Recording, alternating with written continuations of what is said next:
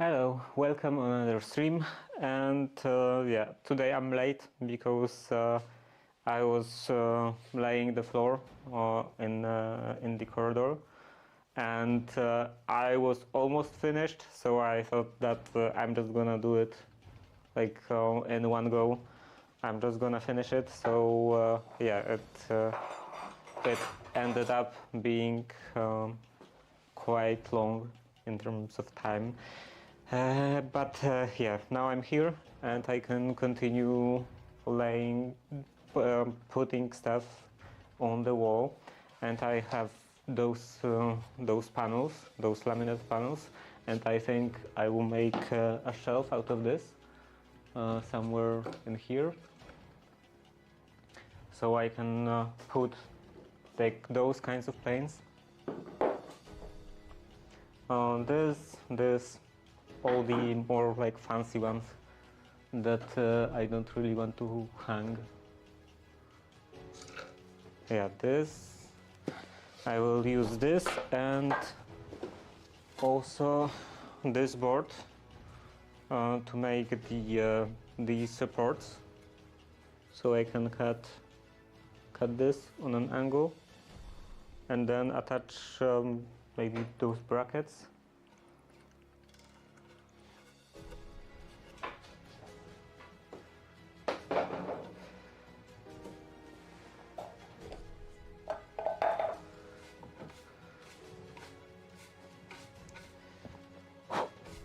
And I also want to make another one below this whole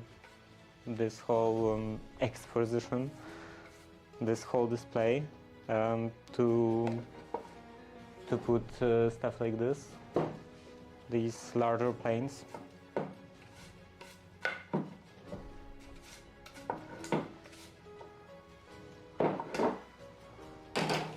So yeah, this would go on a shelf like this, I think, on a bit of an angle. Angle in two directions, like both this way and also that way. So kind of more complicated angle. Now I have all those tools in here. It's a bit hard to work with.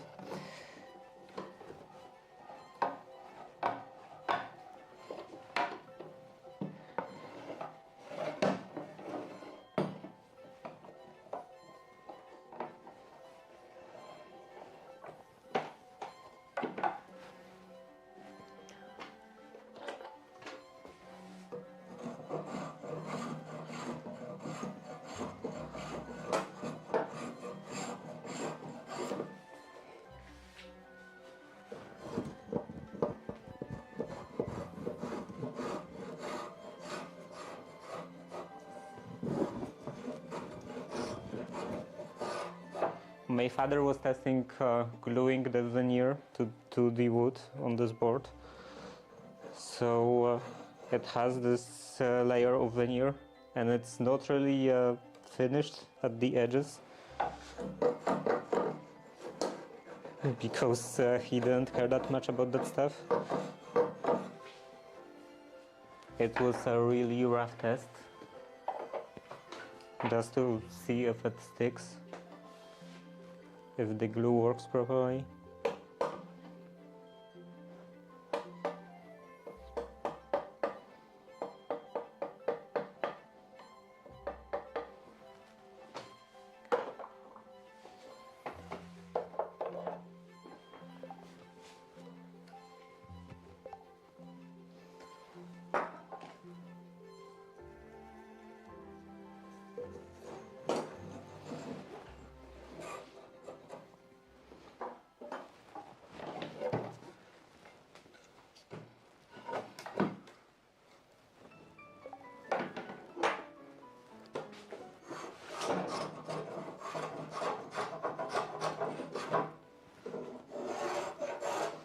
And I can put a chamfer also on this edge.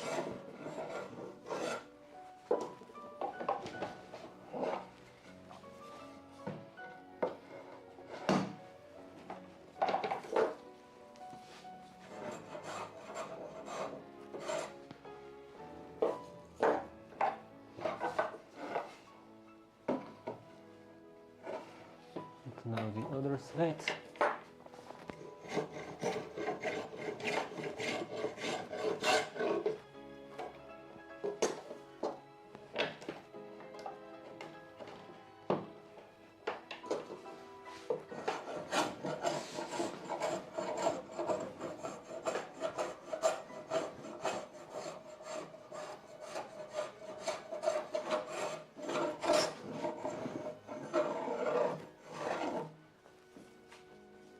Hello East Side. Today I'm a bit late, quite late, because I was laying the floor, putting on the floorboards, and when it was time to like prepare for the stream, I was almost finished. So I thought I'm just gonna finish it. And I ended up being pretty much an hour late. But yeah, the floor is done and it looks so nice. Like I bought the actual wooden boards mostly because of longevity, but it just everything about those panels is so much nicer. Good work finishing it. Thank you. Like those kind of laminate floor panels that have just wood grain printed on. They look so flat in comparison. Like if you look at it straight on and compare the two, they look kind of similar, but especially when the light shines from that way and you look at it against the light, it's the actual real wood looks so much nicer. Like it reflects the light completely differently. Like with those printed panels, they look so flat. Like the other floor, the actual wooden boards are also flat, but they reflect light completely differently.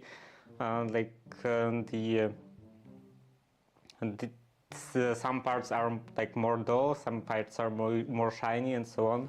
And when you see them against the light, you know, the lignin pops out against the cellulose fibers, and it's so visually interesting. And with those kind of panels, you just have a uniform glare. And I spent the whole morning in the corridor laying the floor, and then when I finished, I was standing and looking at this floor, and I thought it looks so nice. And then I started preparing for the stream, like changing the clothes and all of that. And I went to my room and I looked at my floor and I thought, like, this looks like garbage. It's so bad compared to the nice one. Okay, I want to make the supports out of that. So is this even deep enough? Yeah, I think it can stick out like that. It's fine.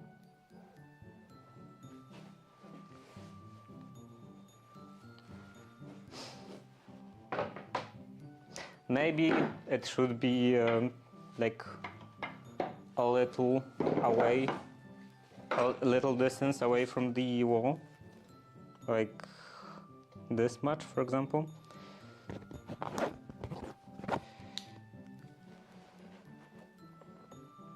So it would be up to here.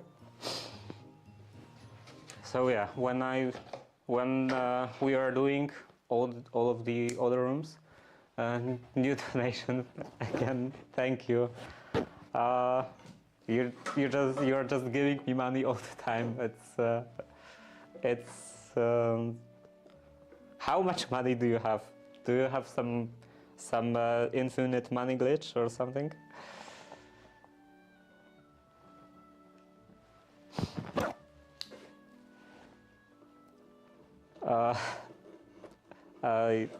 I don't even remember what I was talking about now. Oh yeah, when we were doing all of the other renovations at our house, it was we were always choosing those. I just like to support people that work at what they make. Again, thank you very much. It's the first time I really had the contact with that kind of floor.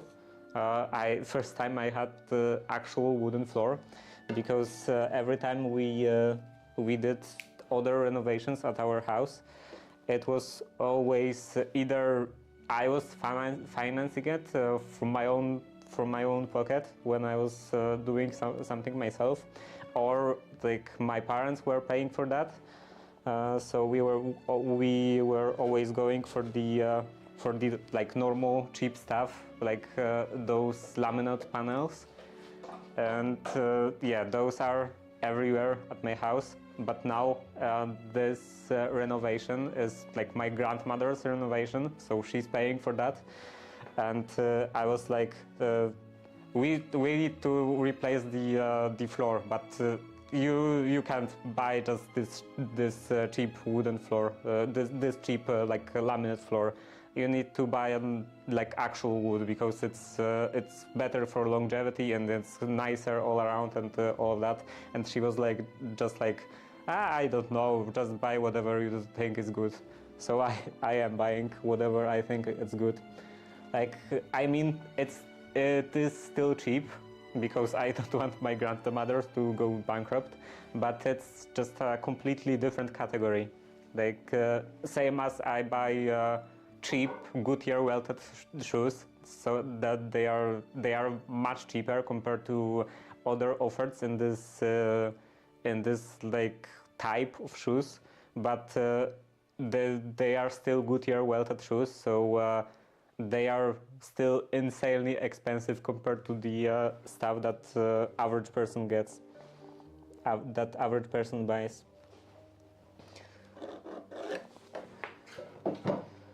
So yeah, even though those wooden boards were relatively cheap, it's still like actual wood, so it's still like whole other league.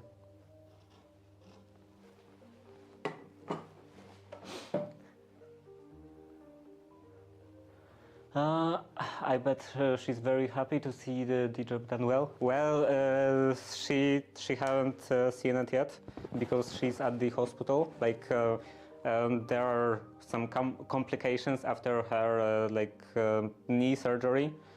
So she's in the hospital on the observations, and they are like replacing the bandages and all of that. Like, it's not too bad. Like, she's not like unconscious or something.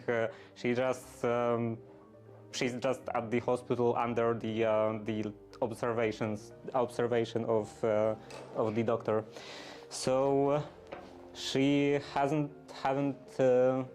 seen it yet. She will probably be released in a couple of days, maybe. So yeah, she will see the like completely finished effect.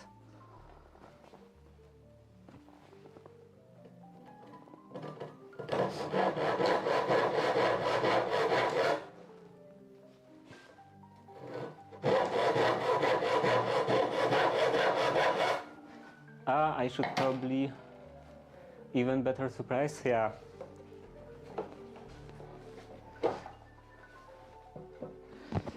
I should put the mark on the other side.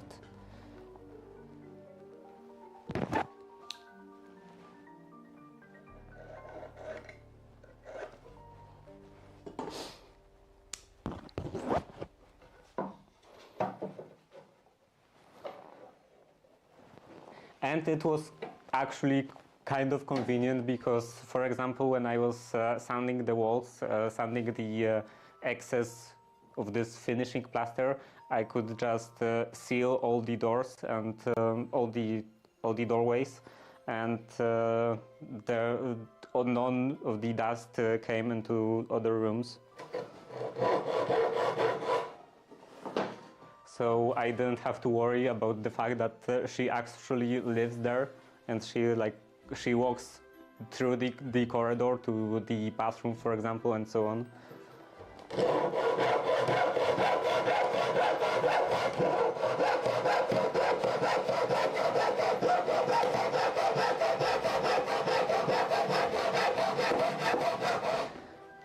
So it is more convenient to work like that.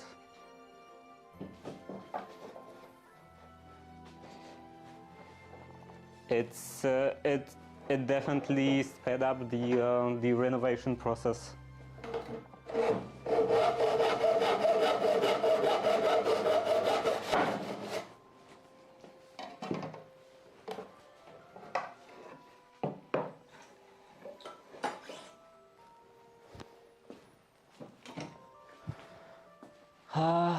So one of the draw knives I found is a barn find from the state I'm in, and I want to finish the handles as they are missing. So it's 13.5-inch blade, and so pretty big draw knife.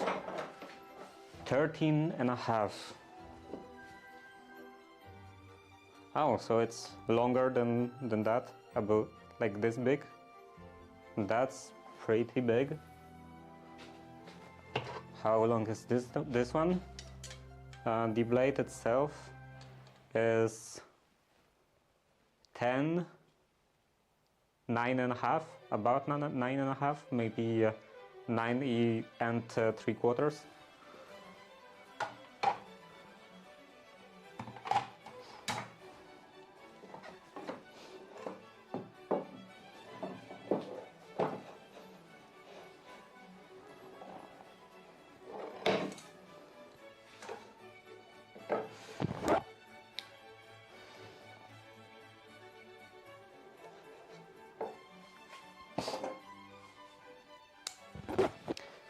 So yeah, pretty big. I would like to make one of those shaving horse, I think it's called. Like, you know, this whole setup where you like sit on a board and then you push the some kind of lever with your feet, and it clamps down the part that you are working on. It would be nice to have something like that.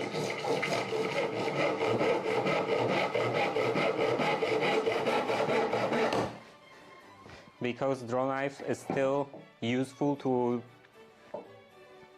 and the draw knife is still useful to use with a vise, but it's not the same level of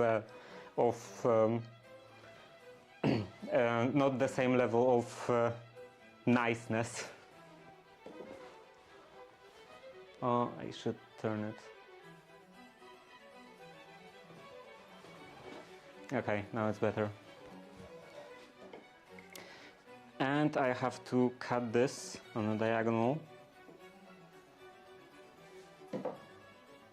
It's not that visible. This has like a lacquer or something, and it's a bit reflective.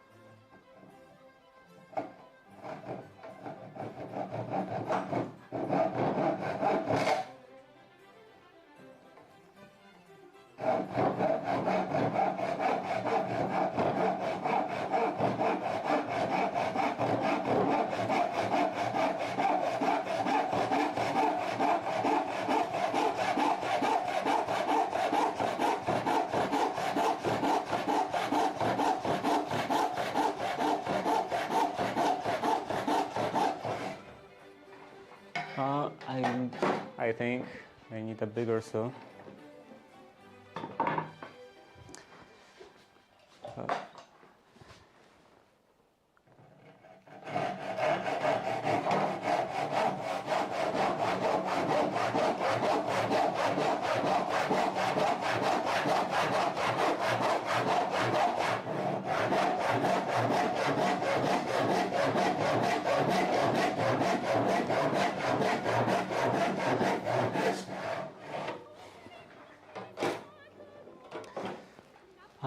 So yeah, the floor is finished.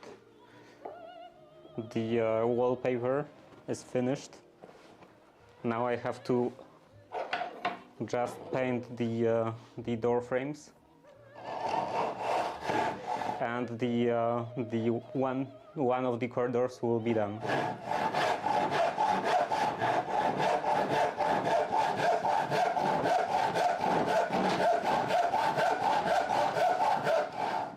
The second one should be much easier because I'm gonna use drywall.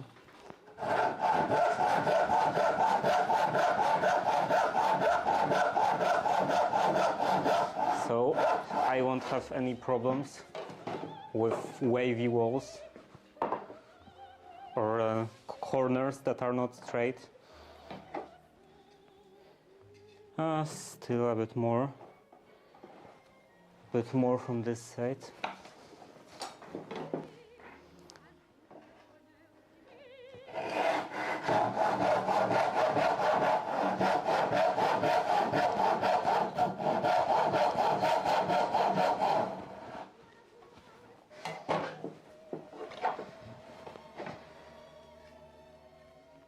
Doing the floor still took quite a bit more time than I was expecting, because I was thinking that you know, the walls won't have like that big of an influence on the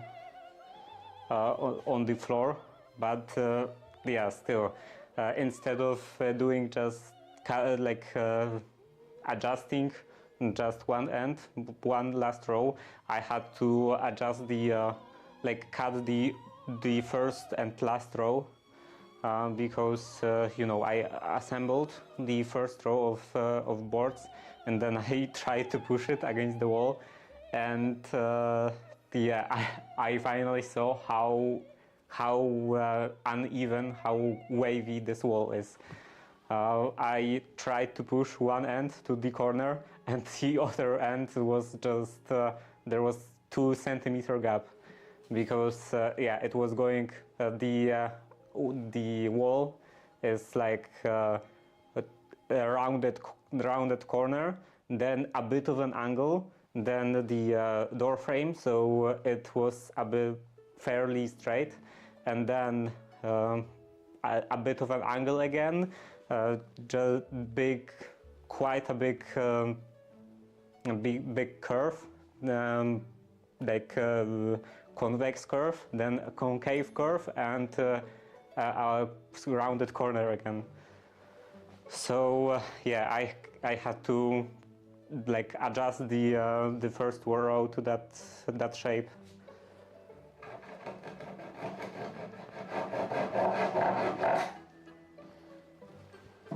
But after that, it went pretty smoothly. How's your back? How your back feels now? Mine kills me after floor. It's pretty nice. It's pretty good.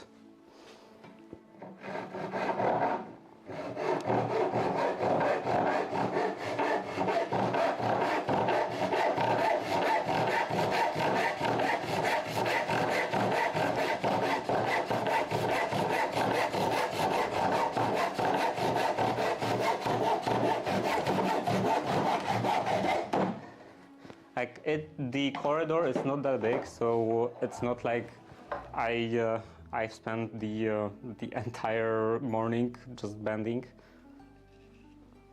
So I don't really feel any issues in that regard.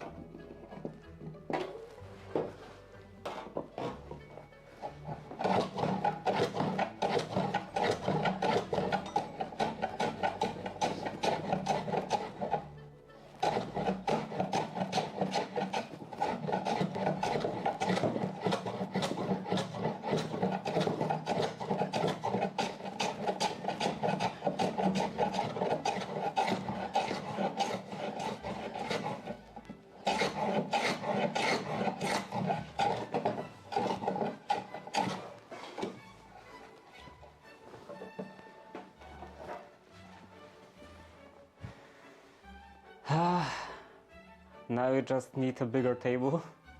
Like, you mean this table, the workbench? Yeah, I need an actual workbench.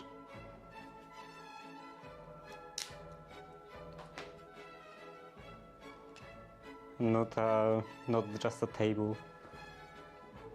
I want an actual workbench made out of actual solid wood and with all the nice woodworking workbench features. Like, for example, dog holes and just holes in general, like for holdfasts, for example.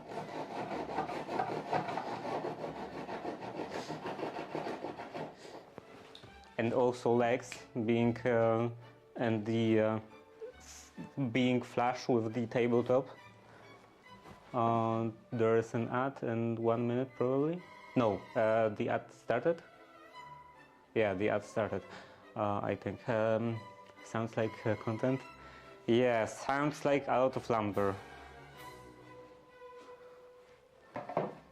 A lot of lumber and a lot of money spent on a lumber.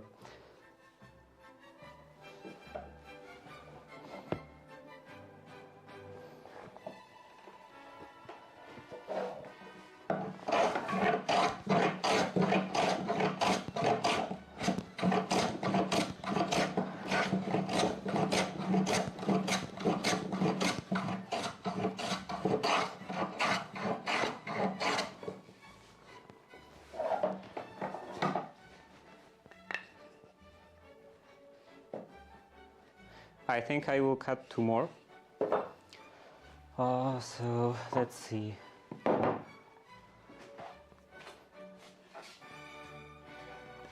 From this end.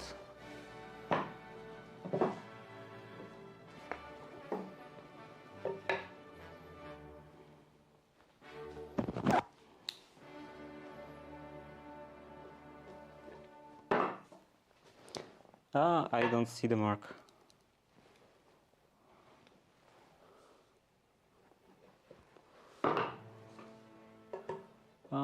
The ads should be over. So yeah, sounds like content and also sounds like a lot of money.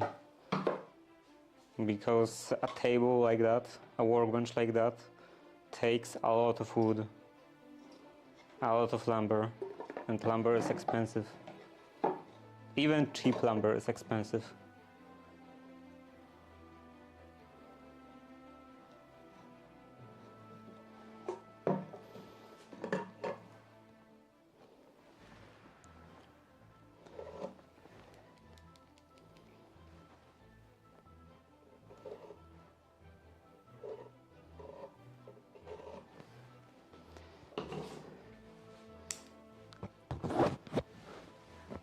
So yeah, I will make another set.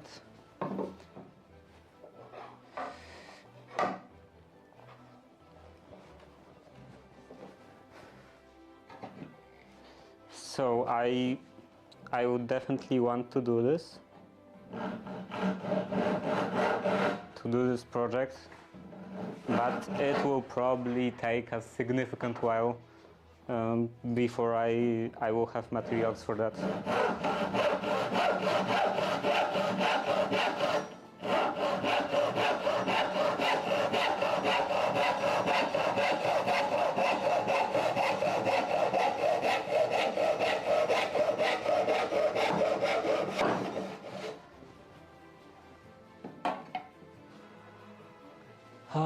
I would you use oak or something else? I don't know. I'm not sure if oak is definitely quite expensive compared to other alternatives. So yeah, it would be nice to have a workbench made out of oak, but it's definitely not on my budget.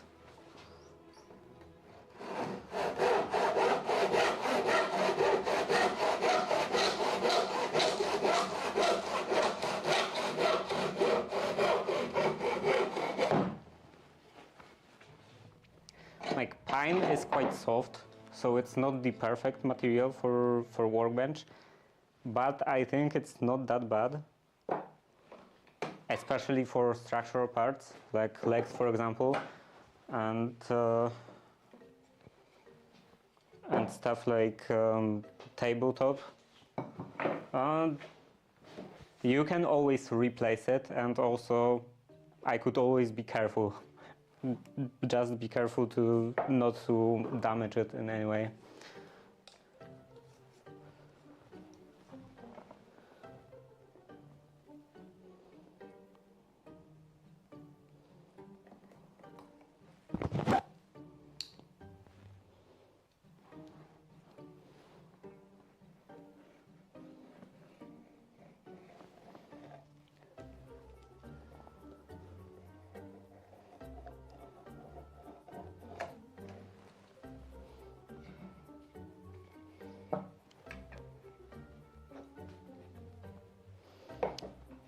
But yeah, probably the only option that I could even imagine affording would be just construction lumber. So probably pine.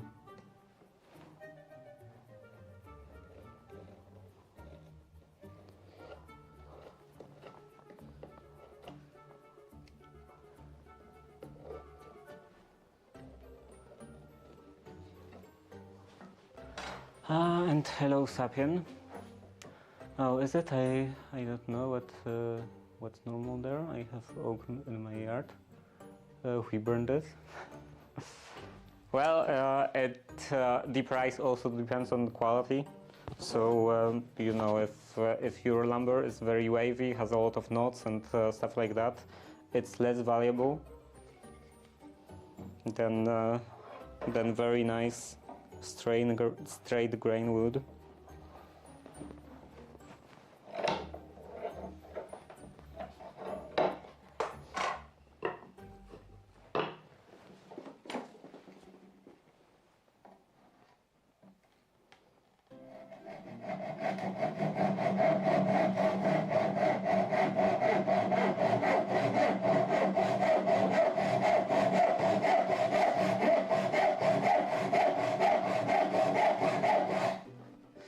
But yeah, pretty much all of the leafy trees are more expensive, and the hardwood, it's generally called, they are more expensive than like the usual softwood, the usual what was that word again? Coniferous trees.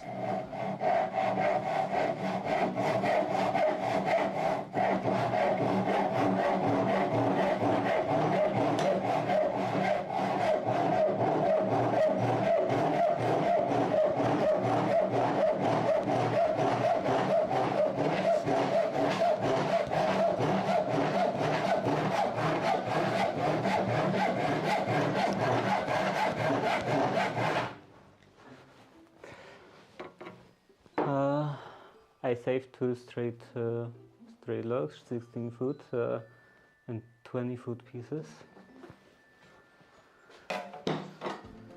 And also the way you cut it, the way you split it into boards, also it dictates the price. So if you waste more wood, then it's gonna be more expensive. Because if you want like nice quality, nice cut of wood, you have to cut the log into fewer boards.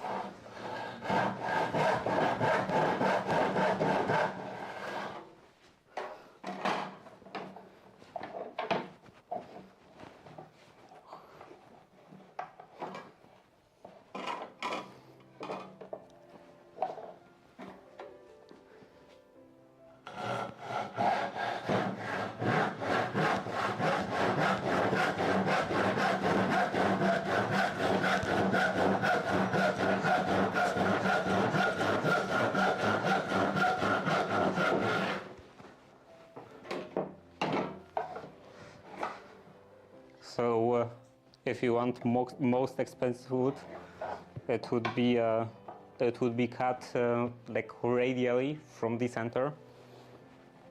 Then the boards are look the best, are most stable, but also it's you waste a lot of material compared to just sewing them flat, sewing the logs flat.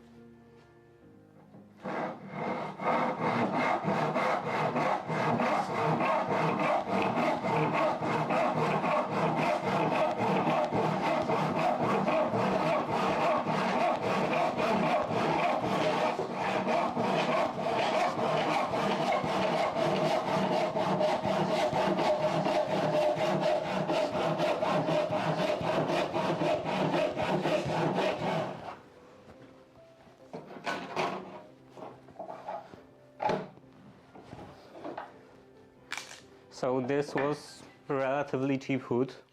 You can see that, can you see? Yeah, I think you can see that grain, the fibers in here go in this curved shape, and if it was a very expensive board, they would go straight across.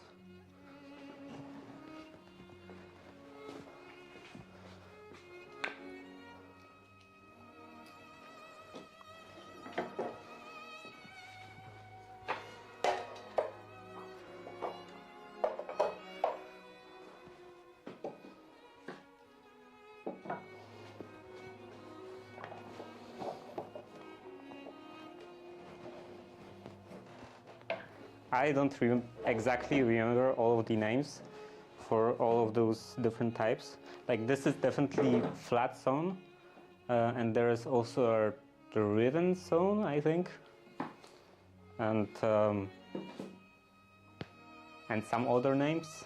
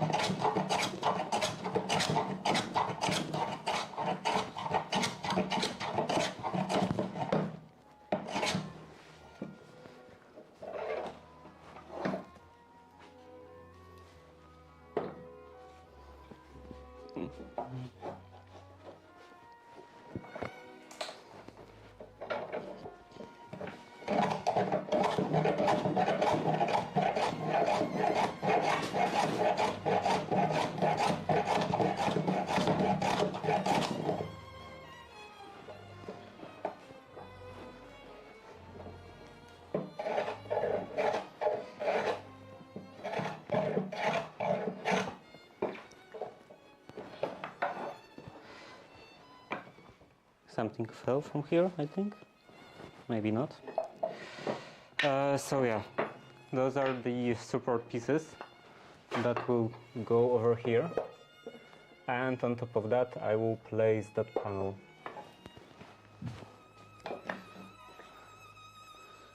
Let's see.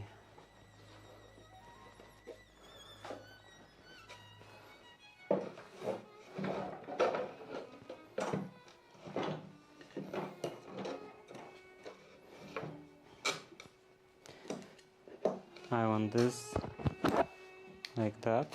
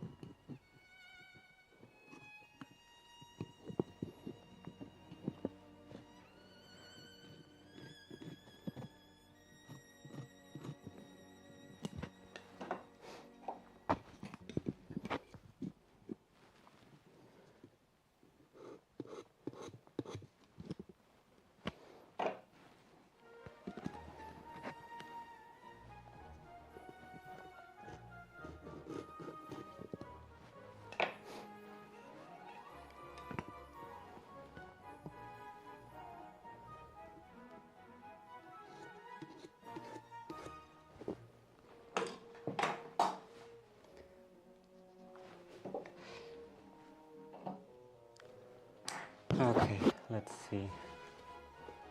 I think I want the entire width.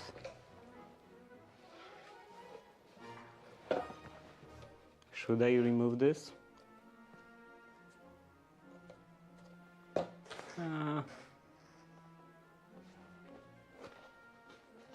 I don't think I need to. So length. I think I will remove this much from the end.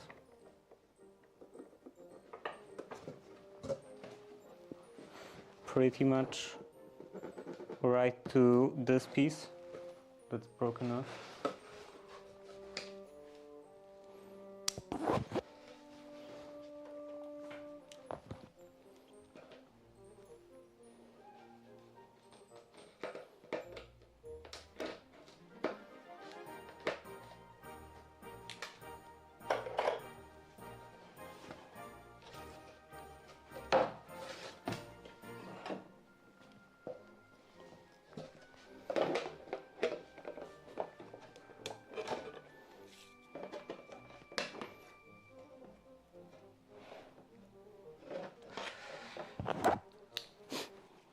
I think I will mark that on the front.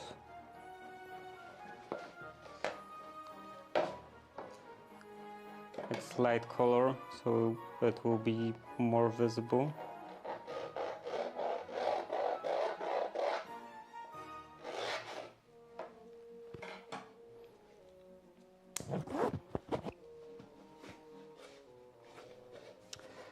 Yeah, now I have to cut this somehow.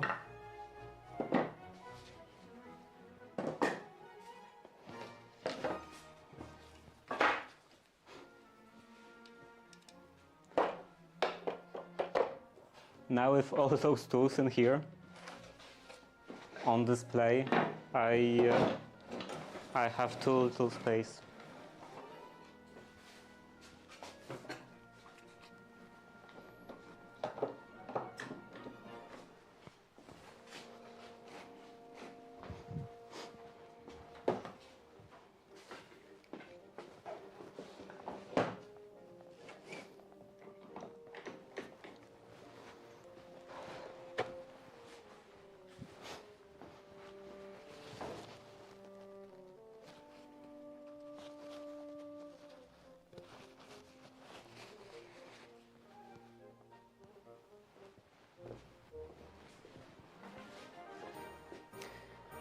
Which one? I think with this.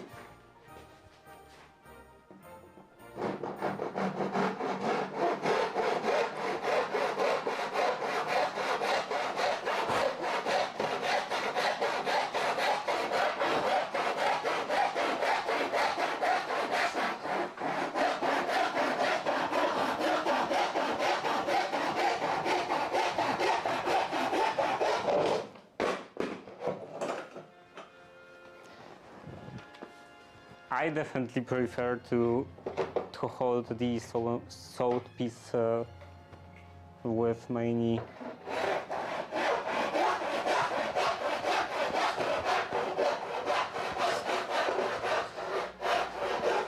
But that's not something I can do at the bench.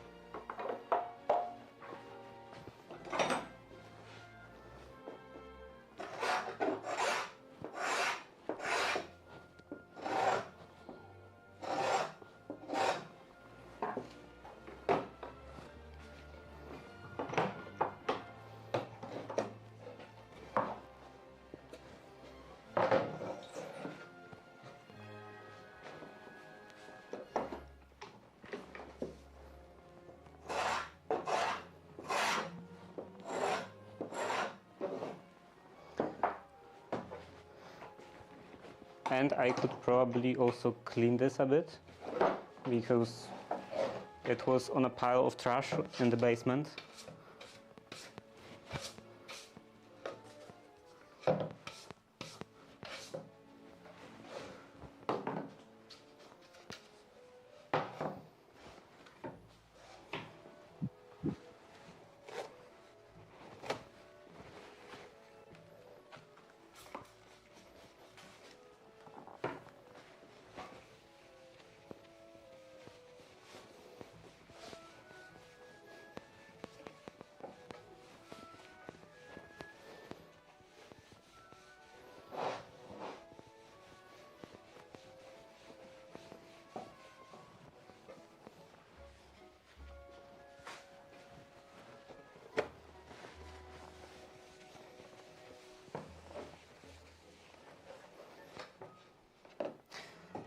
I also fixed the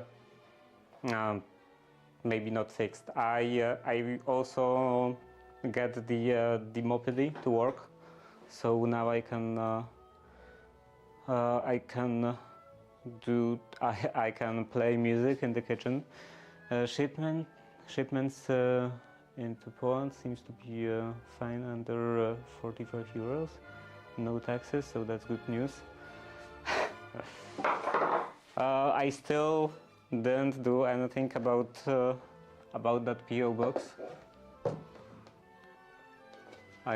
I finally have to ask someone, I guess, at the post office, if that's an option with the National Post Office Service. But yeah, I get the Mopedy to work, and the that's fine for us. And the issue was that my version of the system of Raspberry Pi OS in my kitchen is very outdated. And because of that, the Mopedy was still at the version 2 point something. And because of that, the Python version was also like 2 point something, 2.3 maybe, or 4, I don't remember. But yeah, it was using that version, and it was working when I, so this was as a service, and it was working when I just ran it manually from the command line, just through Mopedy. And I was trying to figure out why it's working, and then I found out that it's a different executable. So the service runs the Mopedy installed from normal Debian repositories through apt, and the Mopedy manually was running from the Python package. So when I installed the Mopedy Jellyfin through Python repositories, it also installed the Mopedy itself. So I had two versions, and the way I finally got this to working was to just edit the service file, .service file, and I replaced the apt installed version with the location of that Python installed version. So now I have version, I am running as a service version like 3 point something, and it is using current version of Python, so it does see all the extensions. So now I can play music in my kitchen and just use these speakers from Raspberry Pi in general, and not only play music, but also I can play audiobooks. So that's something I figured that it would be the best use of those speakers. Like when I'm cooking dinner, for example, I could be listening to audiobooks, like different language audiobooks, and in that way get some more input in the language. So I already downloaded some audiobooks in French, some works of Jules Verne. It's nice that I mostly read, and now also listen to authors that are long dead. So at this point, practically all of their works are in public domain. So you can pretty much always find some versions, either like PDF ebooks, EPUB ebooks, and also sometimes audiobooks you can find just for free, freely available.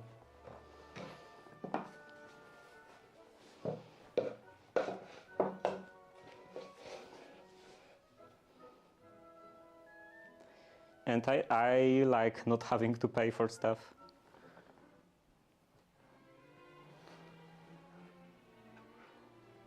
Like I sometimes still give some donations some small donations to services or causes in general like that.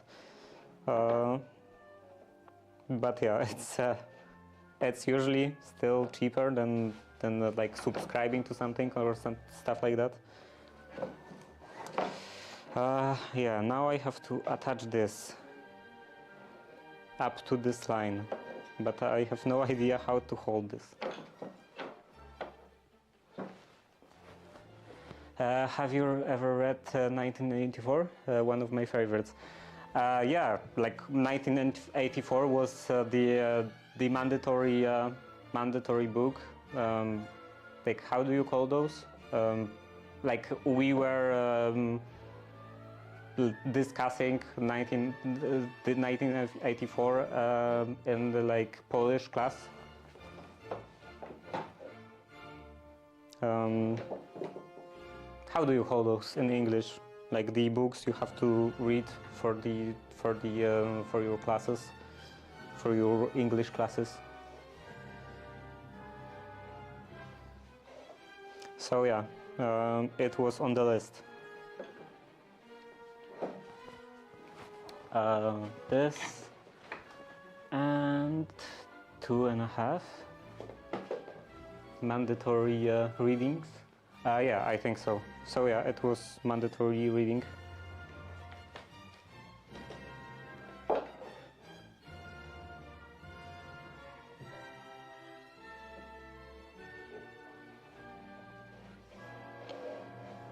And like, it is nice, but I do have mixed feelings about this.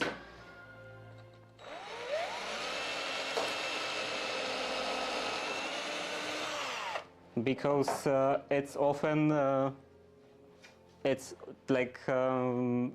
often used as an argument. Like this book is often used is often one of the favorite books of conspiracy theorists. So it is valuable by itself, but I have kind of mixed feelings because a lot of stupid people like it.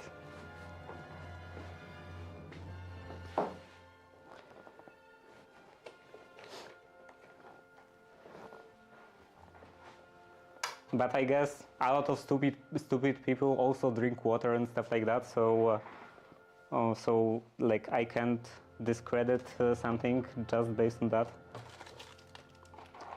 What did I do with the countersinking tool? The countersinking bit?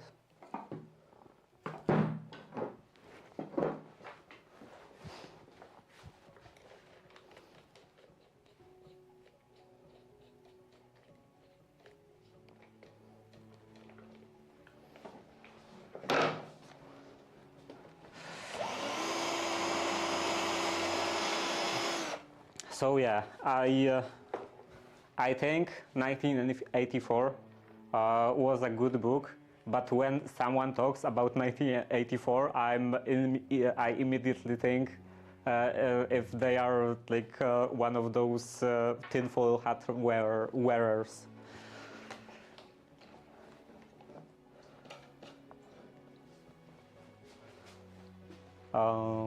Here.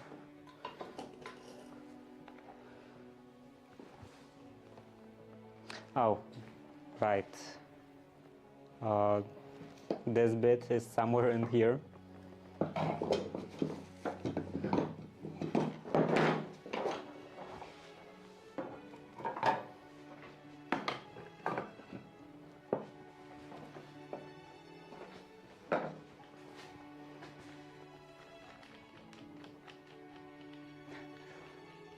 Yeah.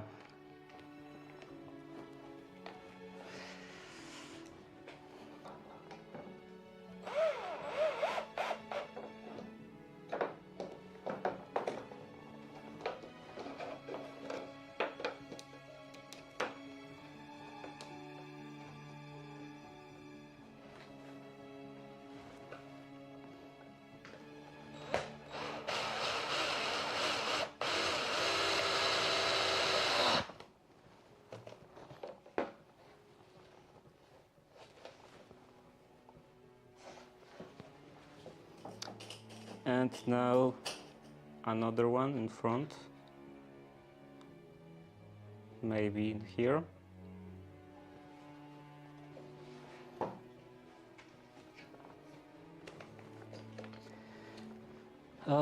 Yeah, I should have stuff in here, because everything that goes in on the workbench will be immediately lost.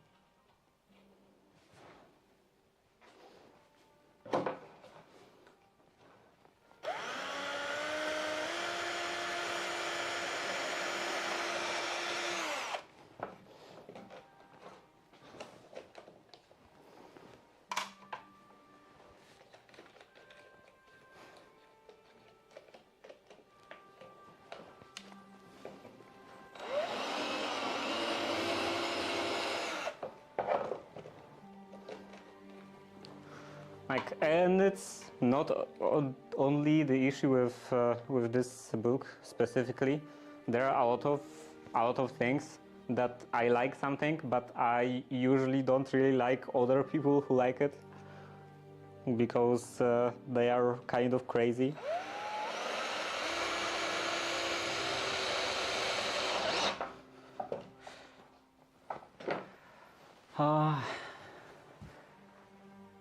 I wish I had a tinfoil hat.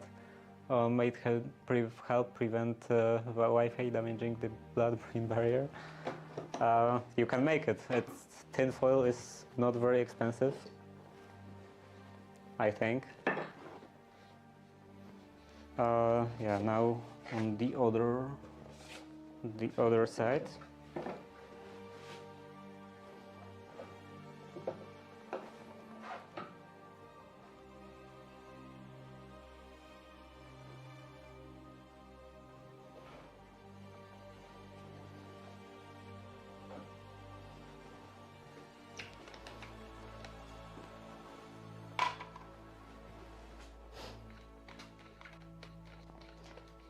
And you can probably buy them on like Amazon, some special tinfoil hats filled with thorium, maybe, like those healing devices that Thought Emporium was discussing on his channel, I think multiple times at this point.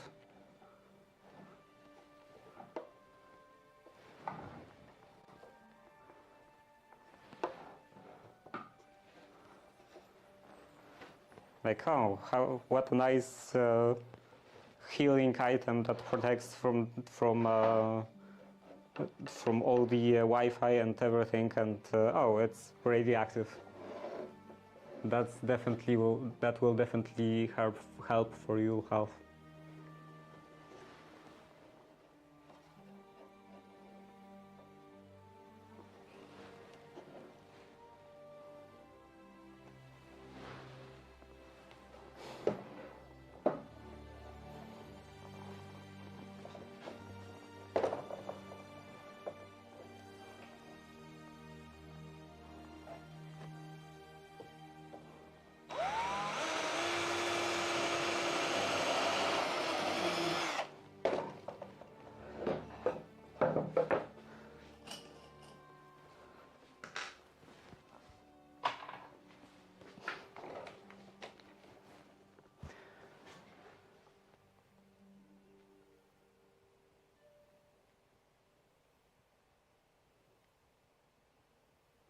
Implant Faraday cage into your skull.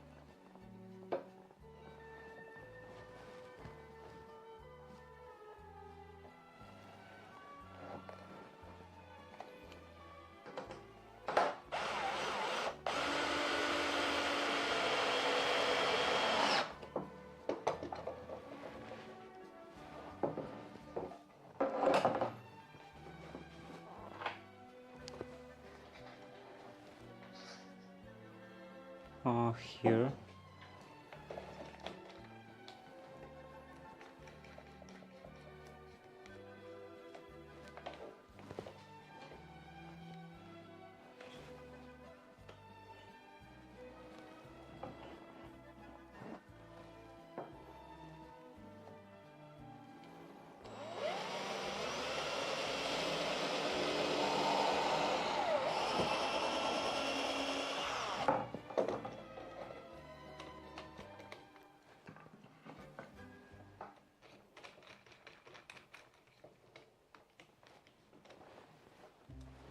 This.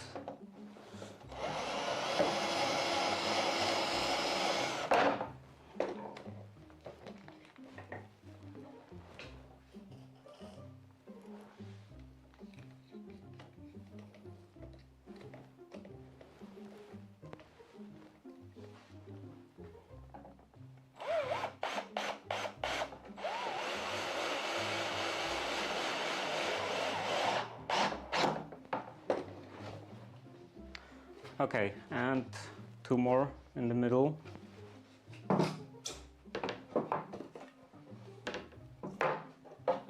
Should they be spaced evenly? Or just evenly by eye?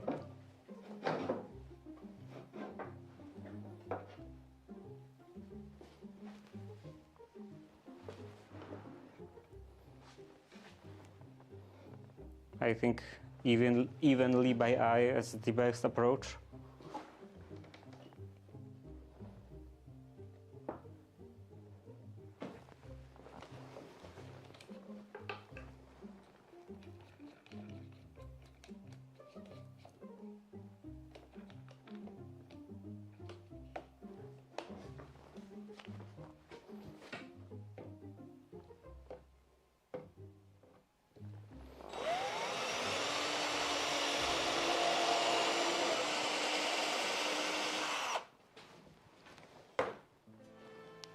Also this one.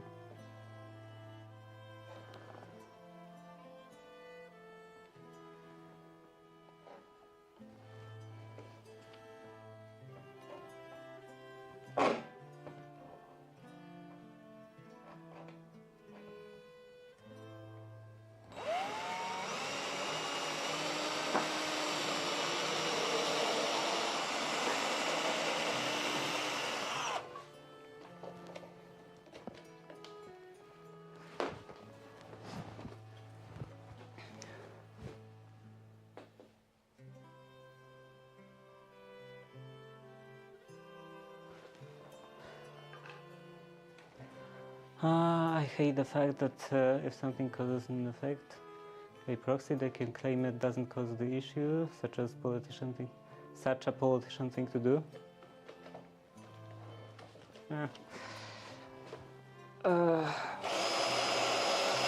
Countersink in here and in here.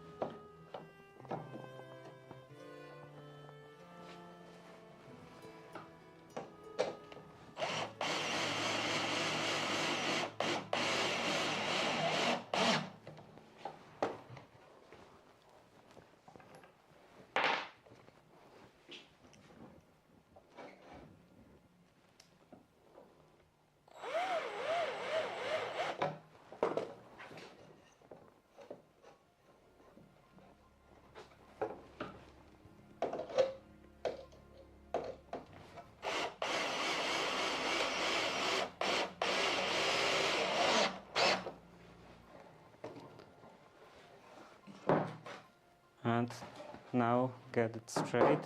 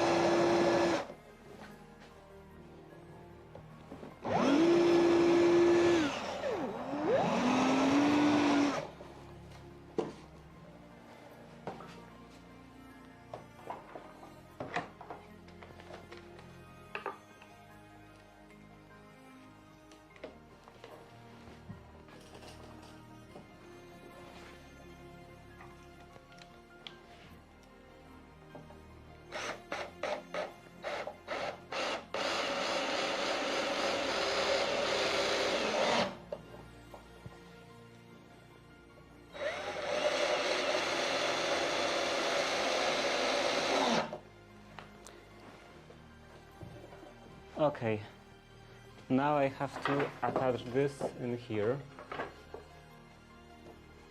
preferably kind of level.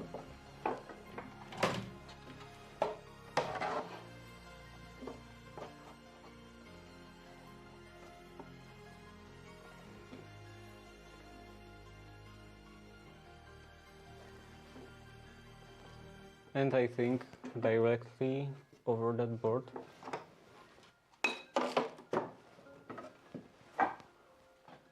Oh, so yeah, let's say I would have this.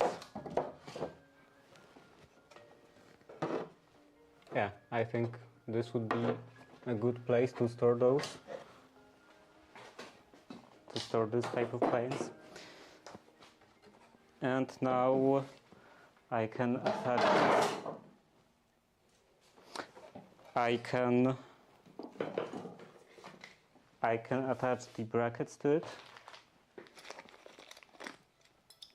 One bracket on each. Maybe one of those. And then also this one on top.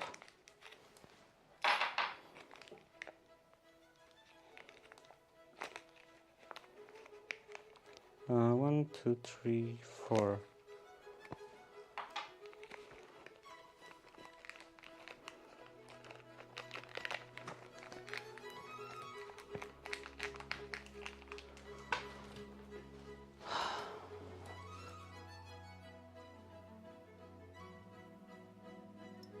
I found 2 extra pillowcases, so we can clay processing, increase clay processing efficiency by 40%.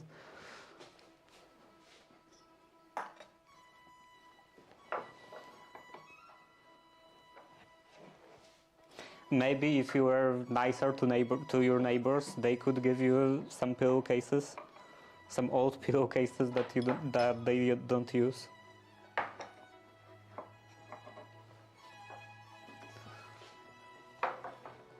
And then you could increase your efficiency by even more.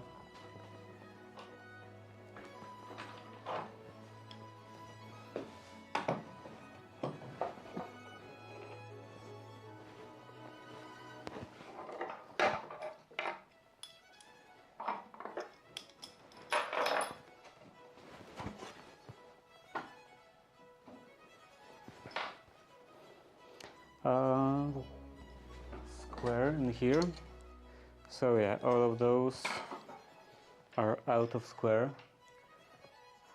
I hate asking people for things. Yeah, I also like never ask people for things. I usually do stuff very painfully in front of them, hoping that they will suggest lending me something themselves.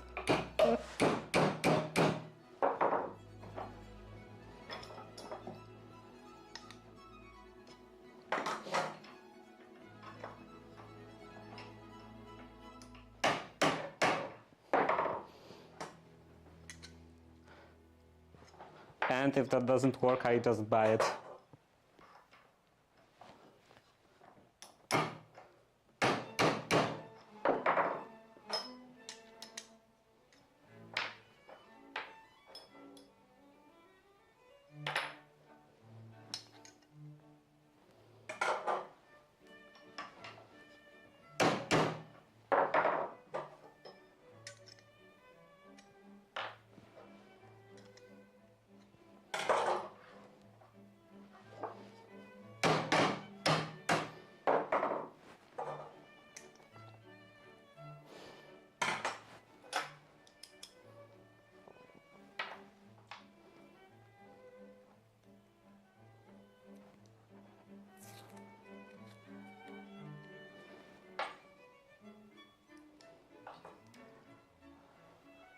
Best way to do it gives you a good reading on the person too. I hate asking, but I love offering.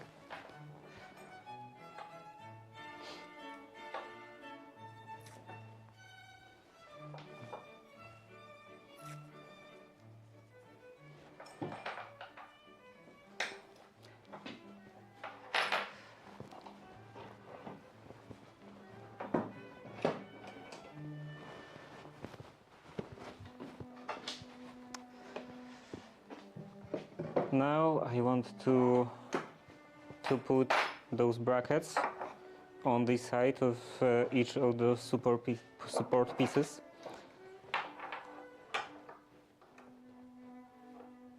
And I'm not sure if I want to do it in here, in the middle, because this table is not straight. It's like bowed. So this is not a good reference to do this against the table.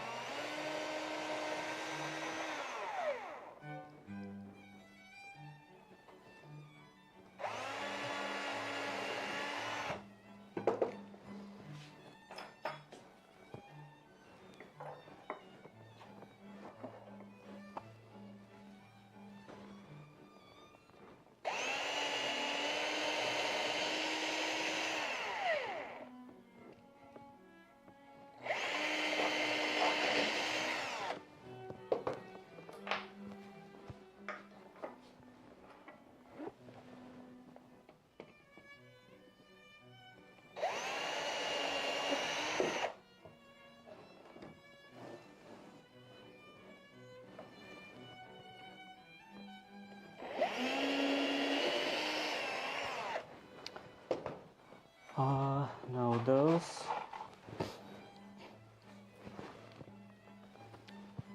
And there should be another bit in here, somewhere.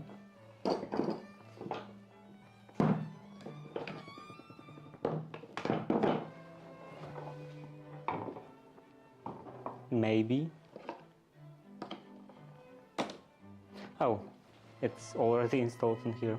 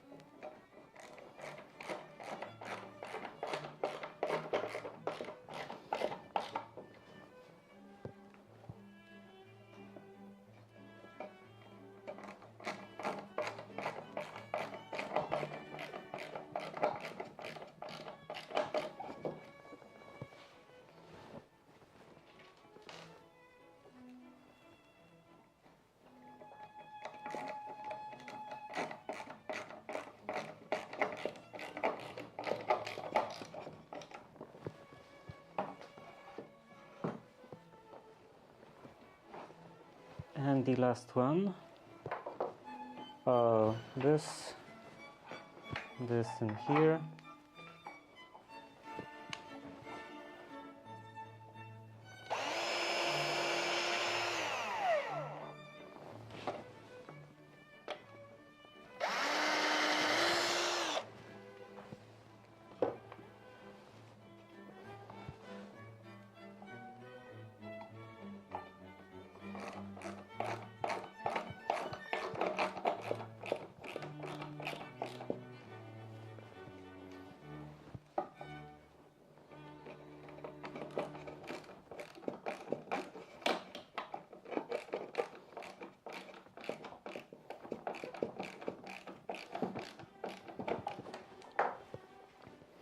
Okay, so I have brackets on the side of each of those supports, and I also want to put those smaller ones in here for added safety, added support.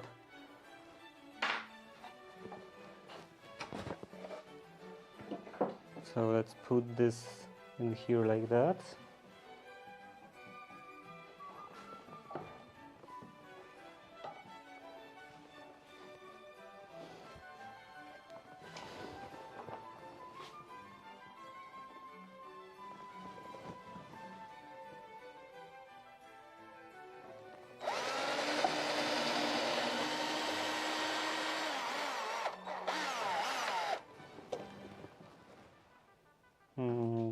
Here and here.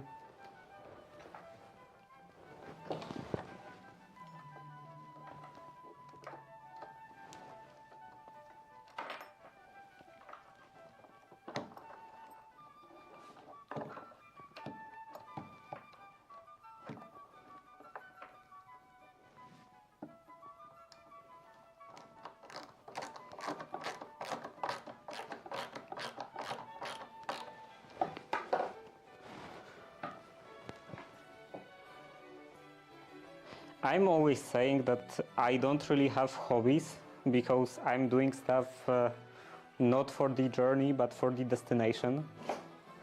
And I do love the destination.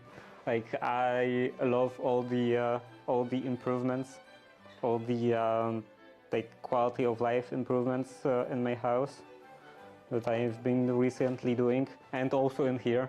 Like I already like to use this wall and have all of my tools just in a hand stretch. Like how would you say it? You know, within my hand reach.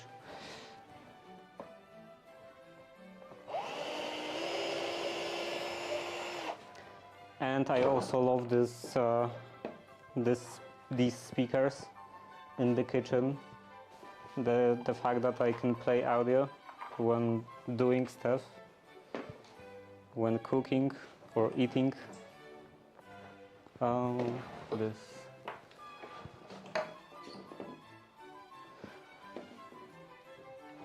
And I love the new floor in the corridor. Now I feel like I want to replace all of the floors everywhere in the house. But that would be very much too expensive.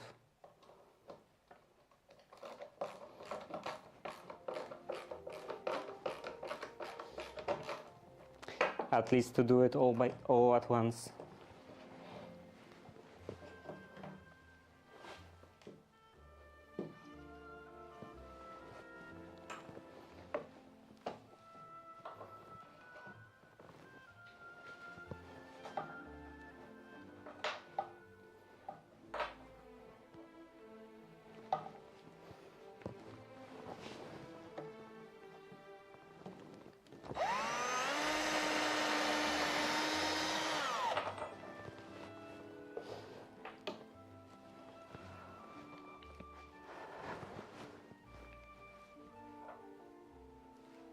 My hobby is improving my life and being self-sufficient. I just like to have nice stuff.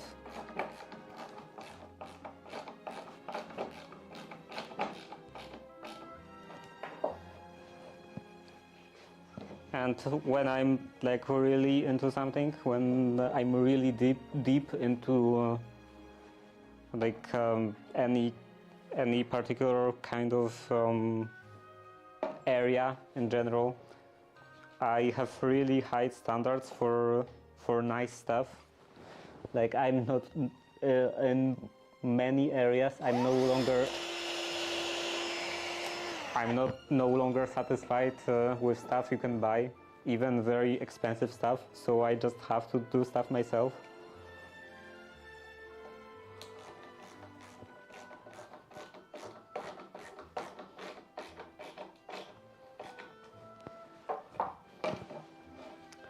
Okay, now I can put it on.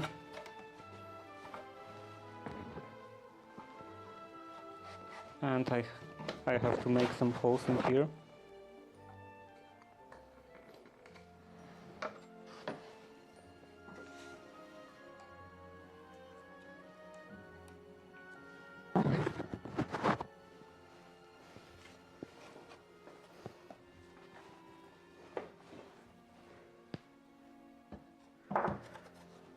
Is your monitor stand in the calculation? My monitor stand is functionally nice. It's not visually nice, but in terms of functionality, it's I think above a lot of stuff that I could buy commercially in like normal stores, normal shops.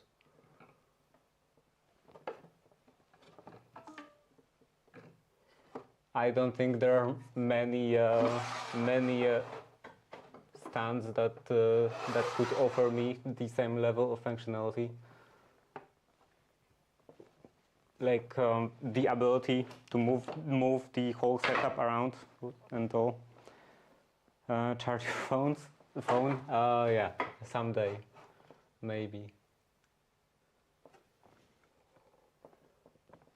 Oh, this is not very even. Yeah, I will have to drill 2 holes in the middle. Did the music die again?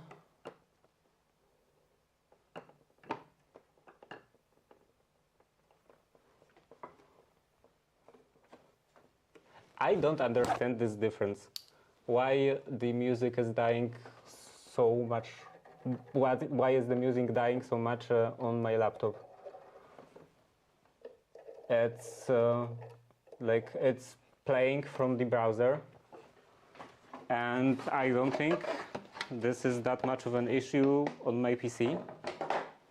And like I use the same browser for that, the same everything. So I think there shouldn't be a difference. But yeah, on my laptop, it just stops multiple times a day.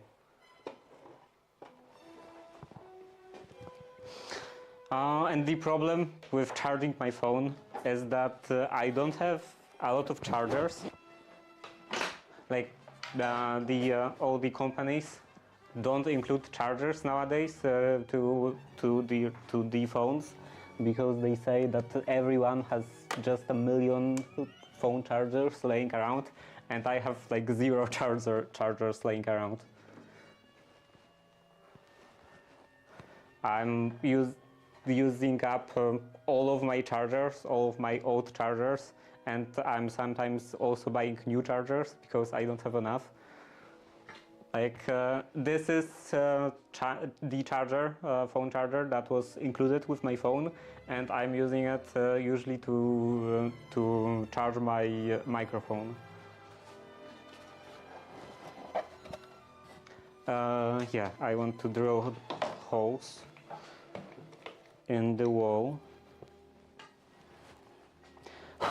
Maybe I should buy another charger just for my phone.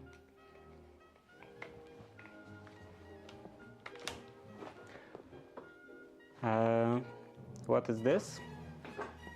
This is 5, I think. Looks like 5. Yeah, 5. And this is also 5, right? Yeah.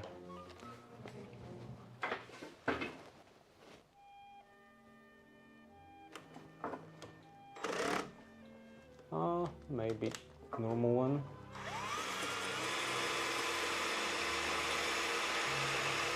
Maybe not.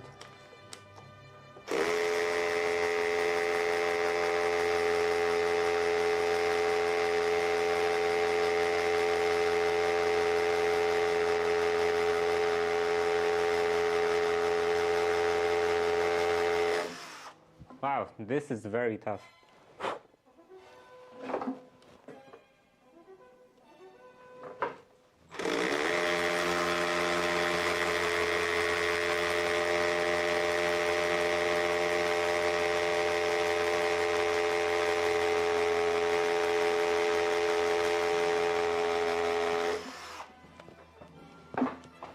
This was also quite tough.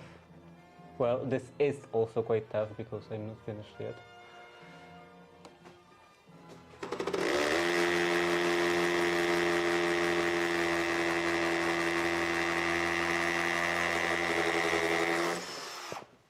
And this just went straight into it, like into a butter.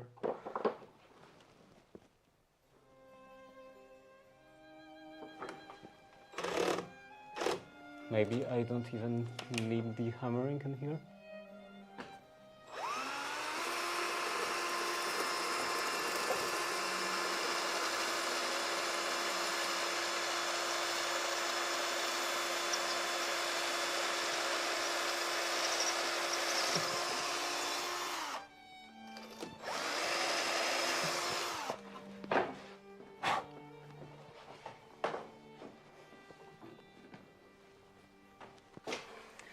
I'm often turning off the hammering function on the drill when a particular part of wall is very soft.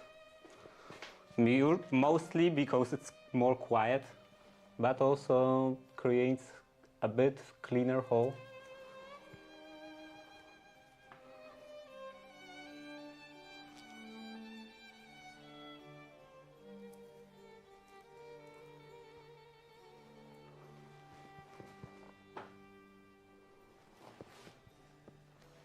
Where is the hammer?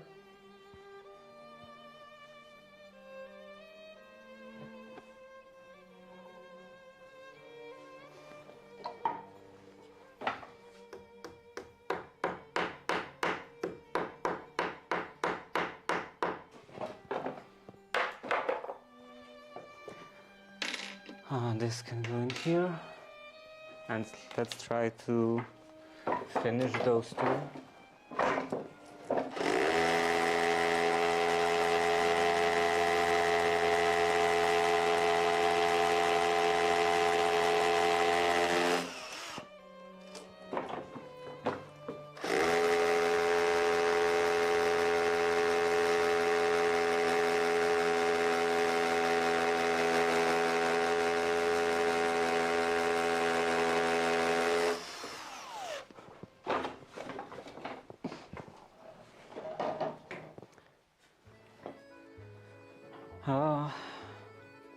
Just buy a bunch of USB-C heads and make them on demand. USB-C heads? What do you mean?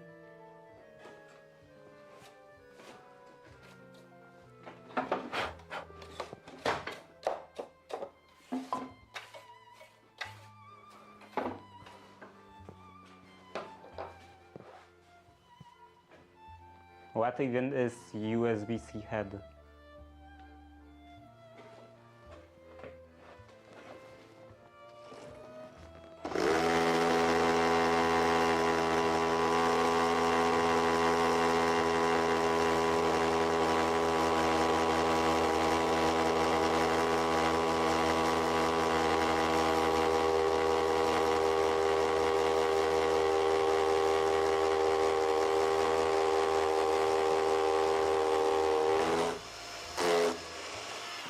Okay, that one is finished. Now the other one.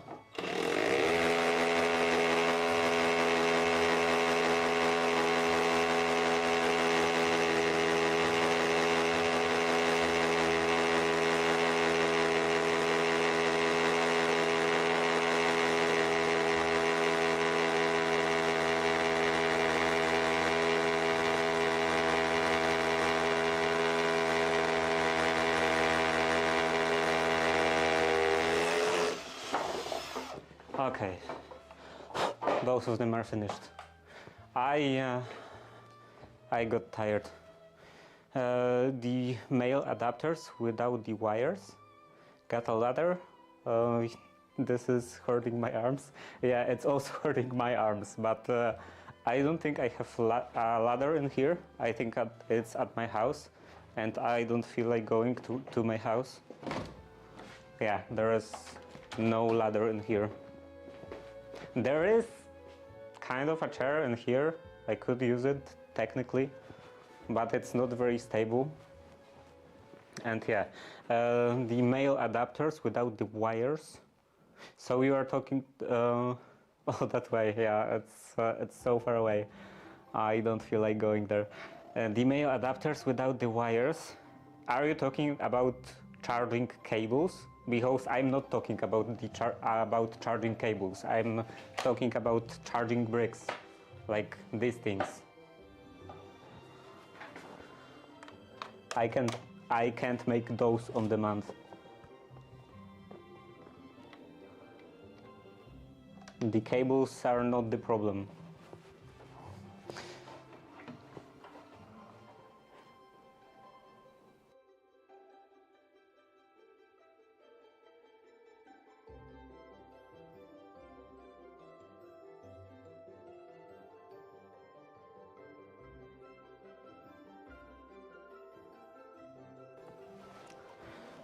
Power banks.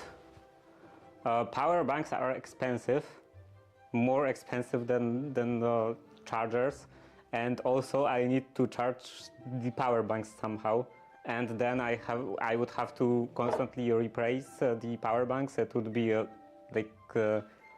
so much hassle and completely pointless. It would be actually the worst experience than using normal chargers.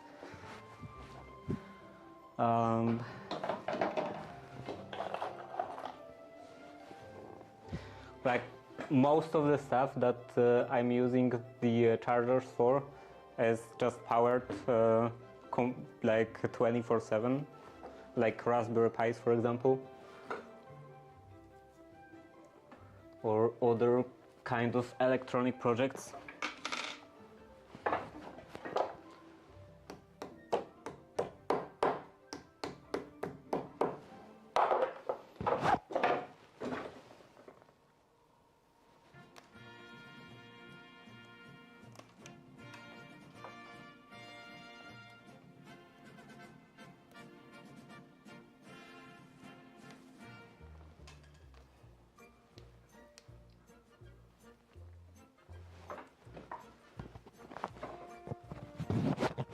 Tesla coil.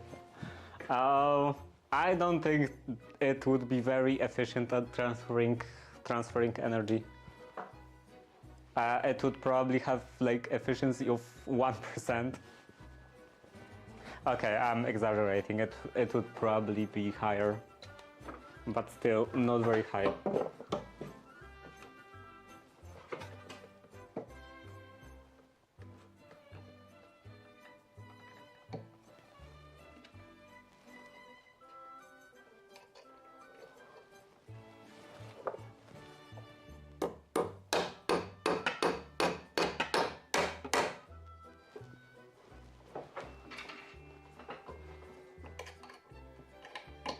And also, then I would still need some kind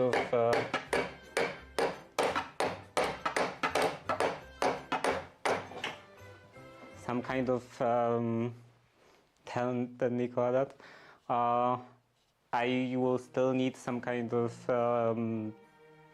like voltage,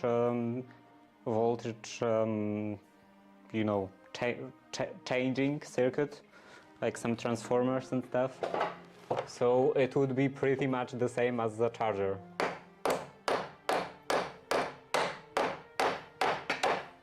Only with added parts.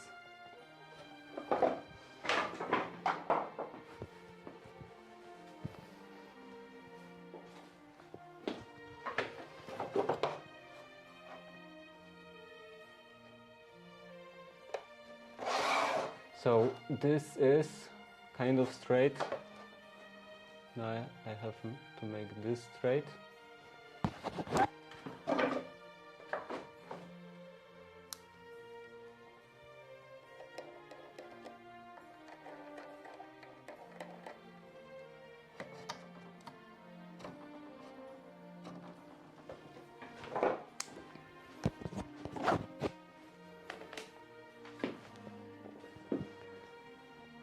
Turn yourself into a full bridge rectifier, and that wouldn't be very helpful either, because then I would have to constantly touch stuff I want to be powered on. So if I want to have the Raspberry Pi on, then I would have to stand next to the Raspberry Pi and touch it to provide the power. So it's even less convenient.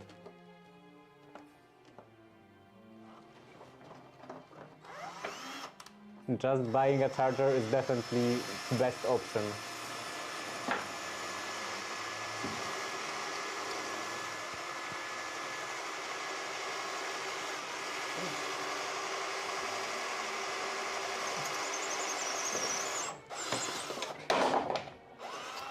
Not to even mention the all the minor side effects, like electrocuting myself.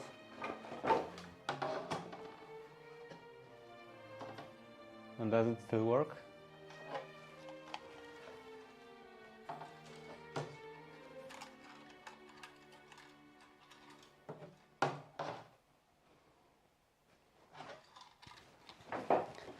Why steam-powered phone, no wires? But then I would have to carry the steam engine around. It would. I don't think a steam engine would fit into my pocket, and also it would be quite hot.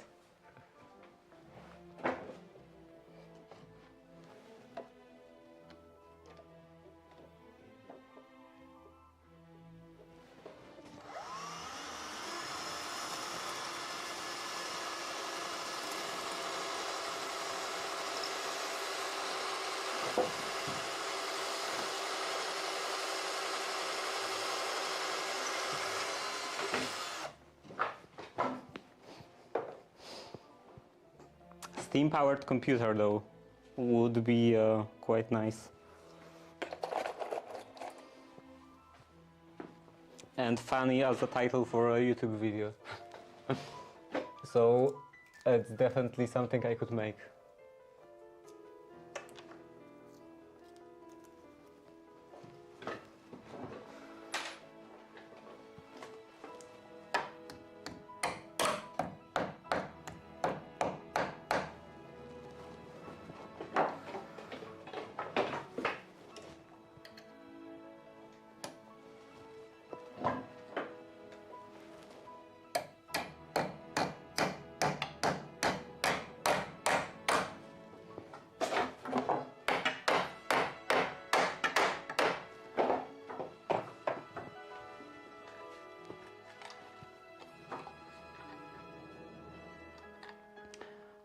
Is that a steam engine in your pocket, or just happy to see me?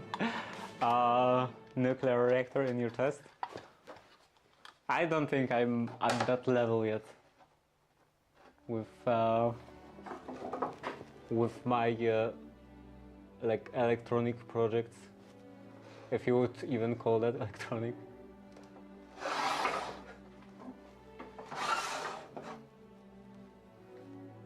Or just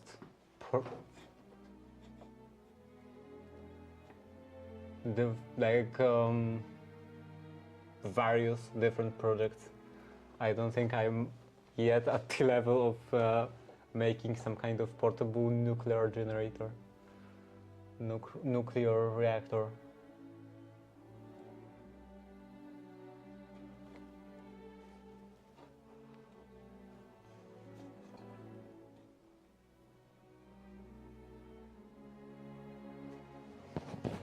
Also, how would you make actually a small nuclear reactor? Don't they actually depend on being big and like coming together and producing a lot of heat, which then like heats up the water, and you have like energy produced out of steam? Plate armor made from Peltier modules. Like I mean, it is a source of energy that's not used normally, but I don't think it would produce a lot of electricity, and also would be quite uncomfortable.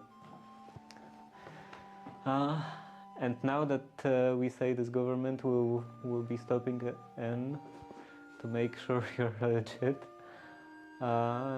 pretty sure nuclear reactors still use steam anyway. So yeah, yeah, like most kind of big power plants, various kinds of power plants are using steam, and I'm not familiar with any other way to use I'm not familiar with any other kind of nuclear reactor design that doesn't just heat up steam, heat up water to make steam.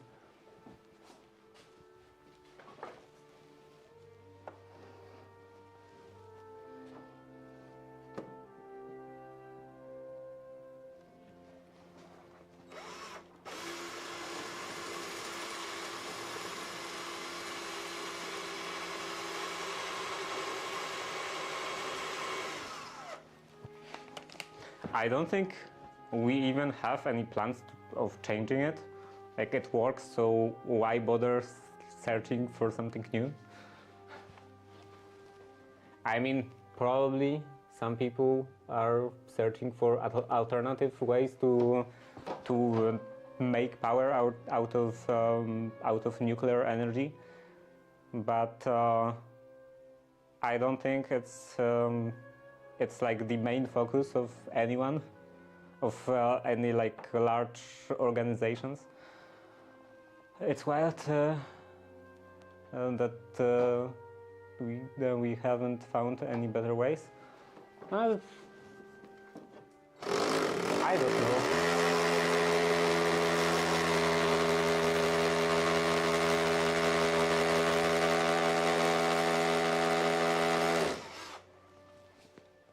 Just because this method is very old doesn't mean it's bad in any way. I doubt that it is actually the most efficient method, but it's definitely very good.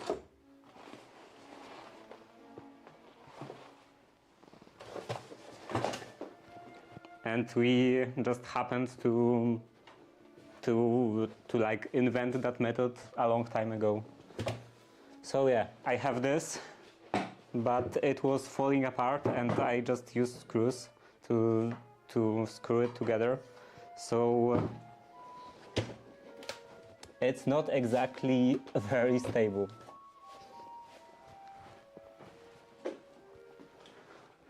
Banana shelf, yeah. I pushed it out of the way of the holes. Is that shelf level? It looks like right side wing is up from here. It's supposed to be like this. Now it should be level. But to drill the holes, I have to push it up to have the access.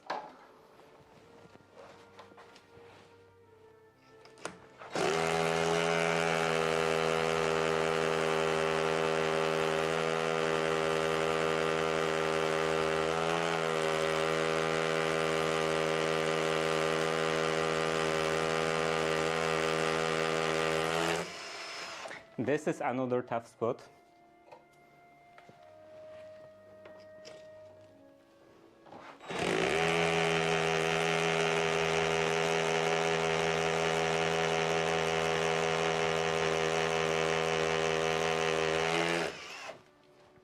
I think I will have to take that off.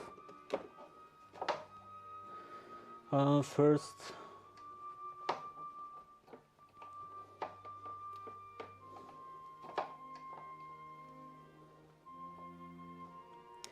yeah, this should be good.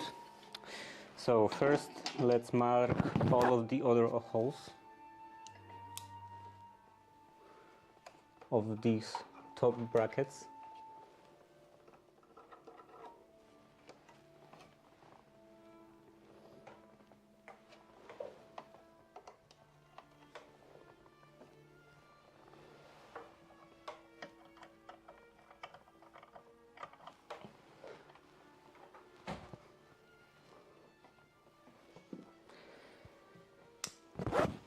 And now a screwdriver. Oh, not OSHA kosher. Yeah, you need more cupboards.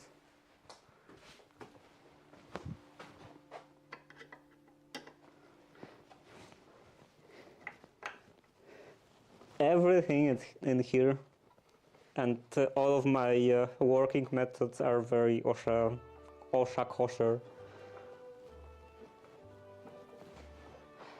I need a better bit. So what is this? 1 or 2? Maybe 2? Yeah, seems like it.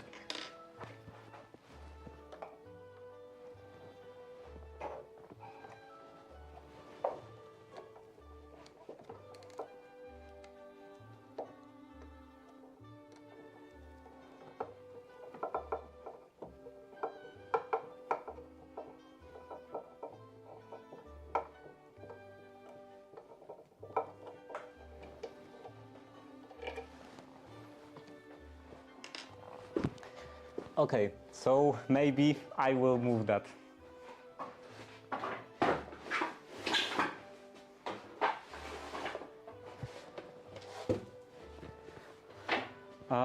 There is an app I heard about yesterday that is a great project.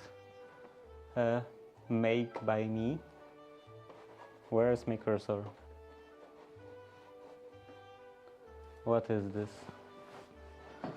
Discover how Make by Me can help you design and make your next DIY project. So, what is this? Design. Is that just a CAD software? It's an online 3D creation service developed by. Yeah, looks like just a CAD software. There are a lot of those, and I don't like CAD softwares because it's so much hassle to design stuff like that. I just prefer to wing it.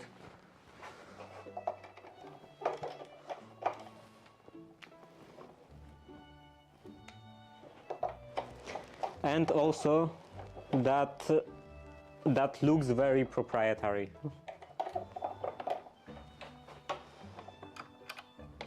It's not Linux kosher.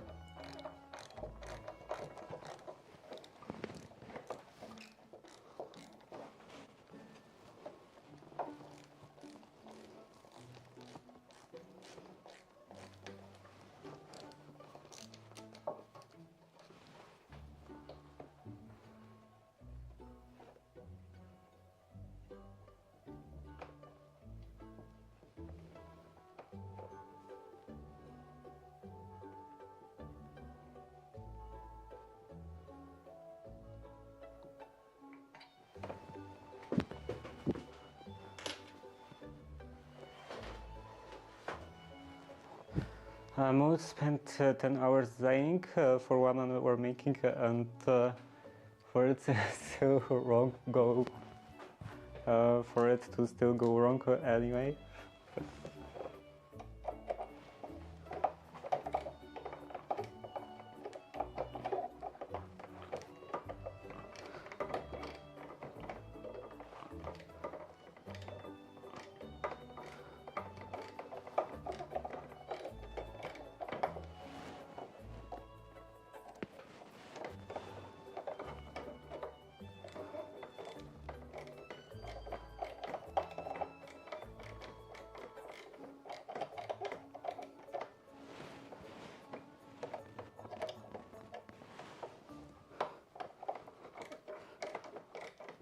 Looks like I bent the screw a bit.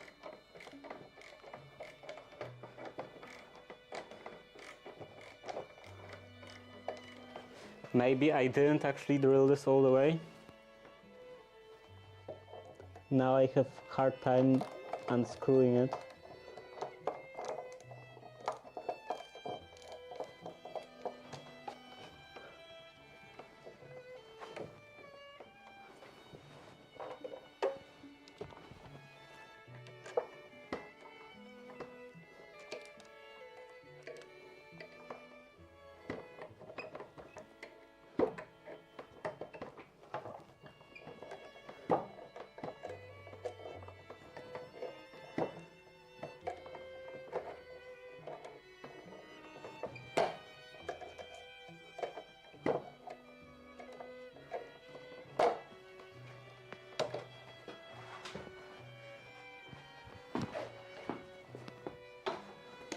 Most of the time I work like a proper woodworker, proper craftsman, so I usually don't even measure anything.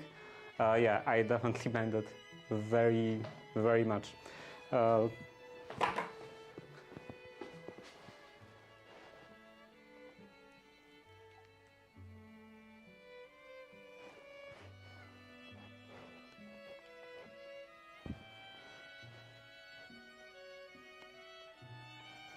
Beautiful straight screw.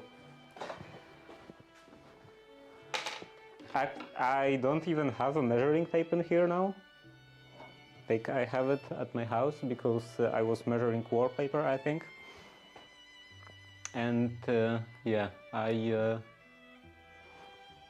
haven't used the measuring tape in weeks at least, if not months, in here at least. Not counting that wallpaper. So yeah, a bit more holes, or a lot more holes.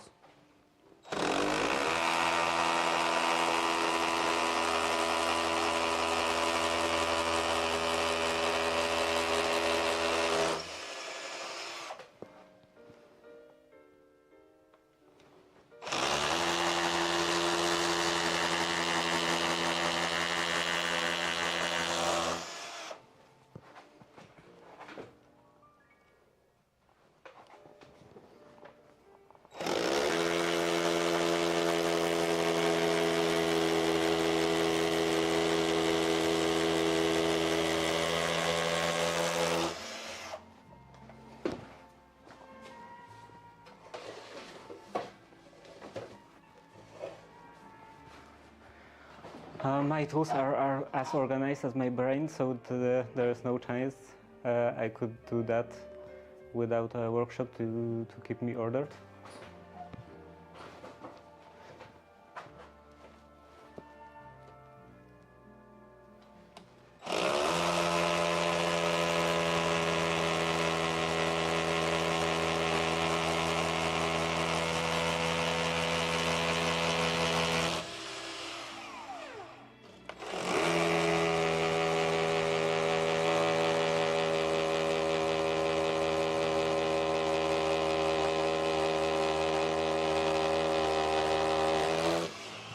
This is very tough.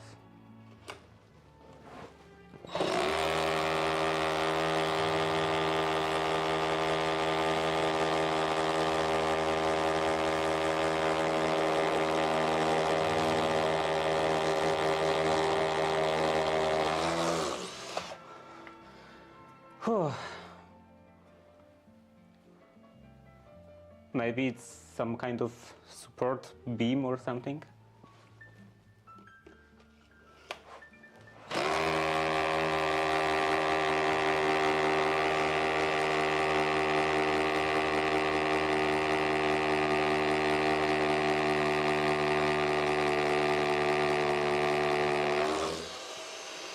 Okay, this one is done.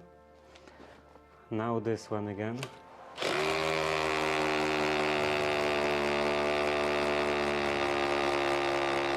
And feels like the battery is almost out.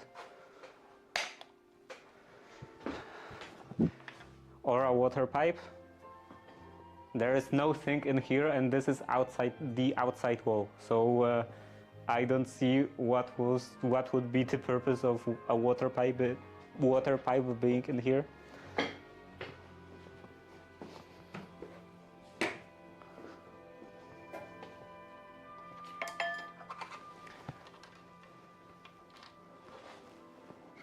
But you know, on the other hand, I've seen so many weird stuff in here, so that I wouldn't be that surprised.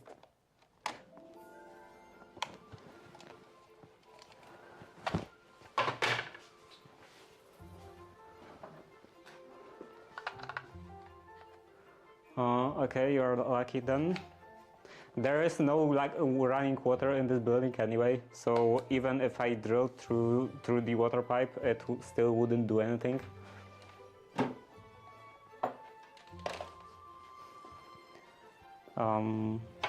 Here.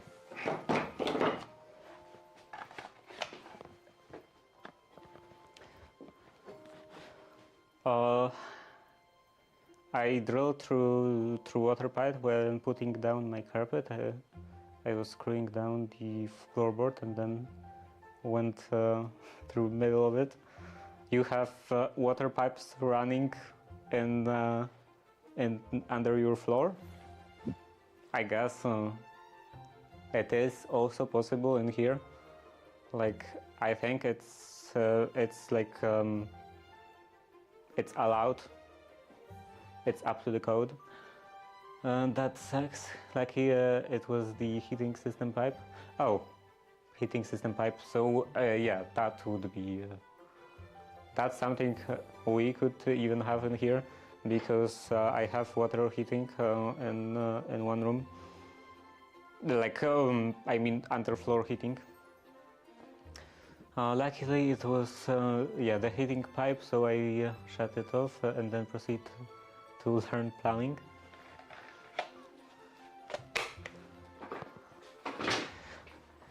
Yeah, right, plumbing.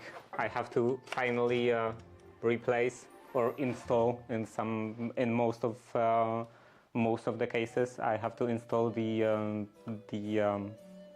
how is that again called again? Lock shield valve. I have to install lock shield valves.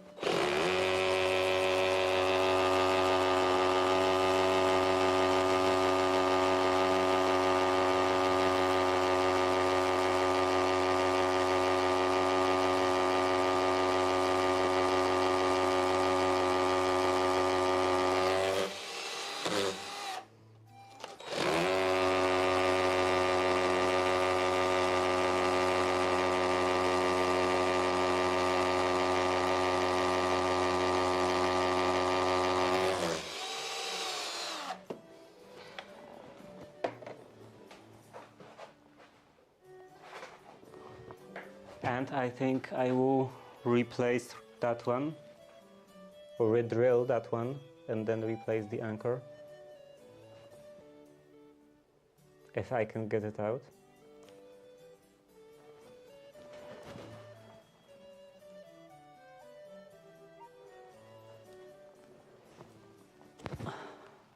Maybe I can't. Oh, I could.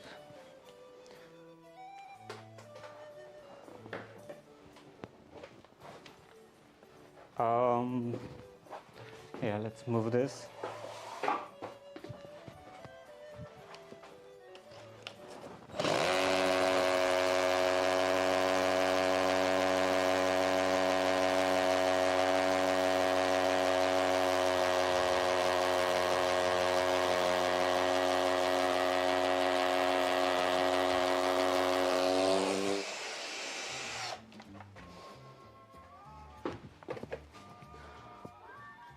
And also, even in areas when there are pipes, because there was running water in here, like I have a sink over there. Over there, I have a sink, but yeah, it doesn't work because there is no running water now. And even for that sink, the pipe doesn't actually go in the walls. It just goes straight through the wall, and it's visible on the other side, in the garage. So there is no risk of drilling through pipe in here. If I drilled through an actual water pipe, I would have yeeted myself out of the window, because I have no idea where the shut-off valve is. Really? That's insane. Like, how could you not know where the shut-off valve is? I would have used the hose clips and some plastic or something. That's crazy.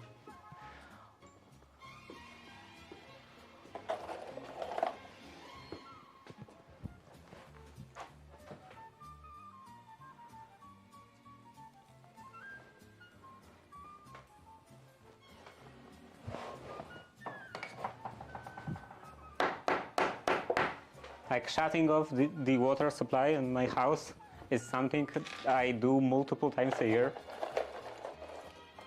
because in many areas there is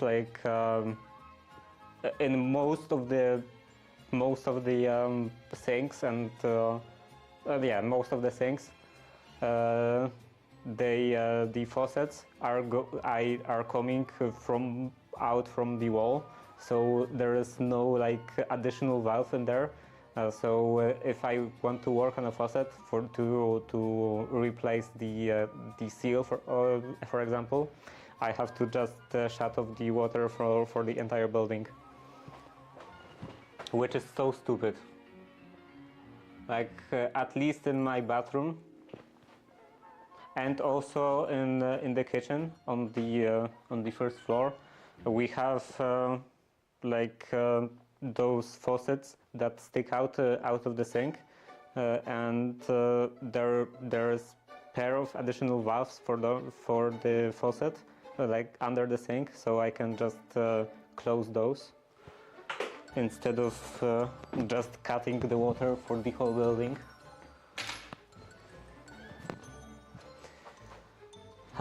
They didn't show me. I didn't even think there is one. I've looked everywhere.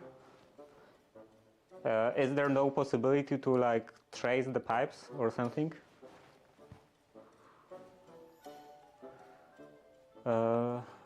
I could have shut the entire streak with water supply because I know where that is.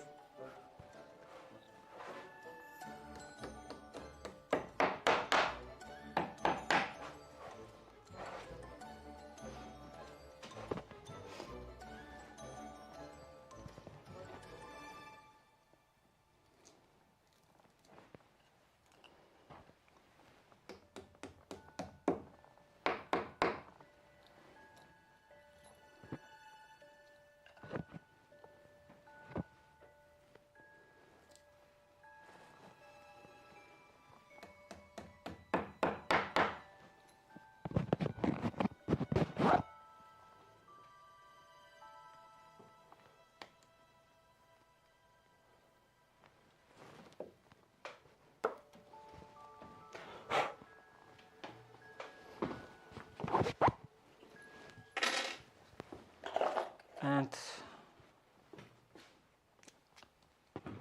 last two, and here, and in here.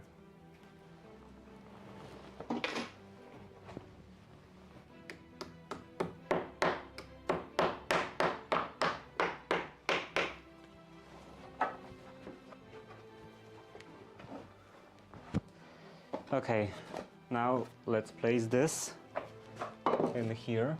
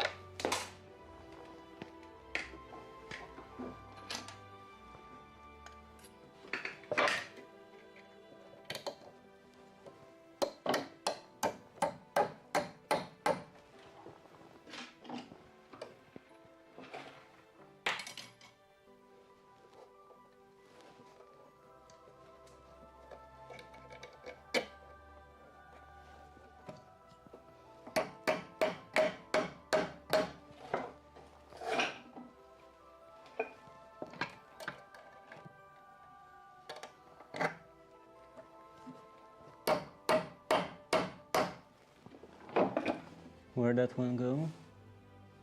Okay, it's over there. I don't want to reach for it.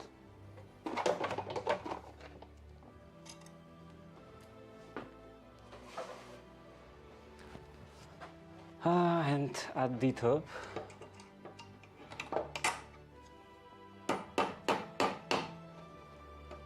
I wonder if everything is still level.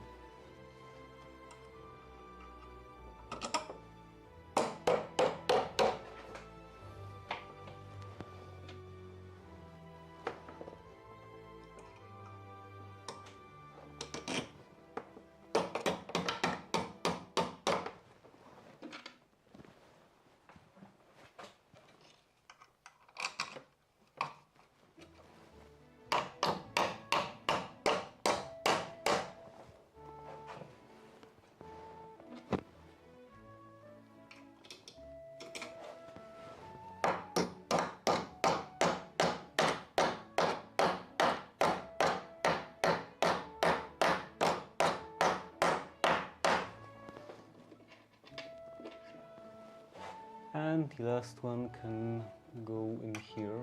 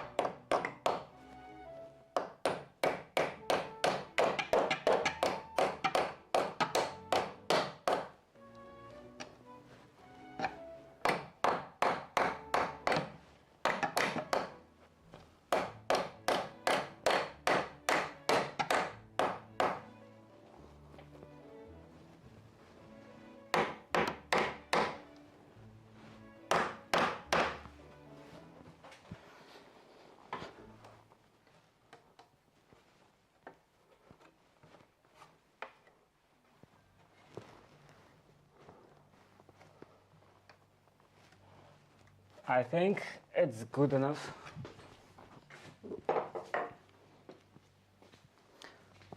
How does it look? And is it level?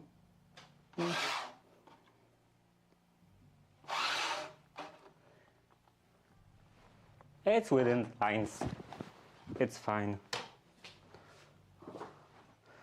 So let's place everything in here. This one, this one, this one.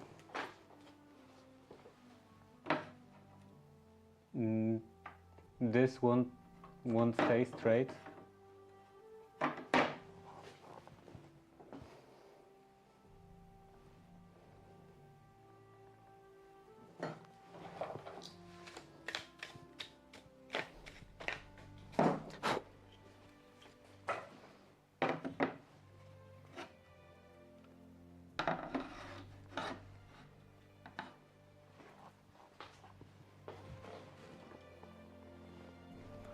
I don't know how it looks.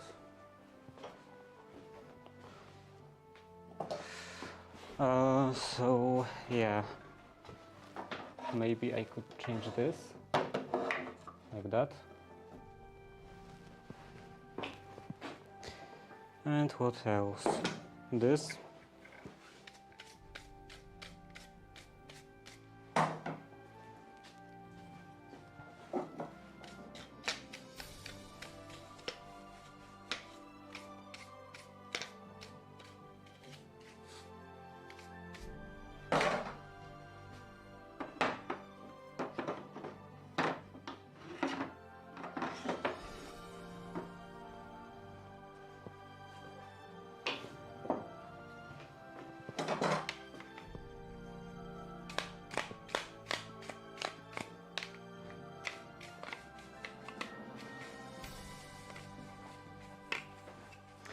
You have a lot of planes.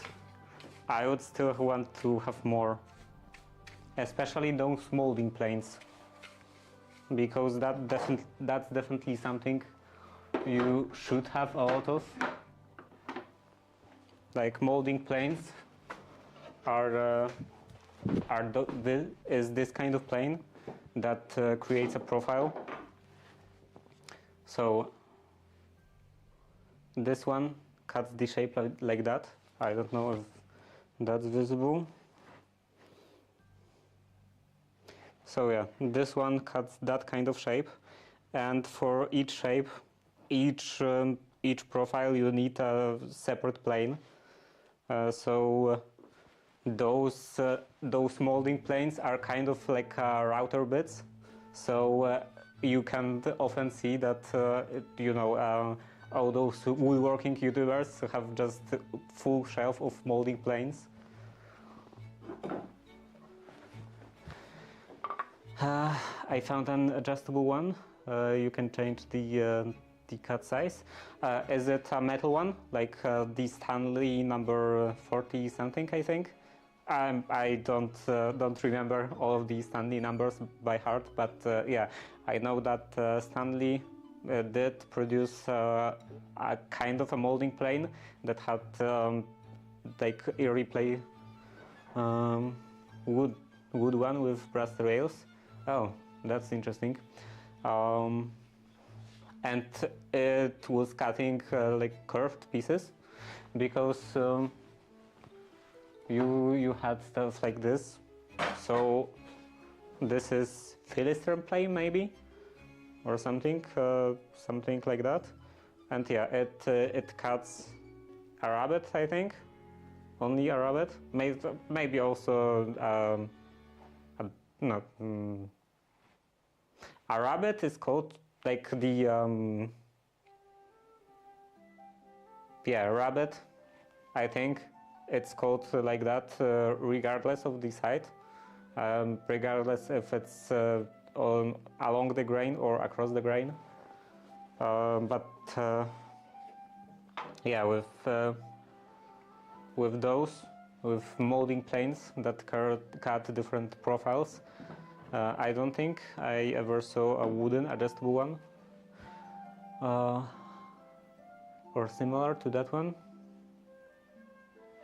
Yeah, I don't think I ever saw wooden adjustable one, but I know that Stanley produced a type of molding plane that had like replaceable irons that in different shapes, so you could have a single plane for all of the different profiles.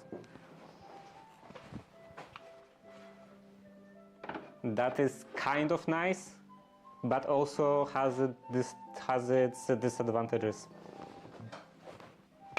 because that's something you have to adjust each time you want to cut something.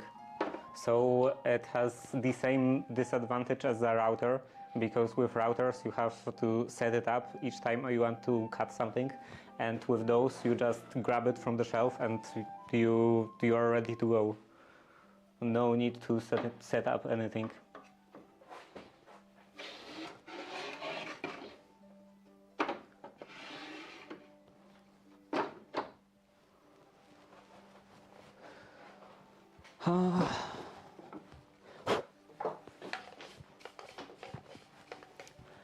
I can't wait to ship stuff. Got some cool pieces to send.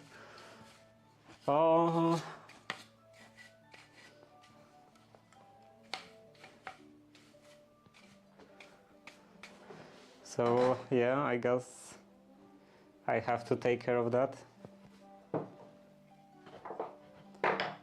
Of the PO box.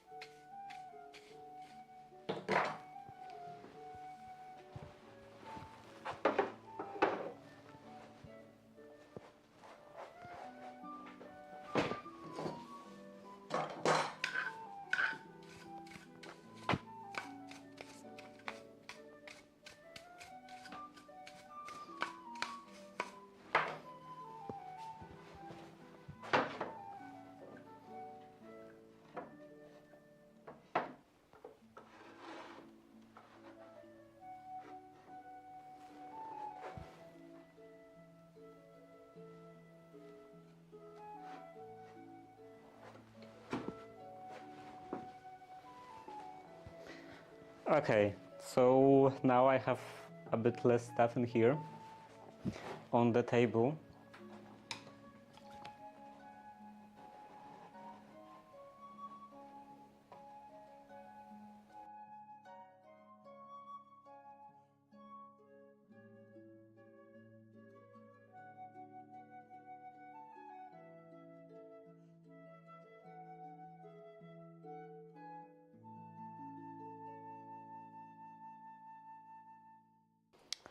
So yeah, now I want to take care of those bigger ones, those bigger and more useful ones, or at least ones that are supposed to be used more often.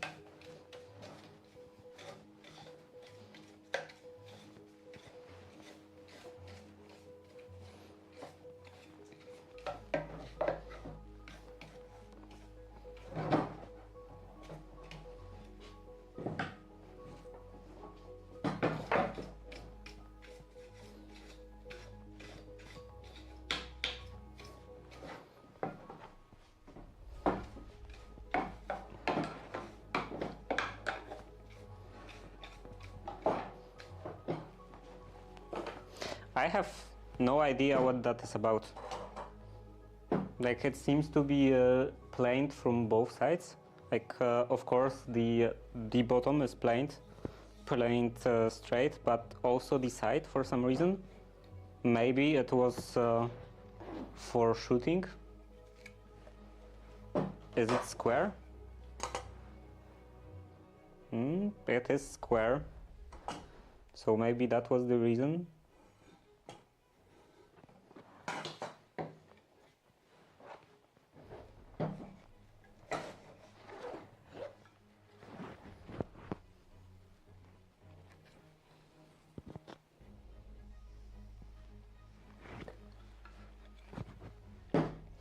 So yeah, I want to make space for this one and this one. And those I would like to place somewhere low. I want to make another shelf because I have another one of those panels. So I want to make a shelf in here, and it would be angled this way, and also those planes would be angled in this direction towards the wall, so I could put them away like that.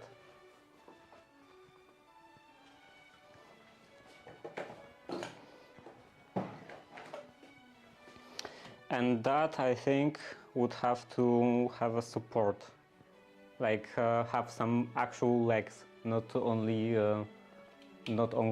stuff like that.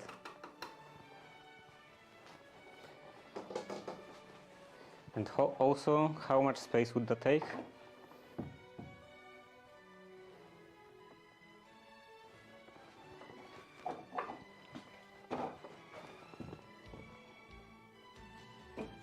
Okay, I think it would be fine.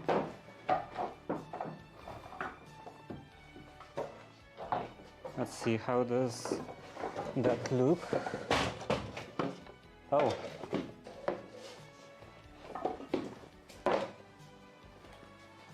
Okay. I will put this away and put this in here. So again, this into here, and this like that. It's kind of shallow. Maybe it should also be a bit further away from the wall.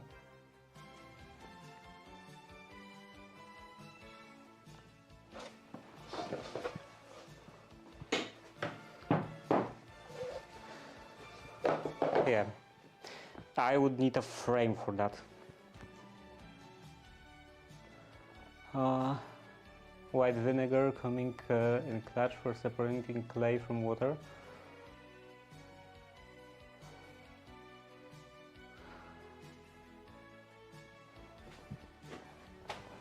Yeah, so let's make a frame for the shelf that would also be kind of a table.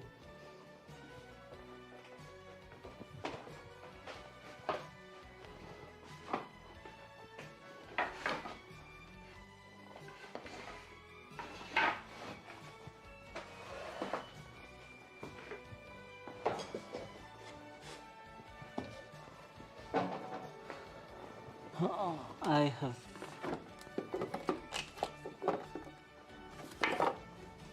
have some beams in here, so I can use those.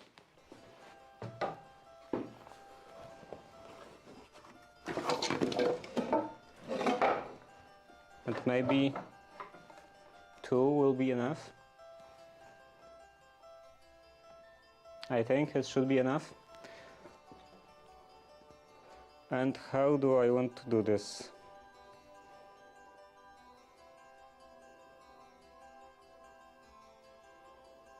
Okay, some thinking.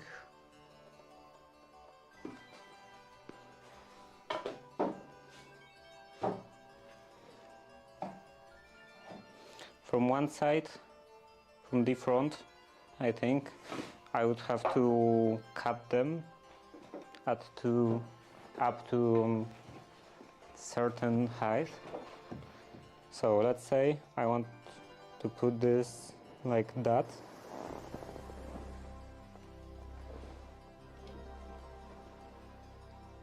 Yeah, so I think it would have to go up to the level of that lower edge, bottom edge of this board.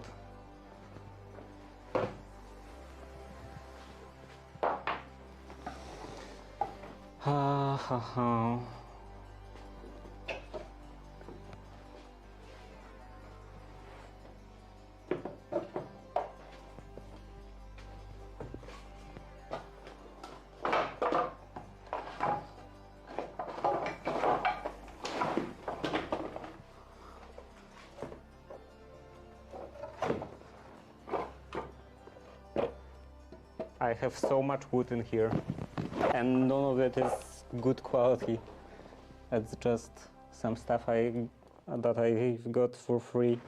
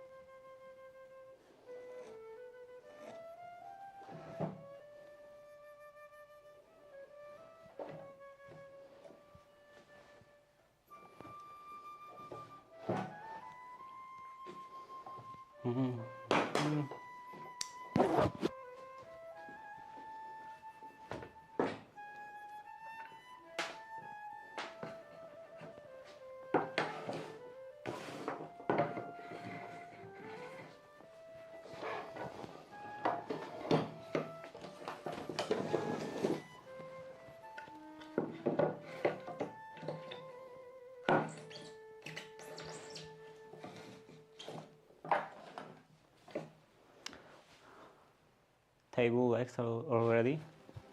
Yeah, I want to make kind of a support frame. So I want like a leg in front, then a piece across at the across from this leg and up to the wall, and a metal bracket in here. Well, yeah, in here. From this piece to the wall, and on top of that I would place this panel.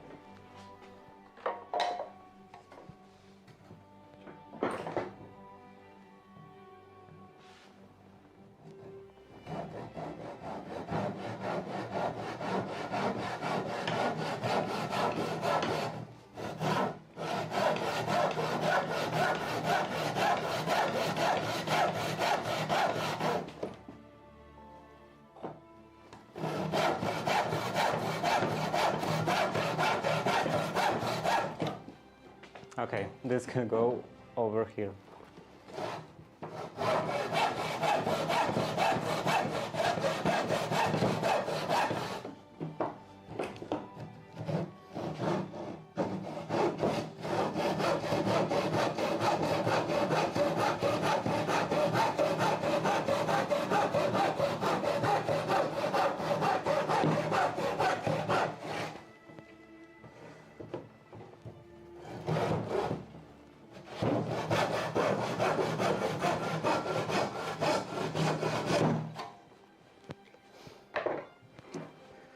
So I have one of those, one leg, and now the other one.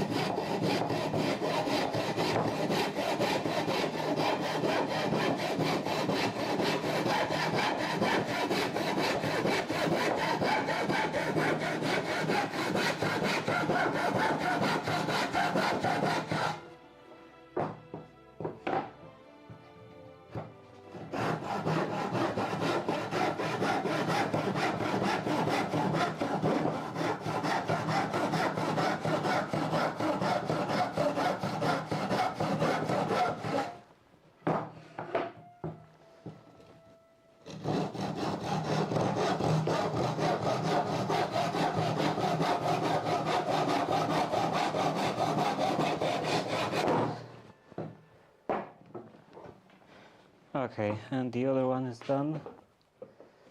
So now I have to figure out the length of that. How much should that stick out? Just spent a grand on the SPC flooring for the entire downstairs. Not happy at all. Could have built my workshop with that.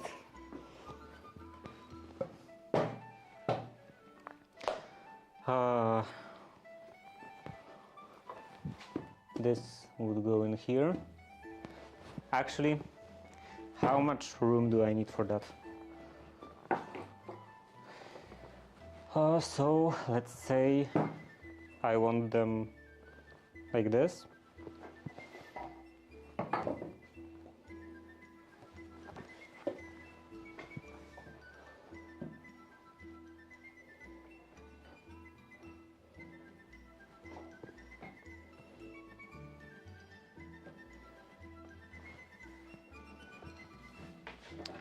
So how long is that?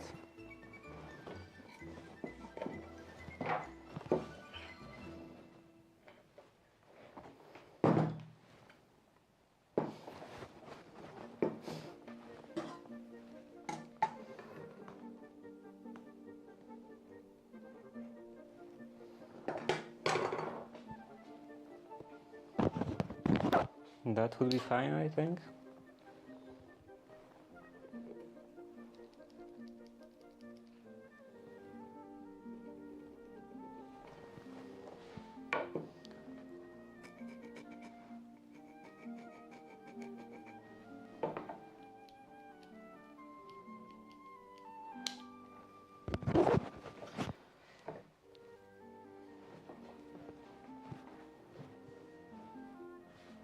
And then I also have to figure out the angle.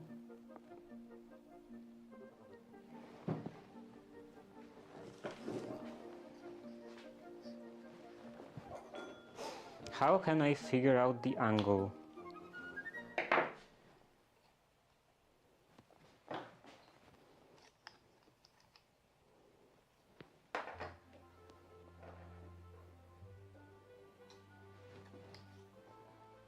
I guess I could put a bevel gauge in here like that.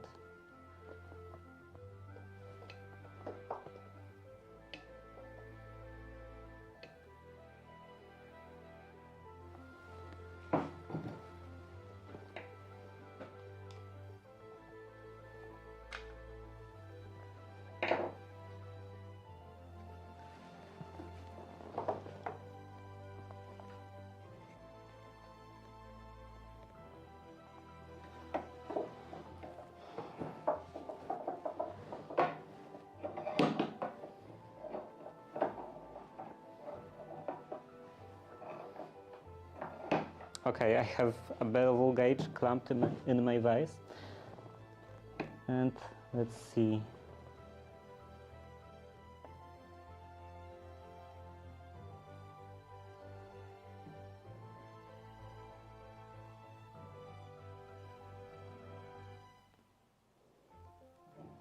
I think this will be fine.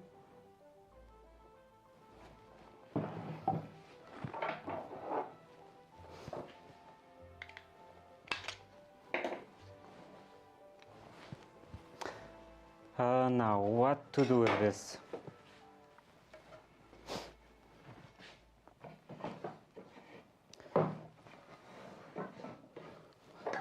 If I want this board or this beam to be at that angle, then I have to cut this angle at the end.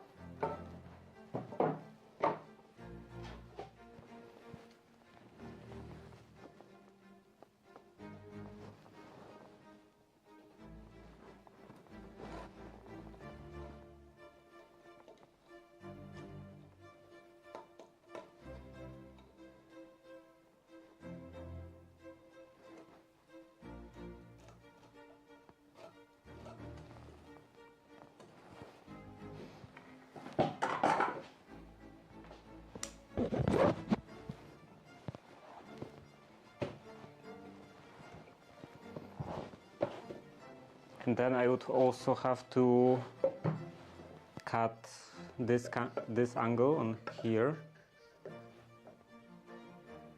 I hope that I'm doing everything correctly.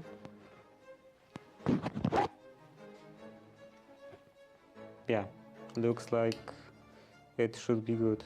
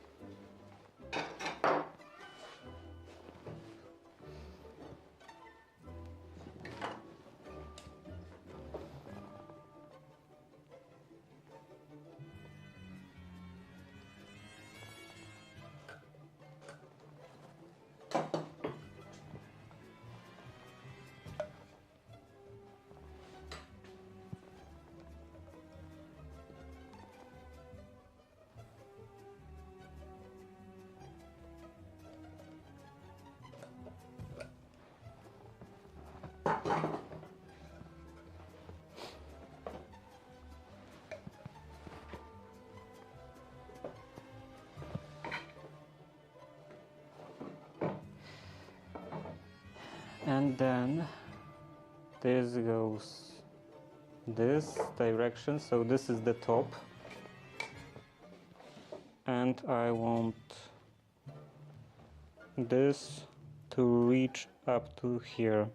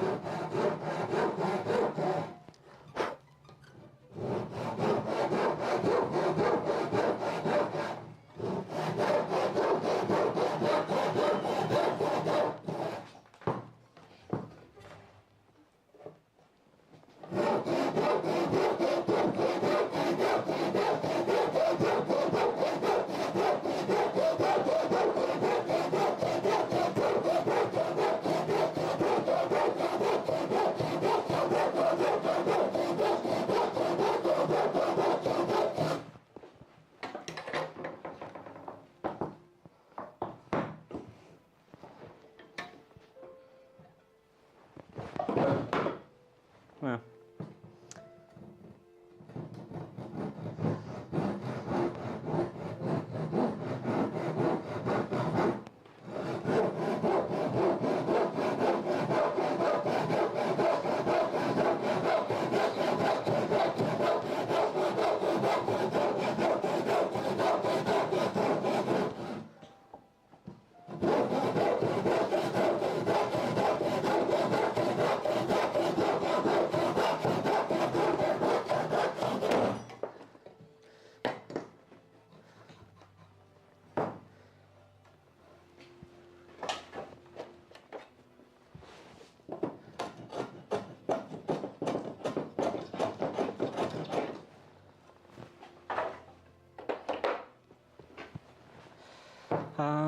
Now this piece, this cut,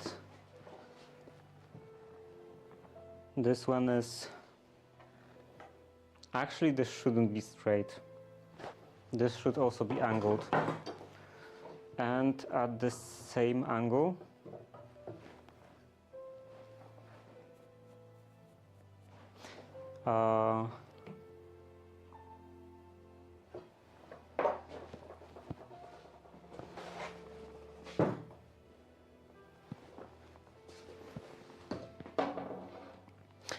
yeah, it would go from here.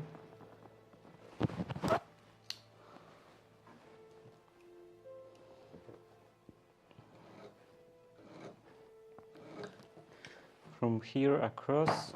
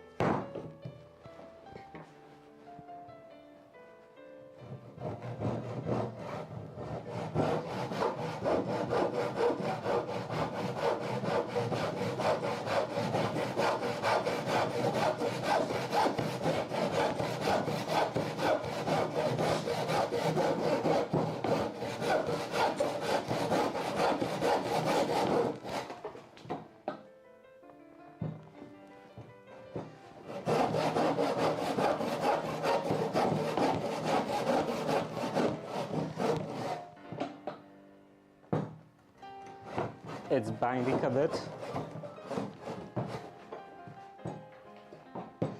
Probably because of this knot.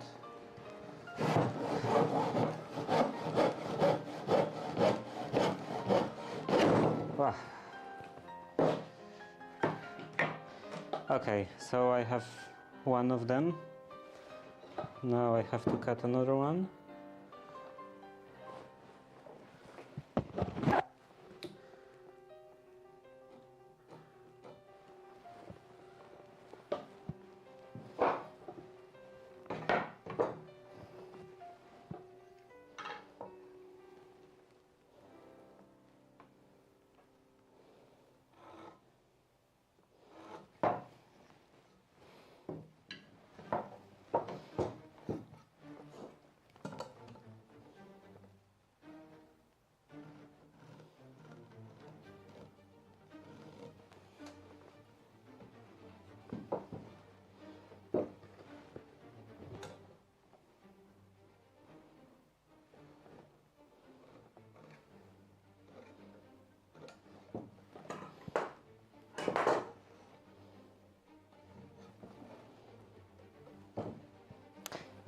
And I could connect those 2 points, but just to be sure, I will use the bevel gauge again.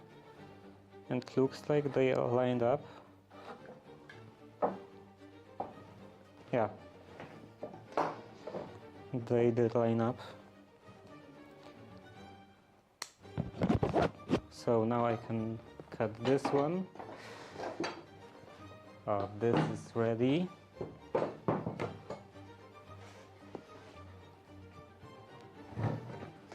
And maybe I could lubricate the saw. Use some wax.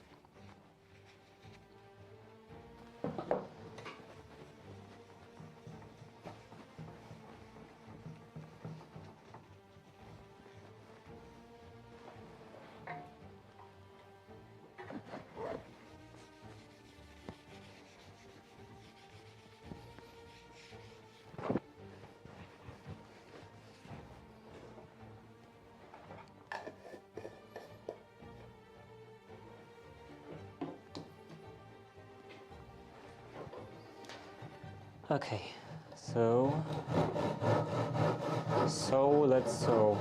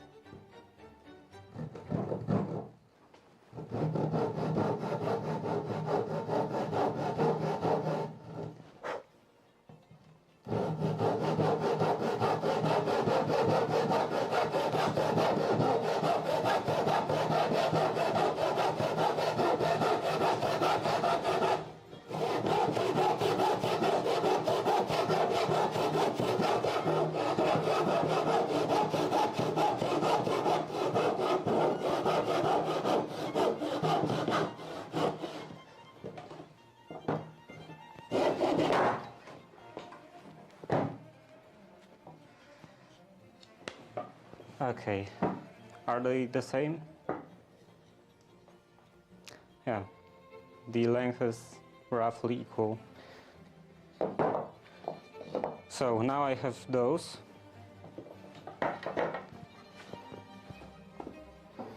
And I can cut those angles also on the legs.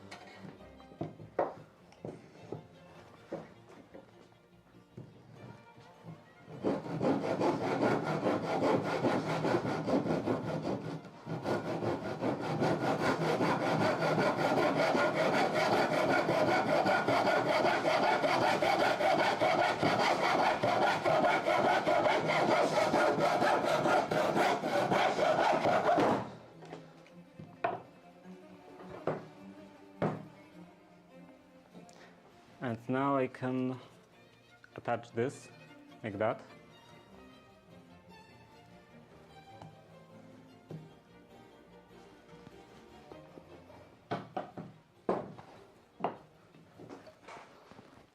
All this can go in here, and now the other leg.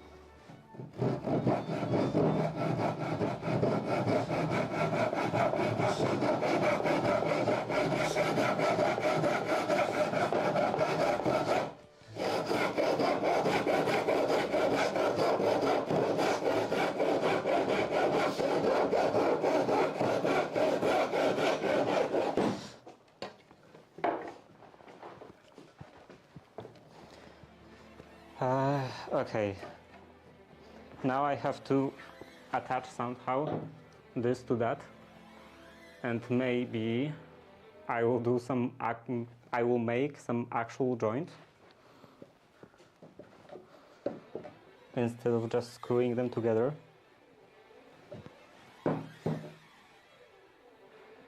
Should I make a lap joint?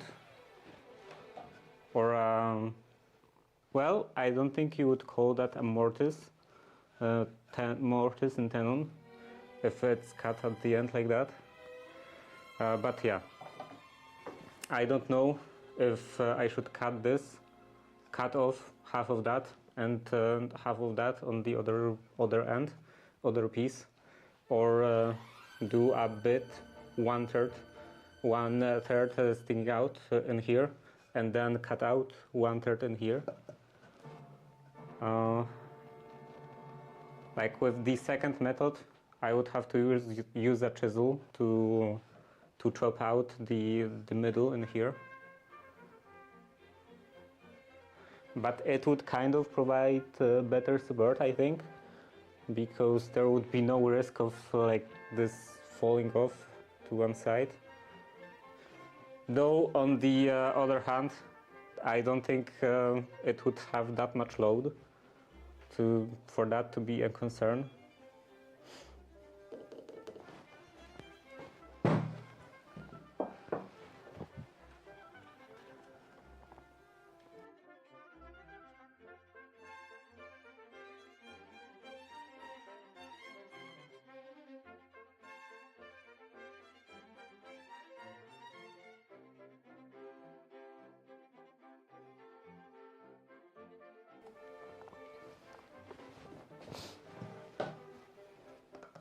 Okay, I think I will do this with that 1/3.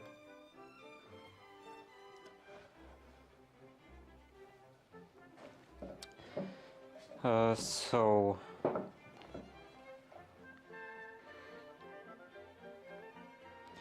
I have to mark this.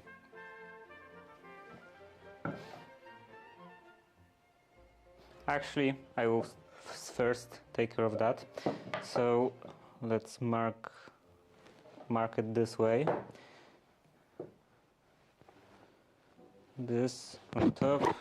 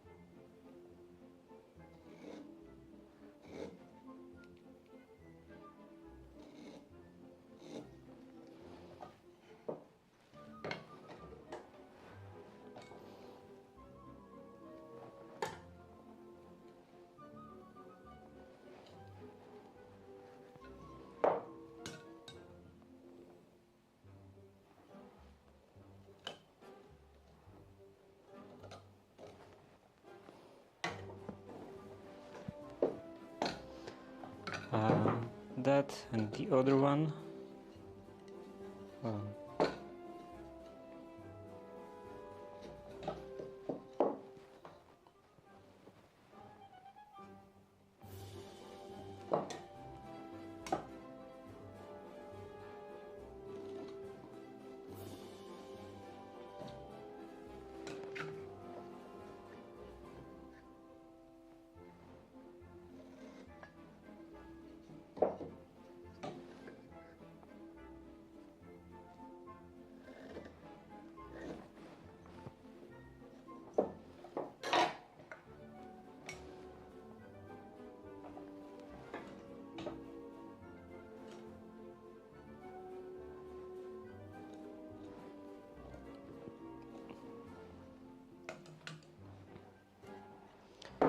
Okay, now to mark 1/3, roughly 1/3.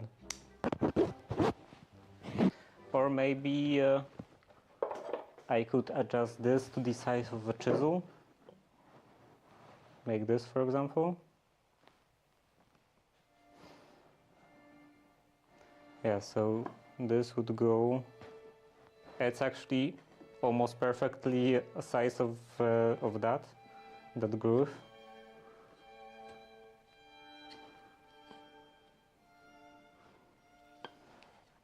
What even is that? Oh yeah, there's no marking anymore.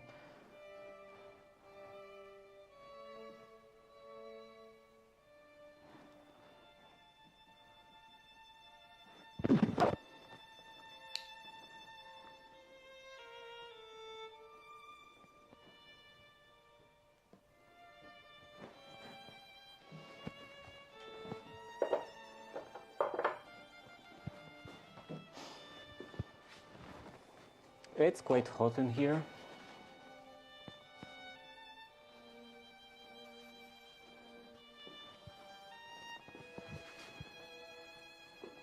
What did I do with this?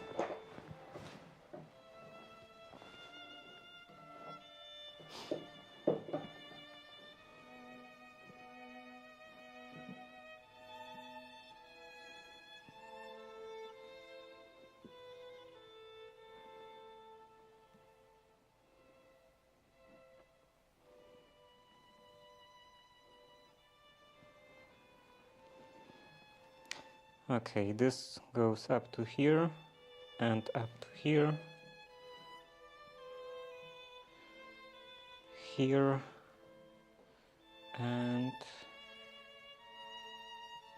here,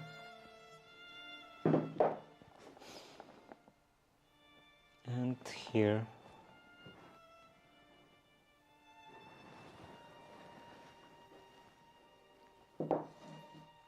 Maybe I could use a marking gauge.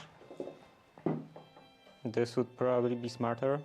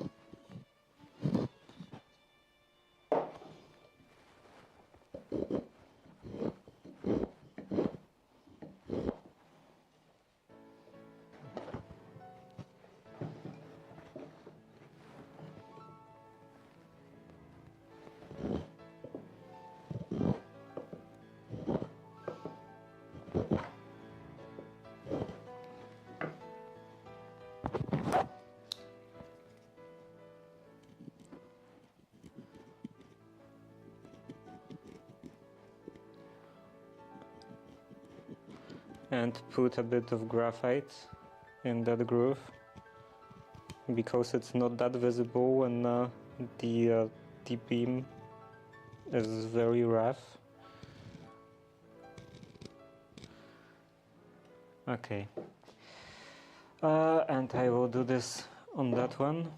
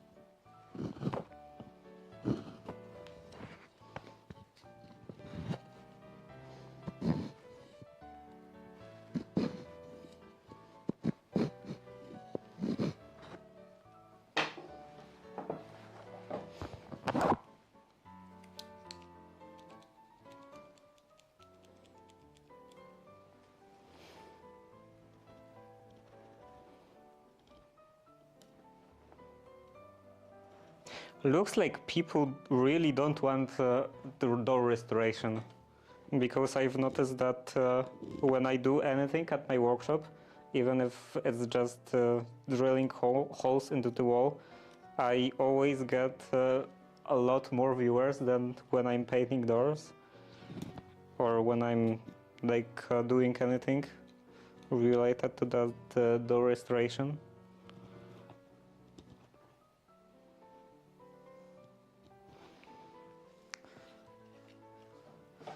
So it's definitely not just boring to do, but probably even more boring to watch.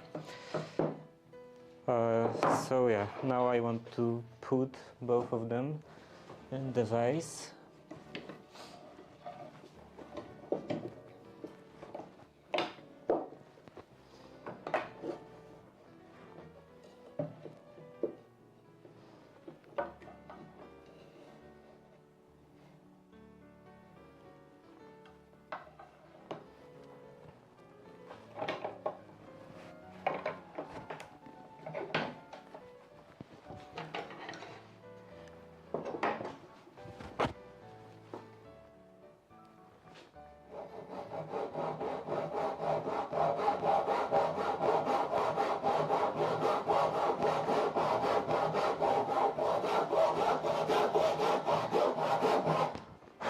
And this is not a tenon saw, I'm pretty sure, because it's crosscut.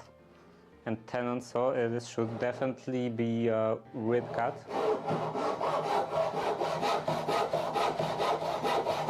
So it goes a bit slowly.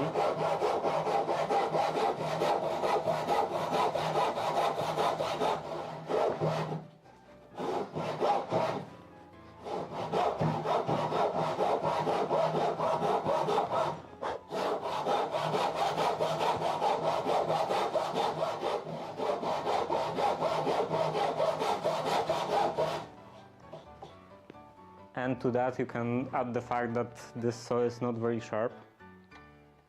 I should probably sharpen it finally.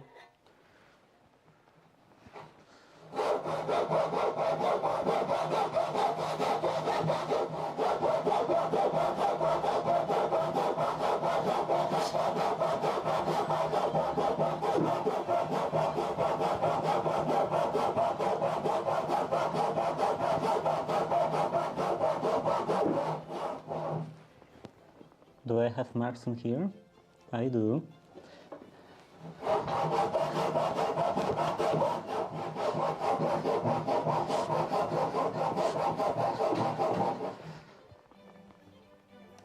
Still a bit more.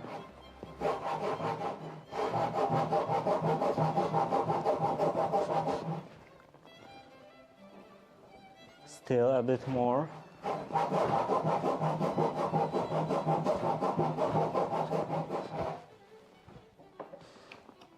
Okay, this should be fine. And now the other side, out of 4.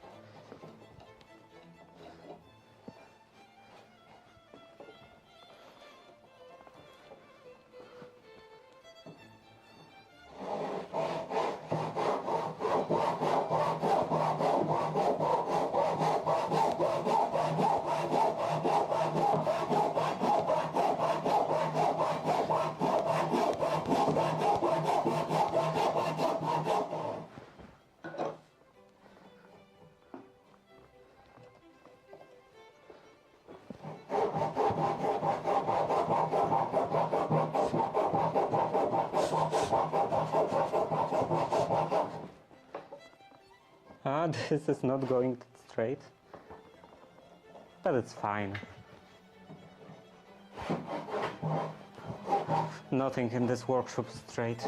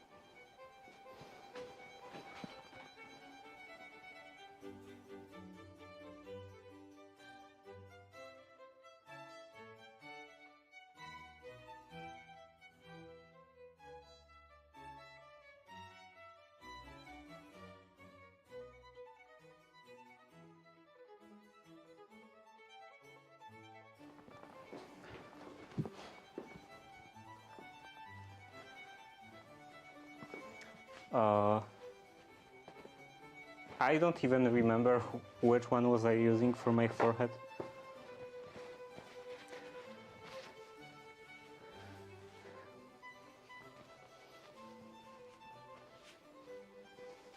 I think this one, but now I have a new one. So let's continue on the other piece.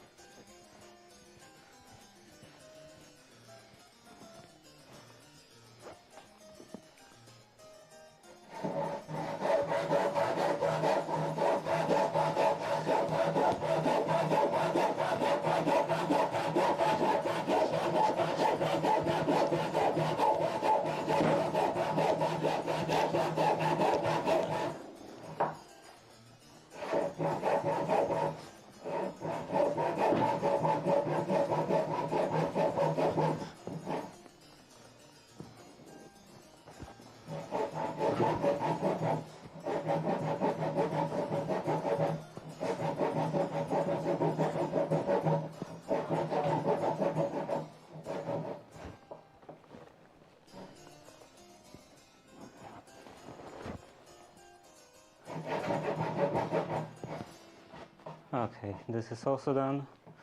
Now the last one.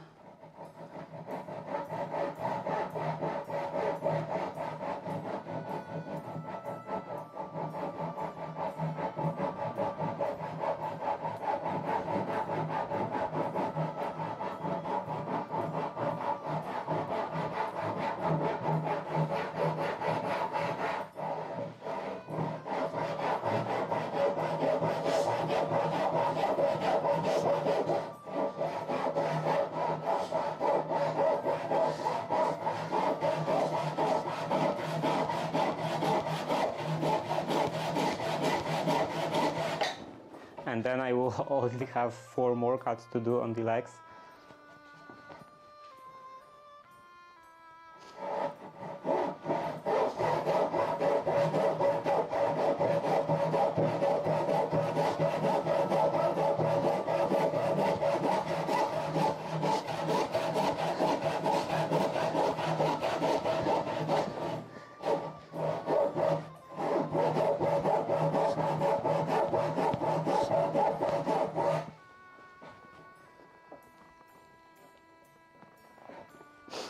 I should really make that saw sharpening vise, because I always have dull saws, because sharpening them is a hassle. So I would like to make it a bit easier.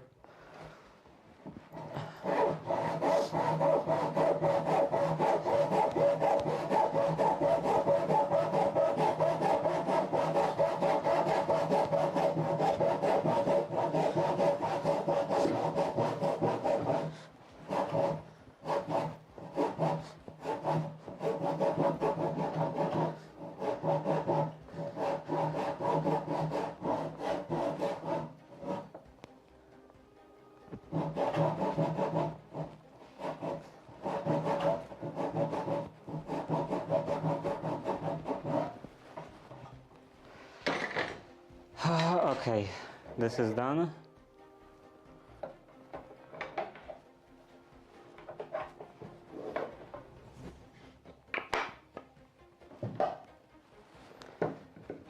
And I can place it in here.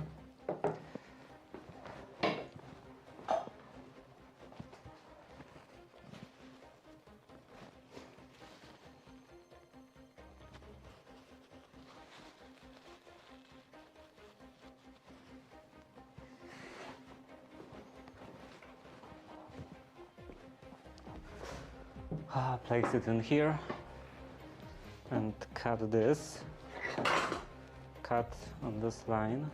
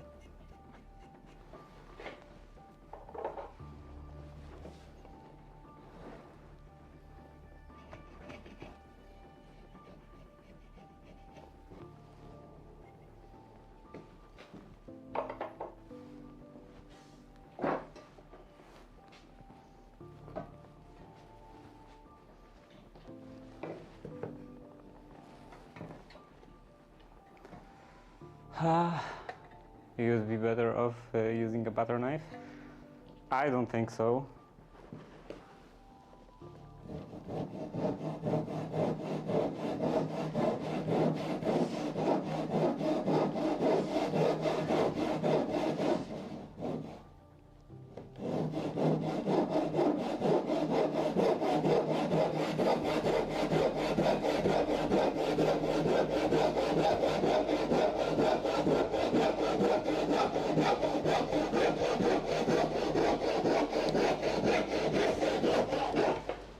It's not that bad, but like half of the problem is the fact that it's not perfectly straight, perfectly sharp, and the other part of the problem, maybe even a bigger part, is that it's not a tenon saw. It's not a rip cut. It's a cross cut saw.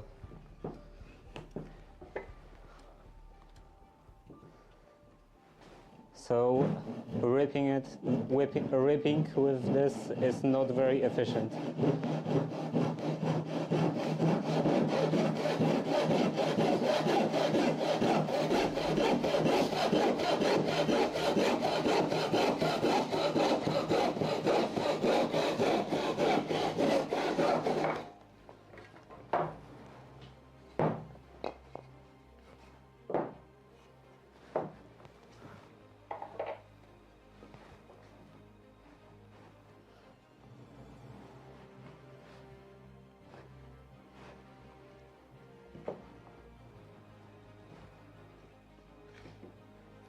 I should get a 10 also.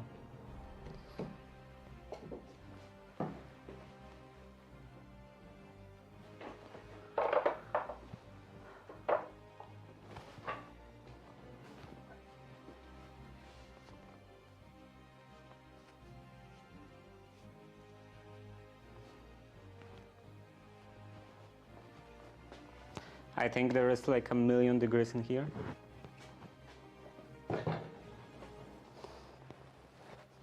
So yeah, now I want to mark this onto this leg.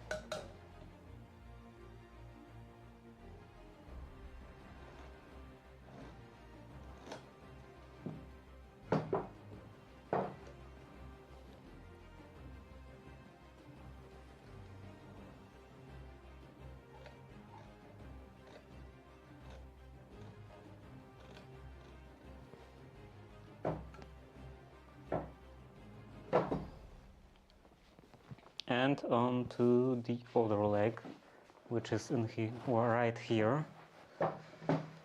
So yeah, now the other one.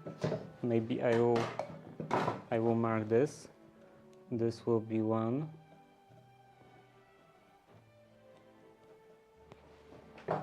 And I think I marked this of that one. So this will also be 1. No, it's not precise enough for it to matter. But I want to do this anyway. So this will be 2.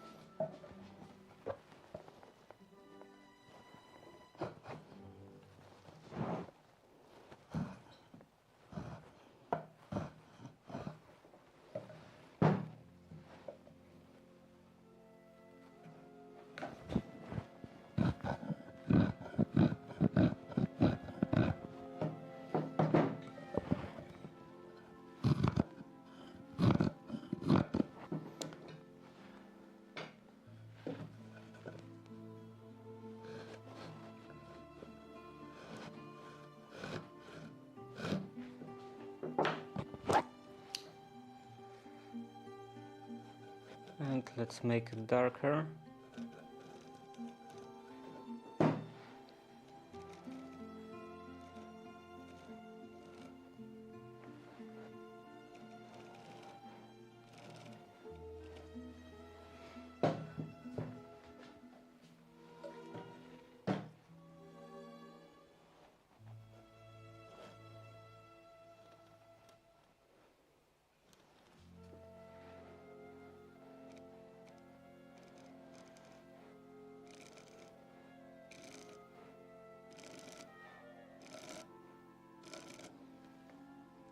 Okay, so now I have to cut away this piece in the middle. So I need to do 4 more cuts. Now I have to sand down and paint my downstairs skirting boards before my flooring comes.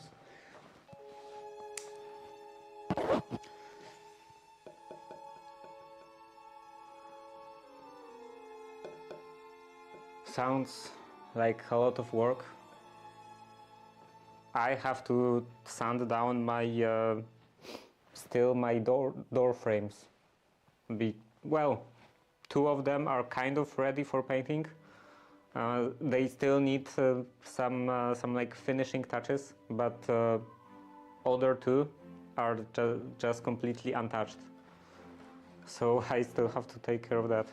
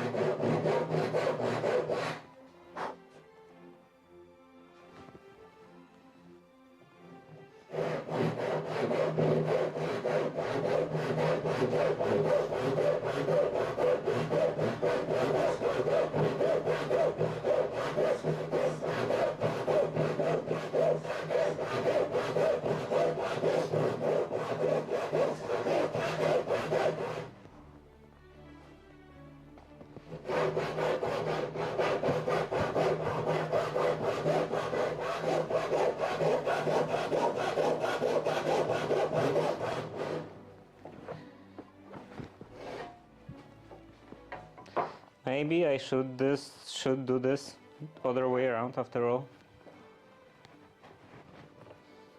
because I don't have any sort of line in here.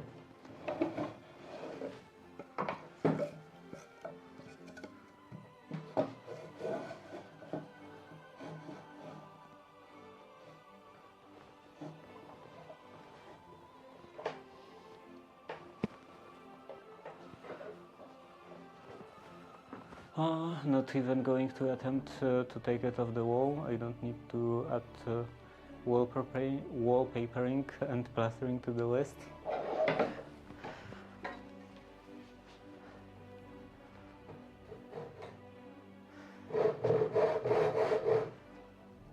Using plaster is so horrible. After that corridor, I don't want to do this anymore. I think that when I'm gonna do the renovation of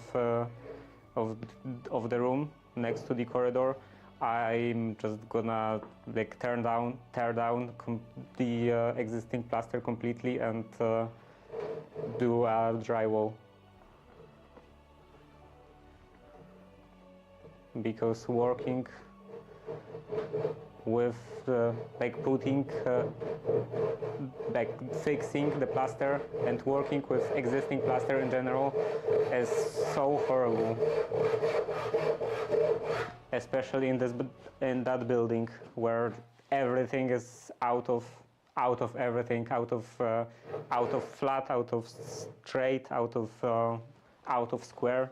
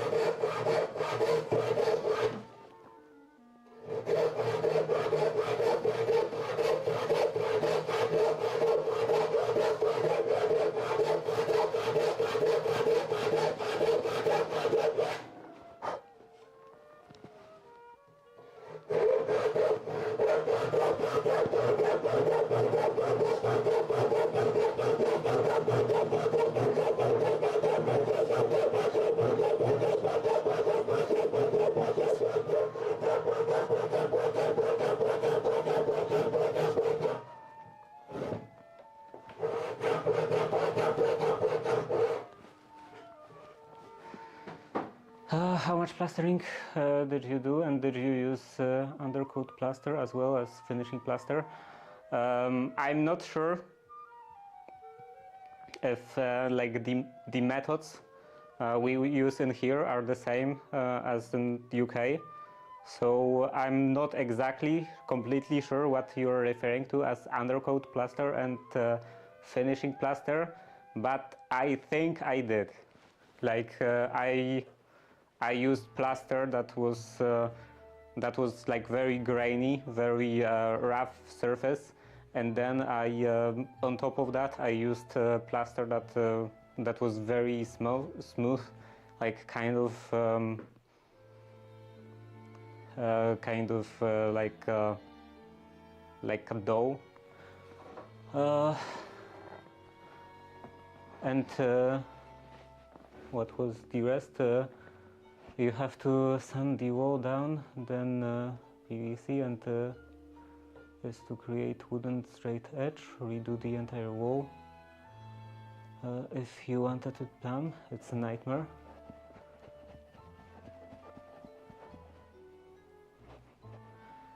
Sand the wall down, then PVC,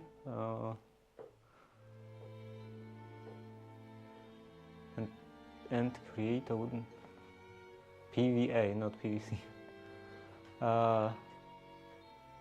Then PVA is and create a wooden straight edge. Redo. Like you mean put or some kind of beams, bars or something on the wall, and like fill the plaster between them, like with straight edge. I mean like put some beams and then fill the area between them with plaster and then straighten them with straight edge. Yeah. That I was just making a lot of grooves all over the wall because I had to deal with the electrical wiring and so on. So I still had fair amount of plaster on everywhere. So I was just applying the new plaster and making it flush with the existing plaster. But the existing plaster was very much not straight. Well, you can't really see it that well, but when you touch the wall, you can feel that it's very wavy. And I'm not talking about the one that I fixed. Just the original wall was very wavy.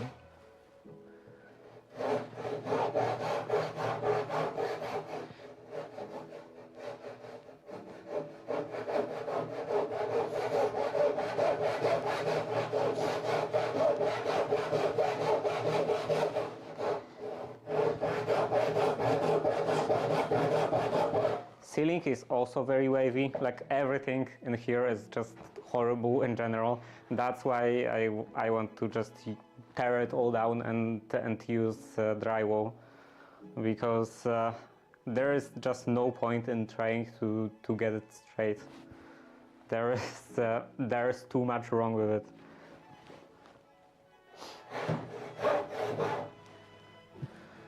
So yeah, when I was laying the floorboards today, I thought that it's gonna go very smoothly, but yeah, of course I wasn't really thinking that much about the walls, and then I tried to put the first row of floorboards against the wall, and when I pushed one side to the corner, the other corner there was like a 2 centimeter gap, because like there is a rounded corner, then a bit of an angle, then the door, so it's a bit straighter, then a wall again, and there is big bump, like just a convex curve, then a concave curve, and then the rounded corner again.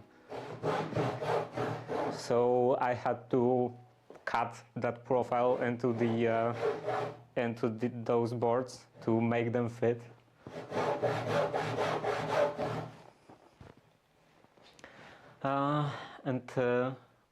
What's next? I hope I never have to plaster the entire bare wall myself. It's worst nightmare, and I absolutely like plastering a ceiling. Yeah, that's why I don't want to deal with plastering anymore. I want to just tear everything down, and when I'm gonna, I pretty much decided that I'm not gonna deal with plaster anymore. When I'm gonna renovate some other room in this house, I'm gonna just tear the whole existing plaster down and put drywall.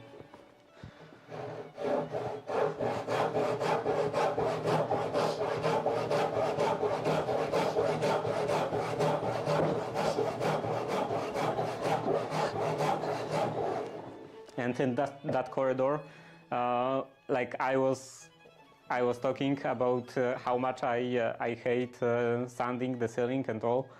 So my father said that it's not a problem. He can like deal with the ceiling, and he was plastering the ceiling and then sanding the ceiling, and the whole time he was whining how out of flat everything is, how horrible everything is, and that we should have just like tear down all of the existing plaster and put the drywall.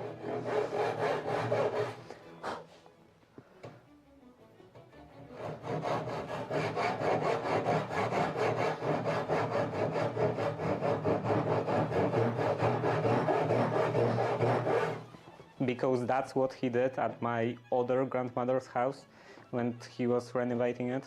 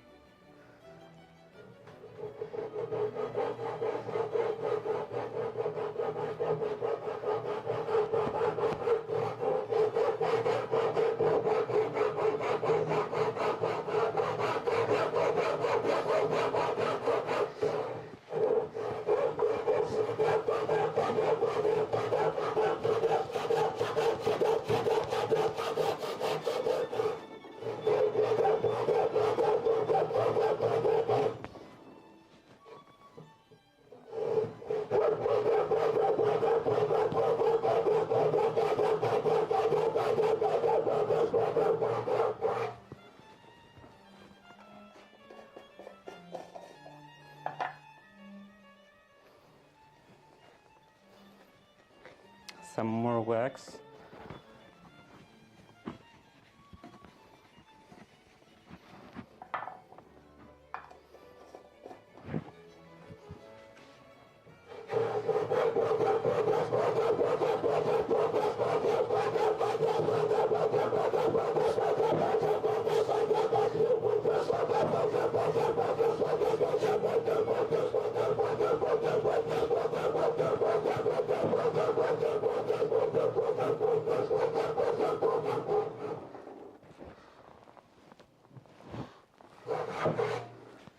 Okay,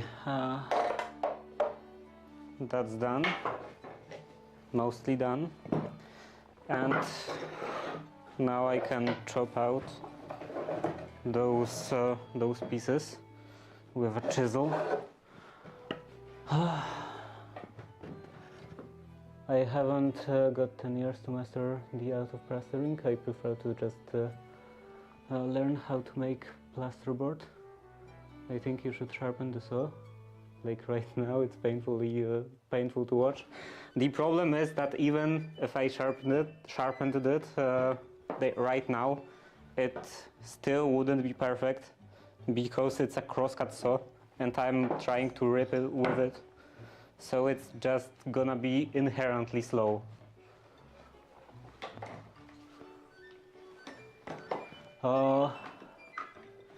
What is your favorite joint? I don't know. One that doesn't require any work?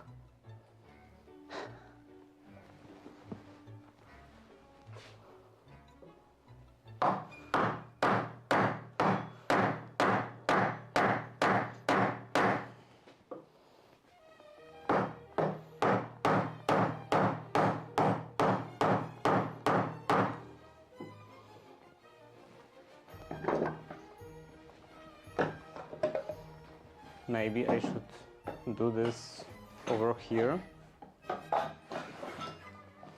because there is a leg in here.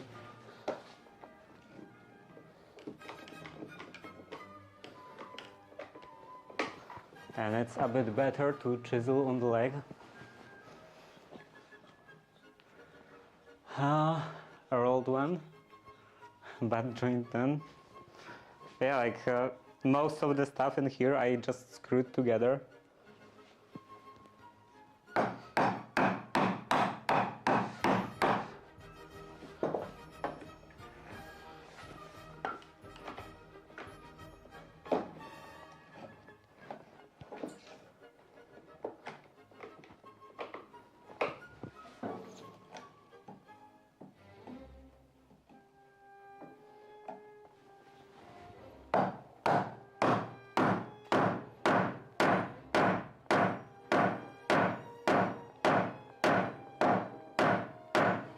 And of course there is a knot right in here.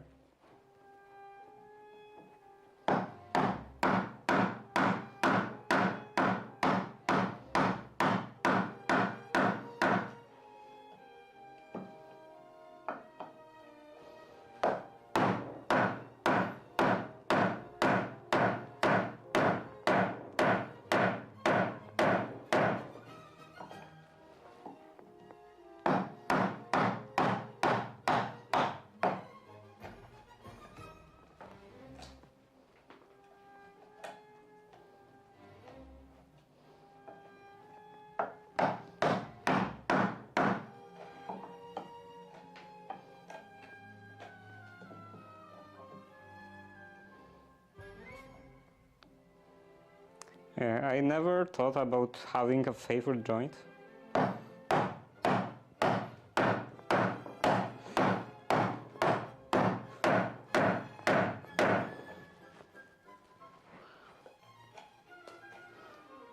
You know, joints are like children. You're not supposed to have your favorite.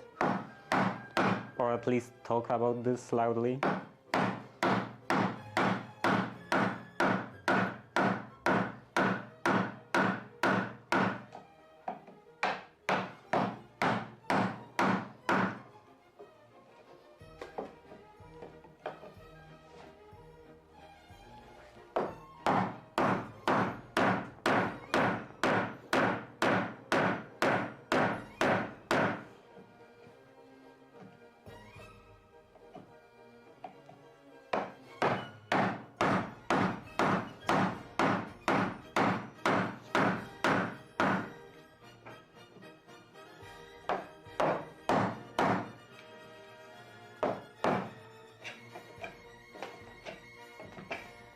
Maybe now I should go from the other side.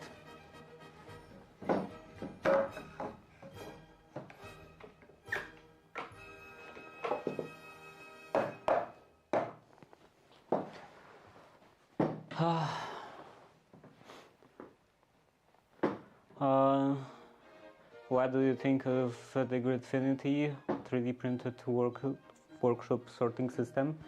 Would it be easier to drill out and finish it with a chisel? Most of the time, no, it wouldn't be. Like you have to do basically the same amount of work with the ring out of or without. Yeah, like it's basically the same amount of material to chisel out.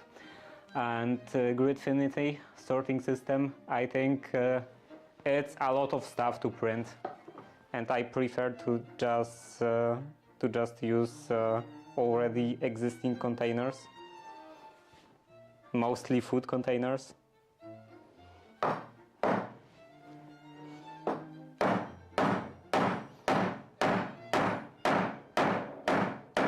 I prefer existing stuff than to create something new. Like, I mean, I am kind of create something new right now, but I'm creating something new out of just trash, not out of like brand new material.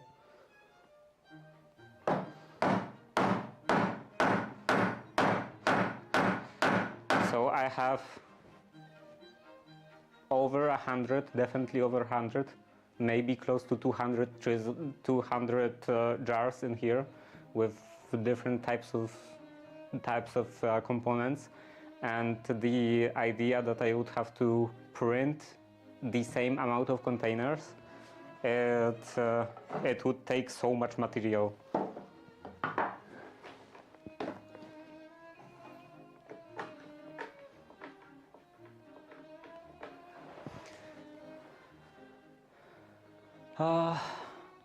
You could build your entire workshop out of old pallets.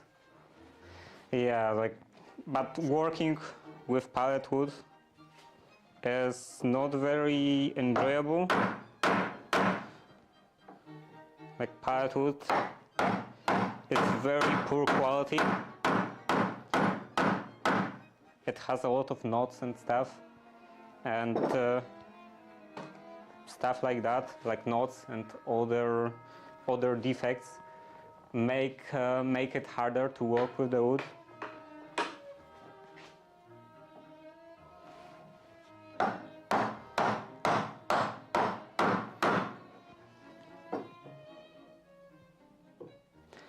I mean, I would still do it because I prefer to use some trash instead of spending money.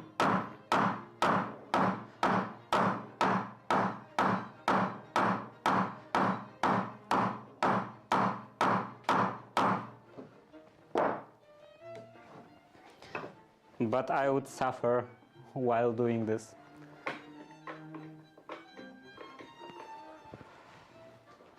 Oh, how is this split?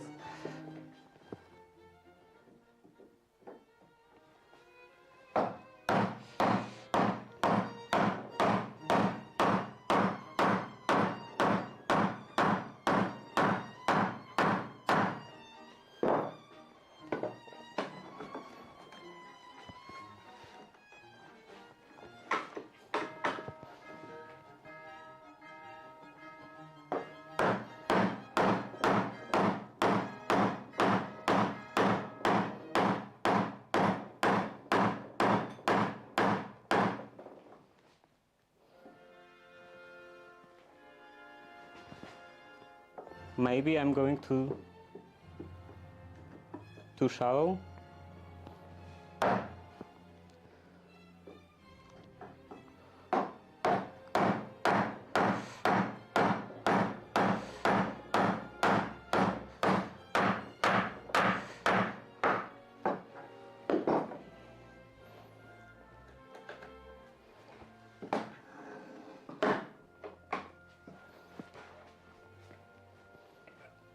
Yeah, there is not right in the middle. So that's why it was so hard.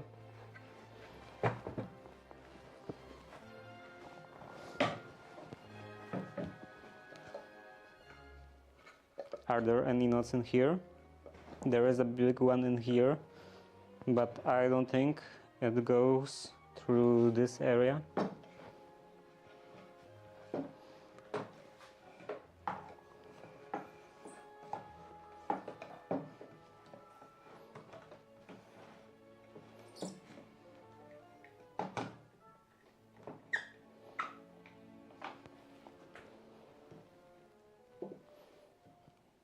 And maybe I should also sharpen the chisel.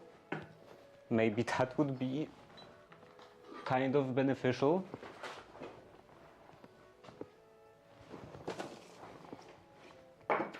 To have actually sharp one.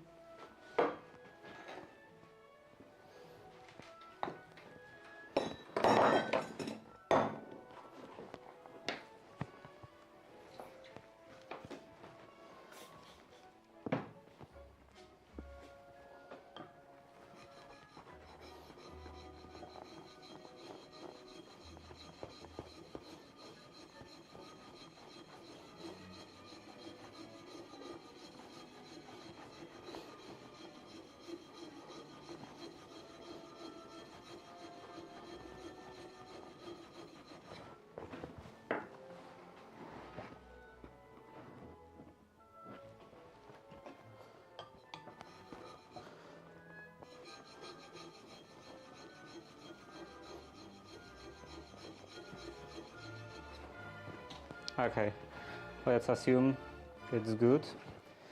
And now this strap.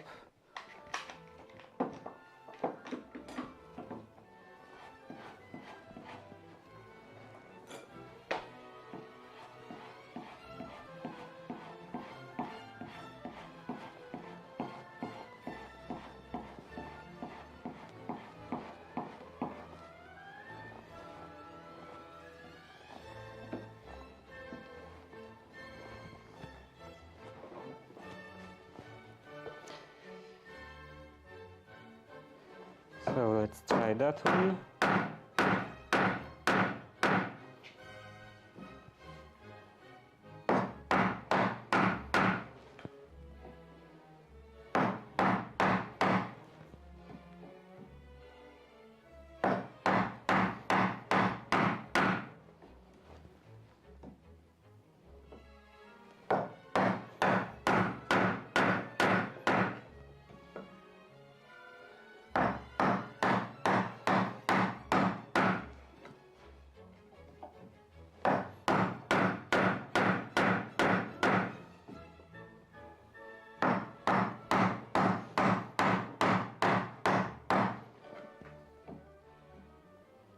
It's so much nicer now, both with sharp-ish chisel and without any knots. Now I can do this on the other side.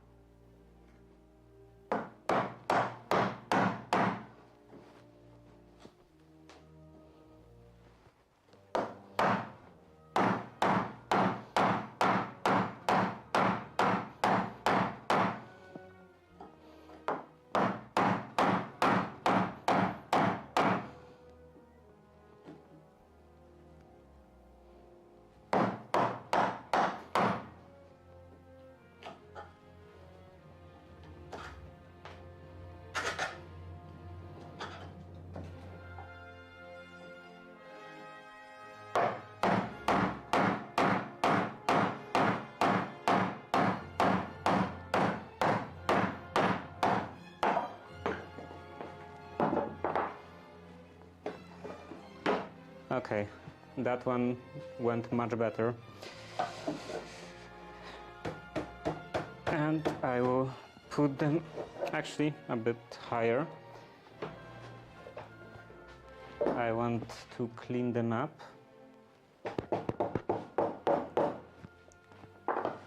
Well, lower is better after all.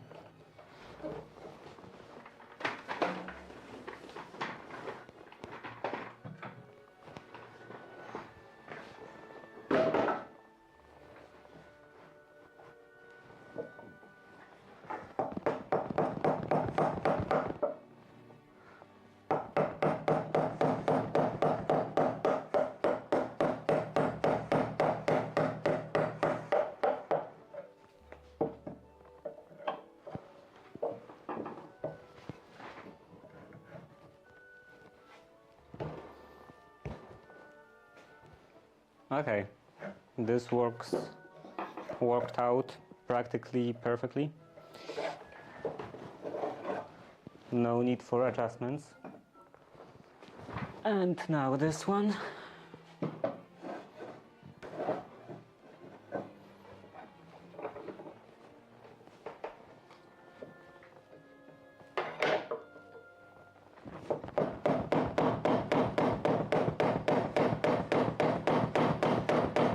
Yeah, this is so hard.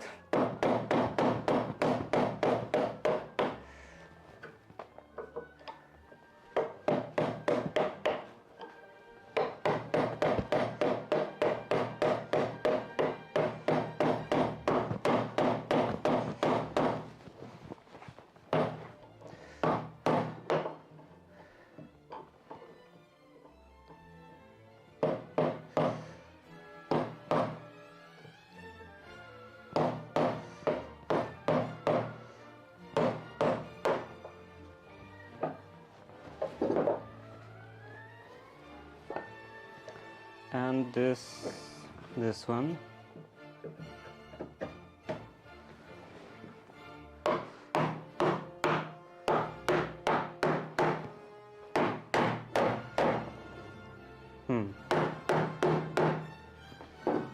Where is it tight?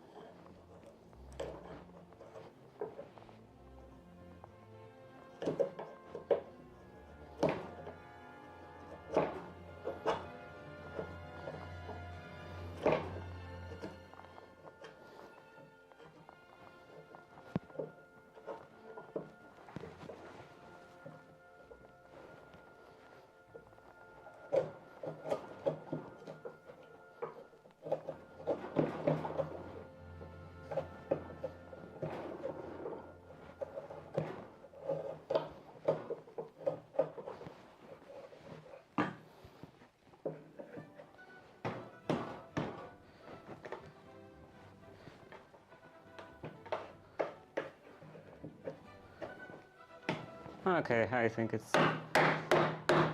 it's fine.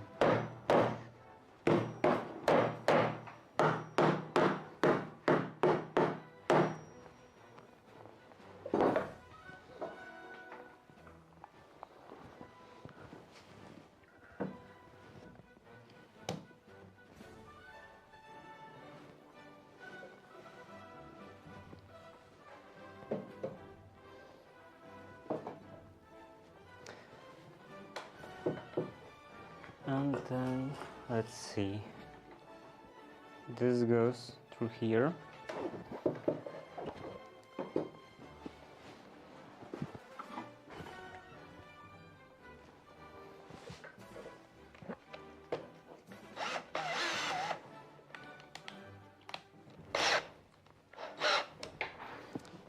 So let's put a screw in here.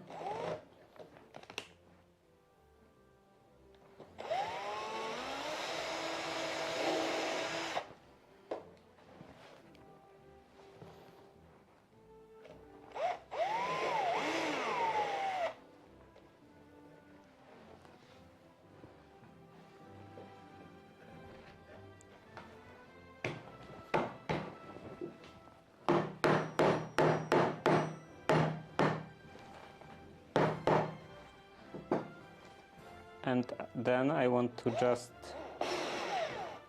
mark this spot. And let's see.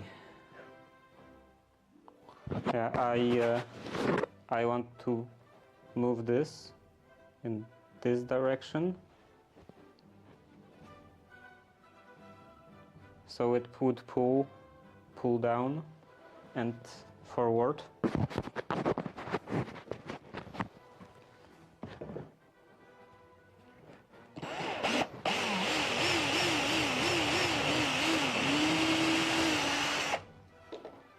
I don't even know if anything comes out of that.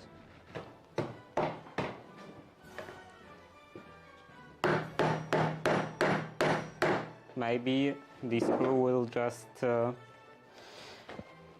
create a new hole.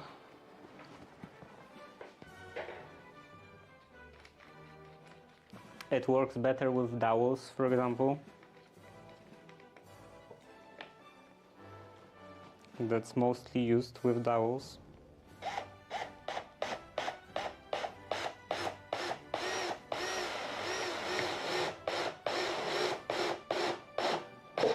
Yeah, I don't think it did anything.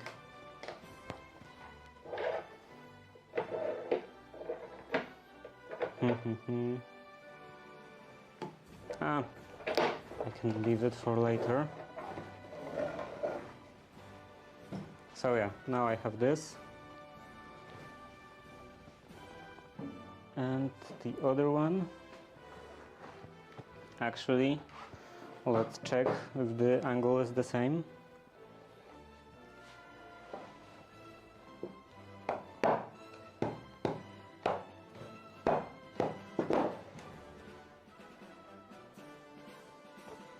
Yeah, now it is.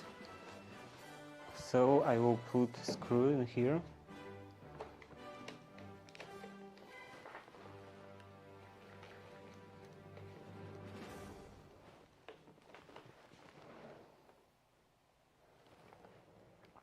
Maybe even 2 screws.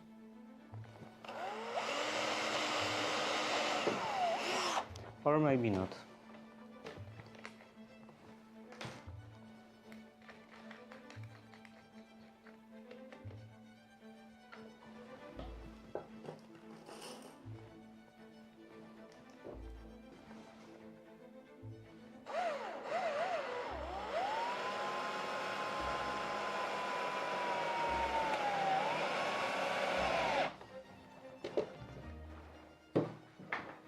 Okay, so now I have 2 legs like that,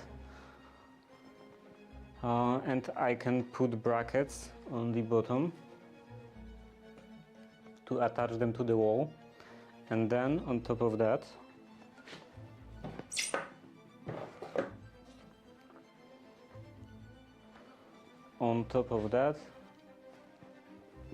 I can place this board. Maybe I can't place this board. Okay, like this. And then it will be a place for those planes, those bigger wooden planes.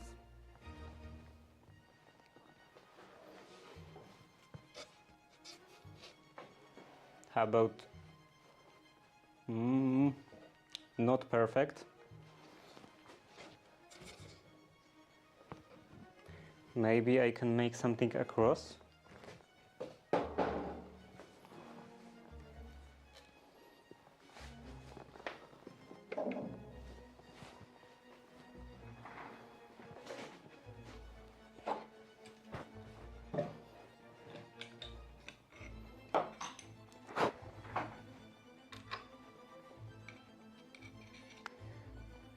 I will sharpen this a bit.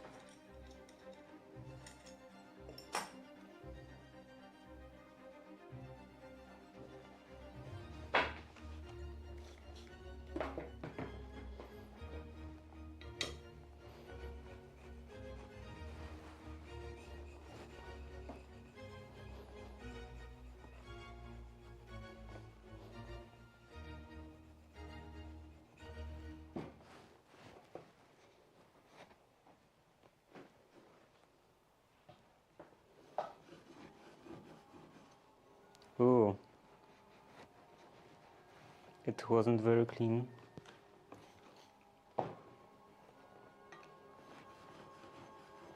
Now it's better.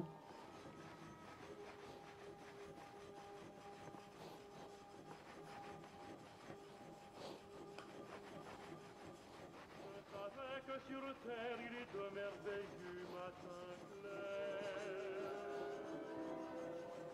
Je savais que pour moi ta chanson chanterait notre soir. Et quand tu viens vers moi, là dans la mer, on va nous offrir la surface.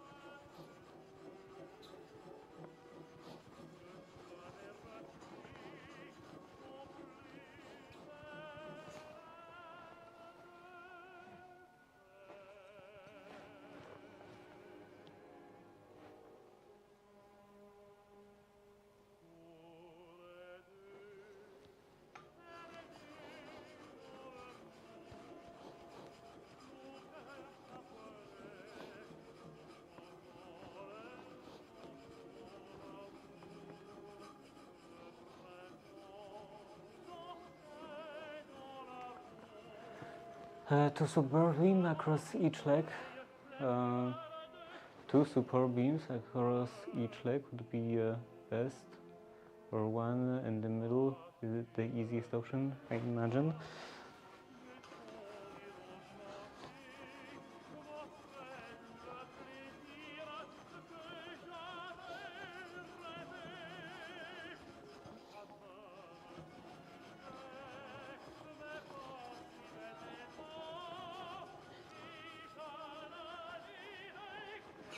Yeah, I have like a bunch of smaller bits, smaller strips, so I think I will use those and put them across 2 of those legs.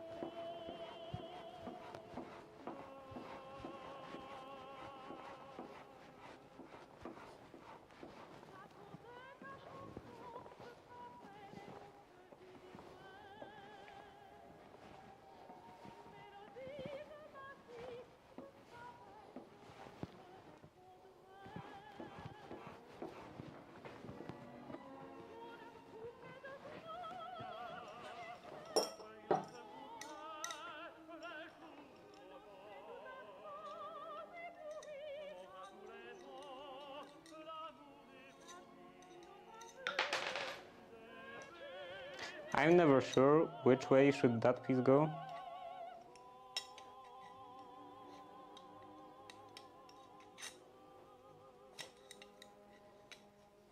If the circular hole should be at the top or at the bottom, because on the chip breaker there are 2 circular holes.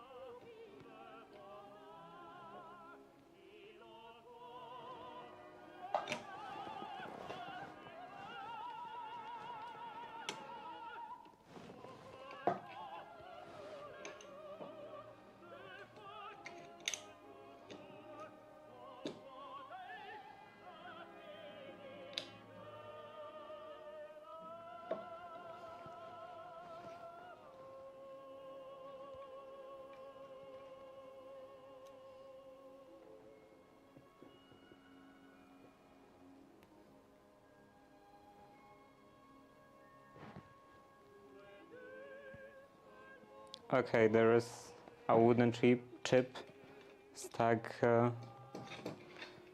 under the iron.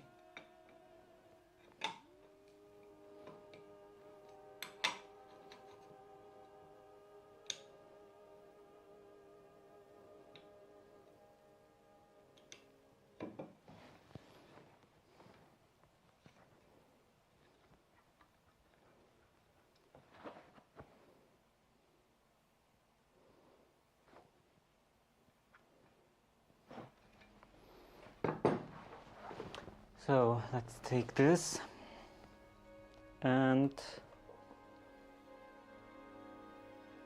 is that a nail or a screw?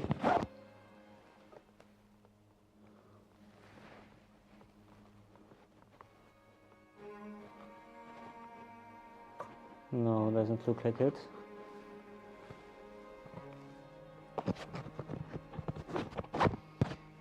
Okay, so first of all, I will take care of the leg from the front. Make it a bit nicer.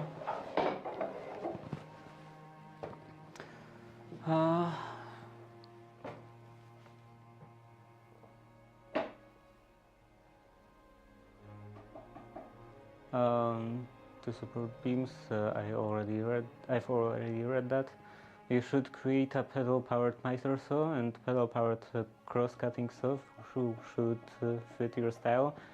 It would take a lot of space. The space is the biggest constraint in here. I don't want a big stuff like that that doesn't provide that much utility. Not bed powered, I mean like those yarn spinning pedals that you push up and down. Yeah, like I have a treadle. I have a treadle sewing machine, or at least sewing machine. Actually, no. I think there is a sewing machine in there, inside. So yeah, I have a treadle sewing machine in here, and it's nice, but it takes a lot of space.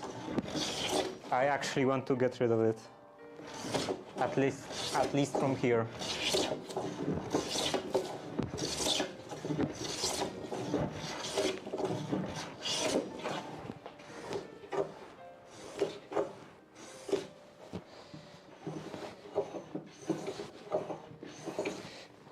So now this is nice and smooth.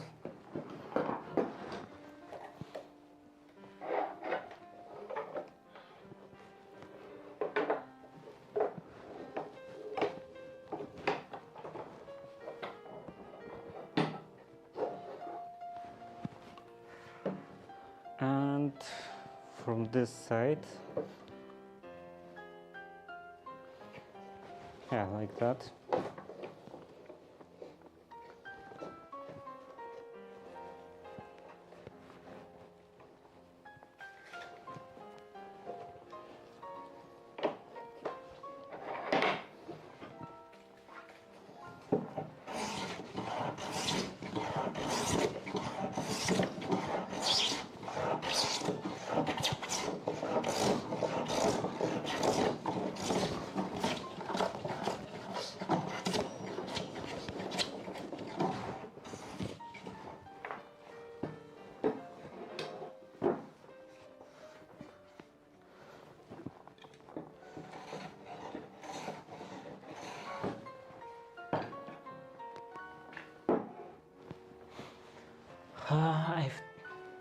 I wonder if there will be a way to create a modular power pallet machine that is small and can change motion. I guess, kind of, but modular machines like that are very annoying because you constantly have to change everything.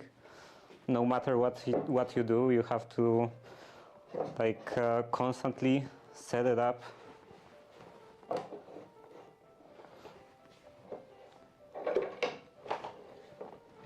So if I had something like this, I think I would still prefer using just a normal hand tools.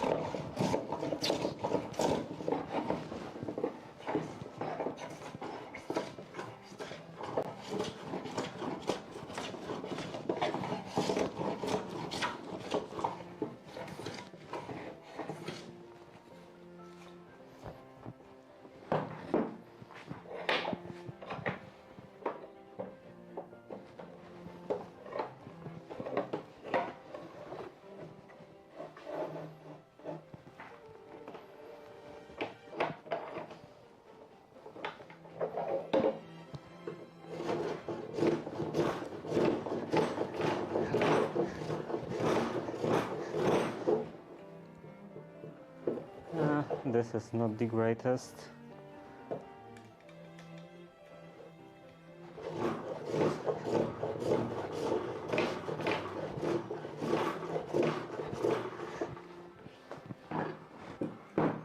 I guess this is fine.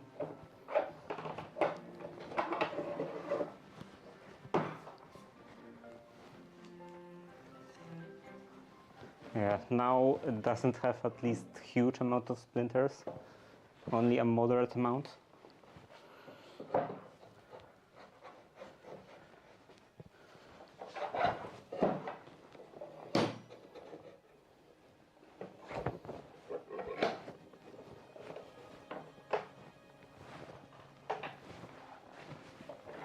It wouldn't be easy to design either.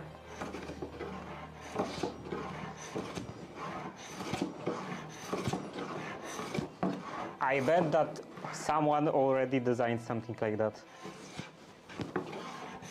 and filed a patent for that and tried to sell it, and nobody was buying it because it was annoying.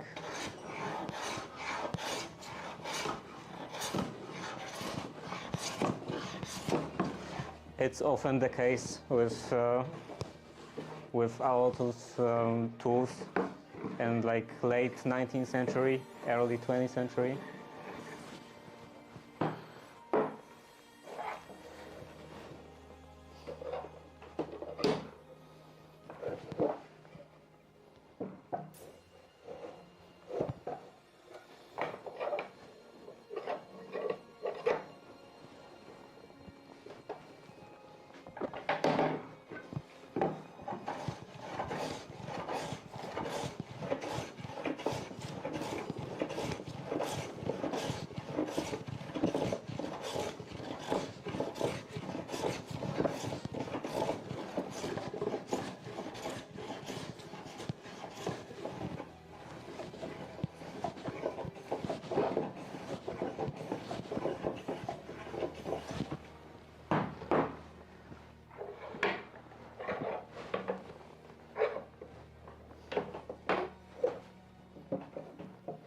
Now the front.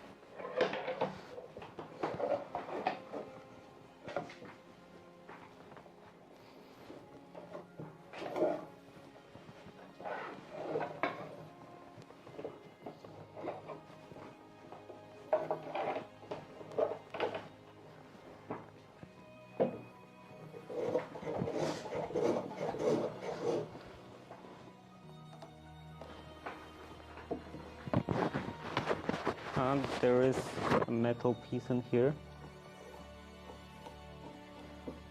I don't want to hit it with my blade.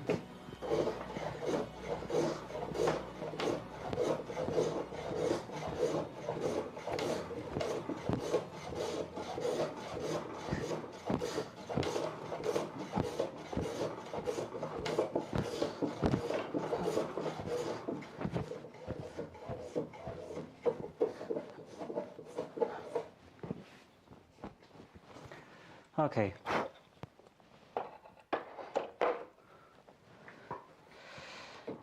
Now I can work on that. Oh, a piece of paint from the radiator got stuck under my fingernail.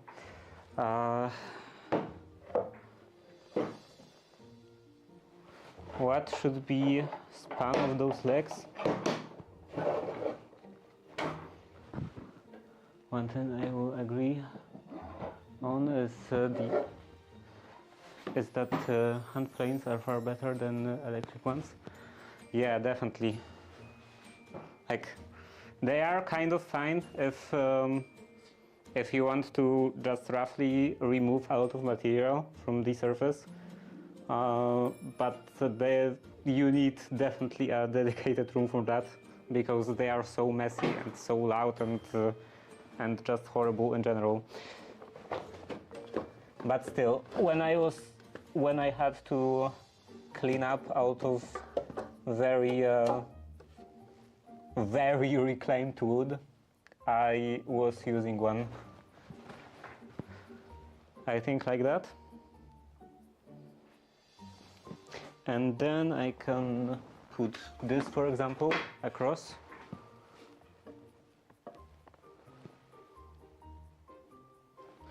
Well, in that case, I guess this should just be that distance.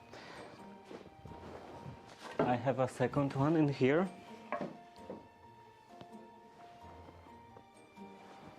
Do I have more?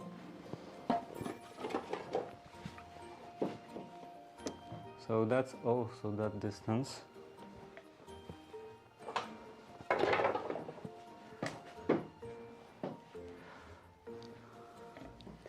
A nice feature for you back wall. Wooden cock spinning continuously. I don't really like this kind of not functional mechanisms. Like, that's what I don't like about a lot of steampunk designs, that they have like cogs and different kind of mechanical stuff that's just decoration, that they don't serve any sort of purpose. I don't like that. I like exposed mechanisms, but they have to actually do something.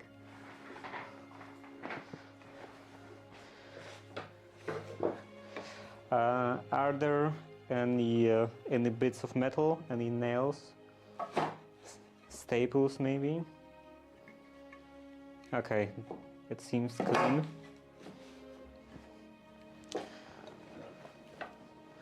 So I can clean it up with a plane.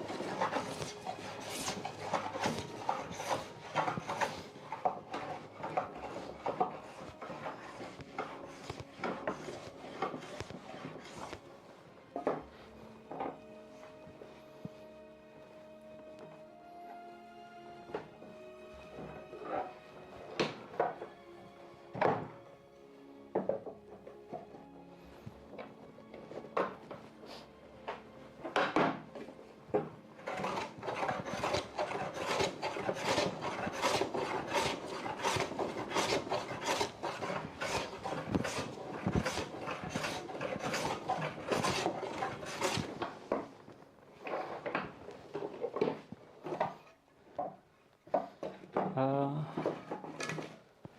this one.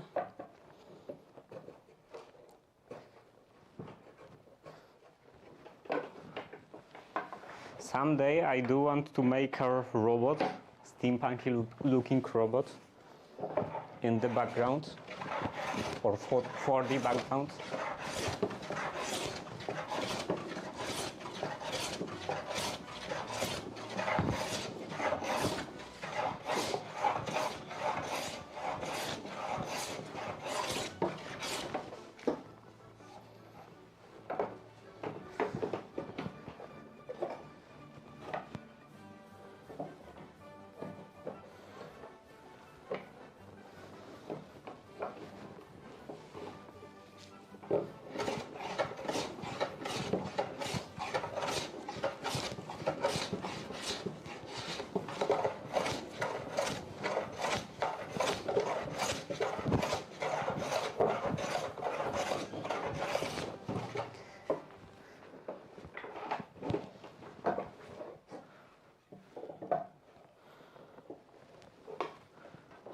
What's the time? Okay, so soon I think my my microphone will run out of battery.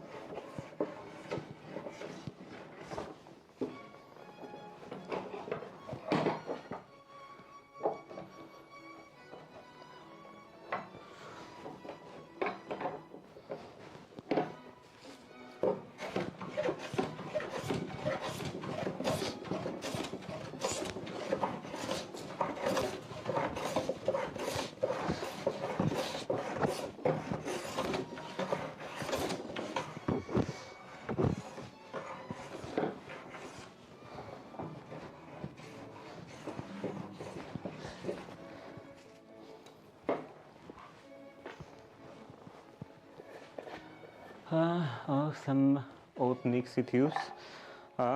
Nixie tubes to display for account or countdown. If I can find Nixie tubes. This is not something that is very easy to get. Like my friend had to use Nixie tubes or wanted to use Nixie tubes for his engineering degree project, and I think he only found like one offer of them, and he had to like adjust the entire project to fit those exact Nixie tubes.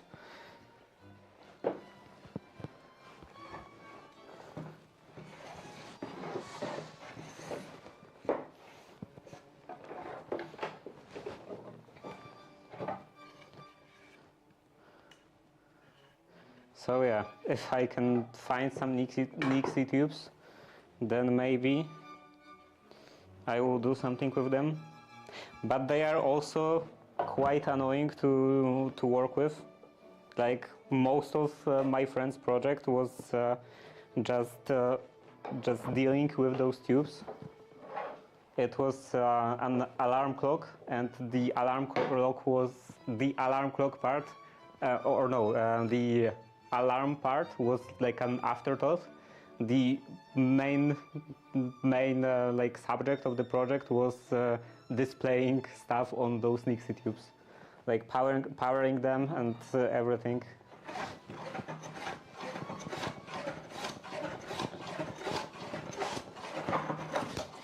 Well, I guess there are probably some like ready-made solutions for powering them, but he was making everything from scratch.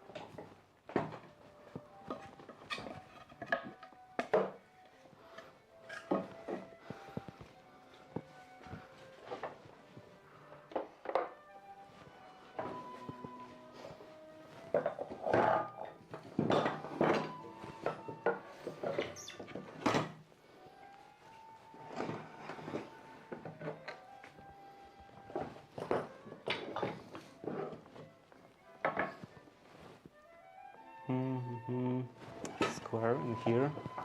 This can go in here.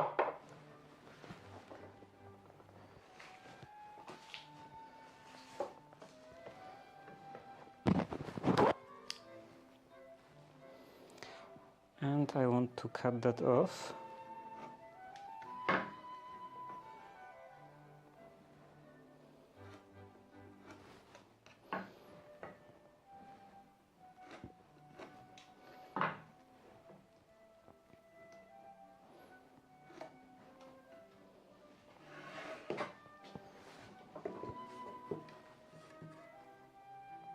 Yeah, mostly square.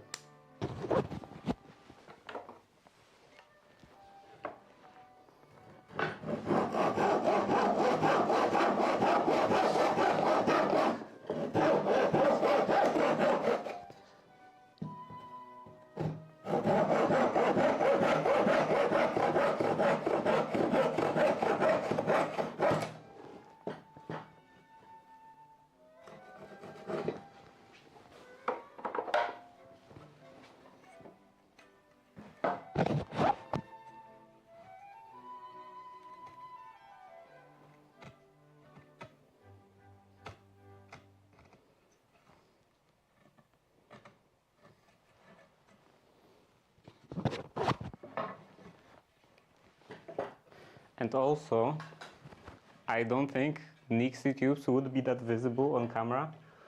Like, they are usually quite small.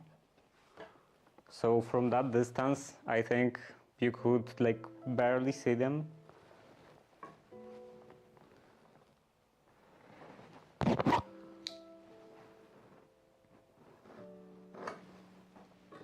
I would have a second camera. I would have to have a second camera just for those tubes.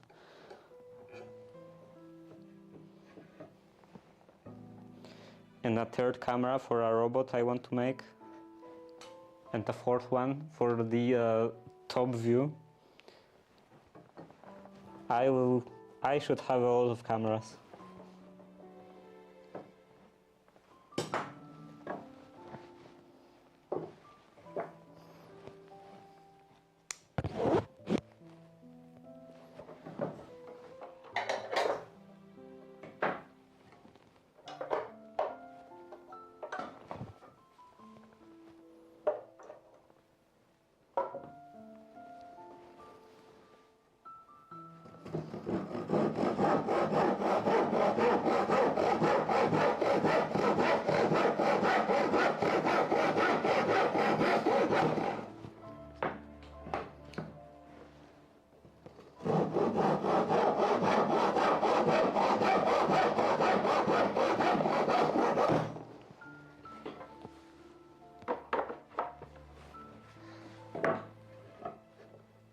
Okay, so I have two of those.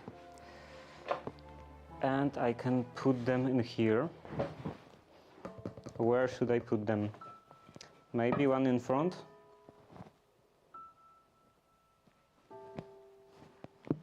And one somewhere in here?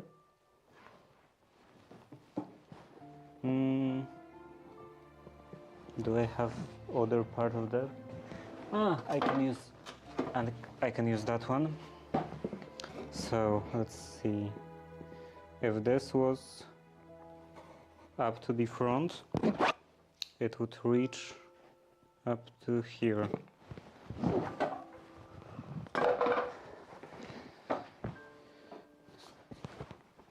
So yeah, I think I should put one somewhere in here. Maybe I should put two of them, I think.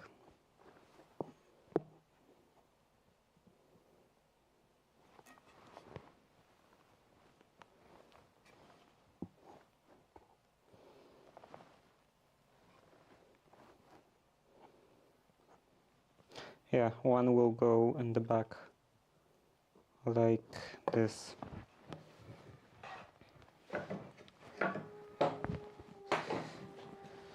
So I will use a square and mark this.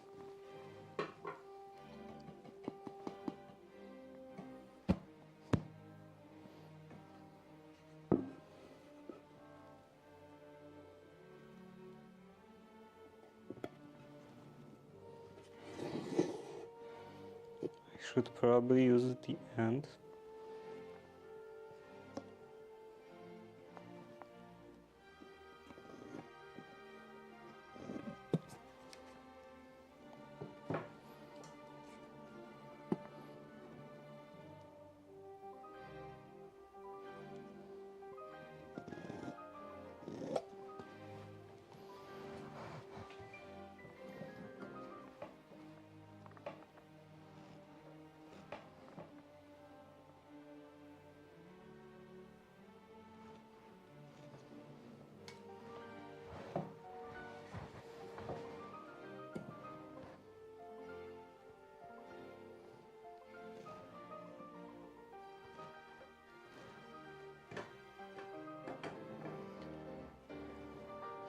The microphone still works. Let's see.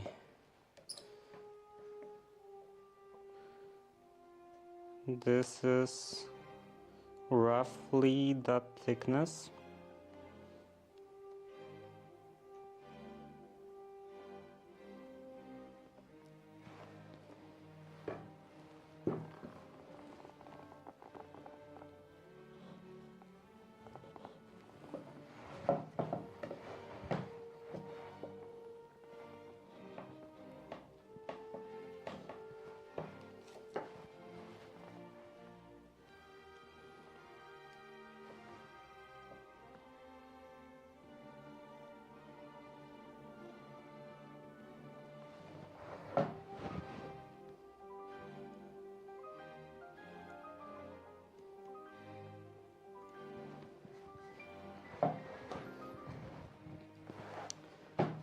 So let's cut it, and then I will do the other one on the other leg.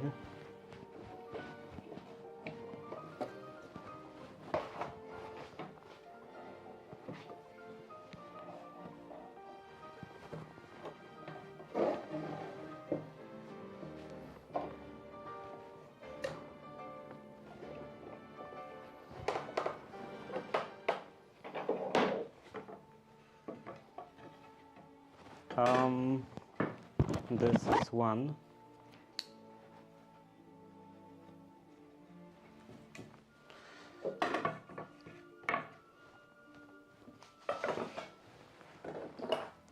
I don't need this in here.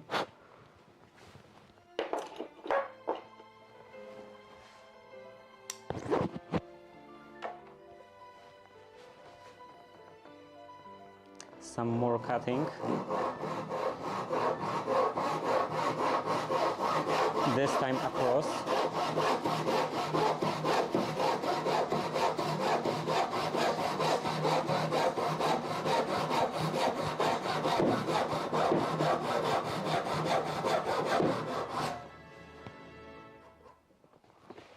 So it goes a bit better.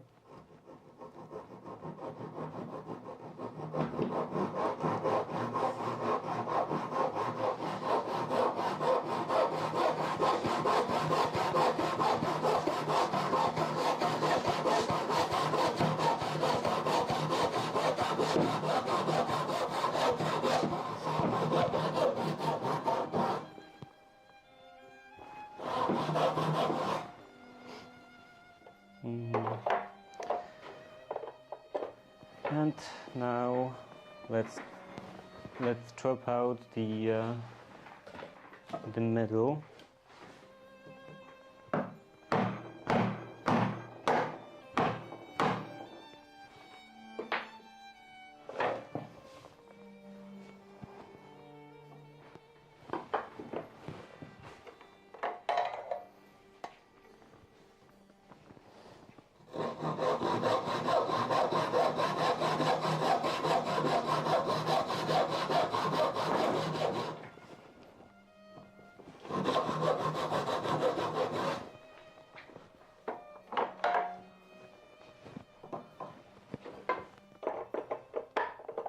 I will use the smaller one.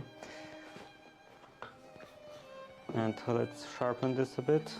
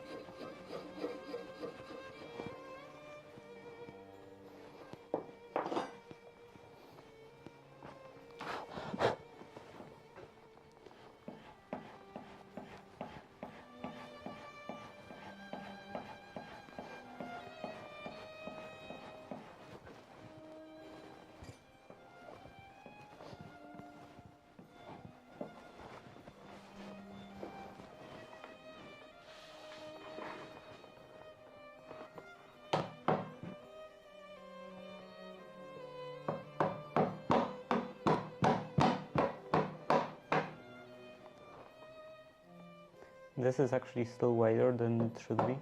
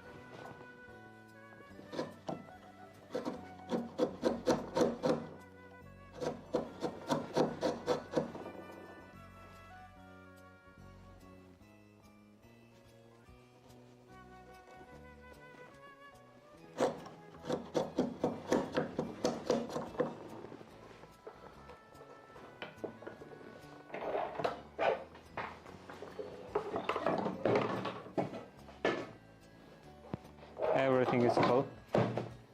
Literally everything is falling down.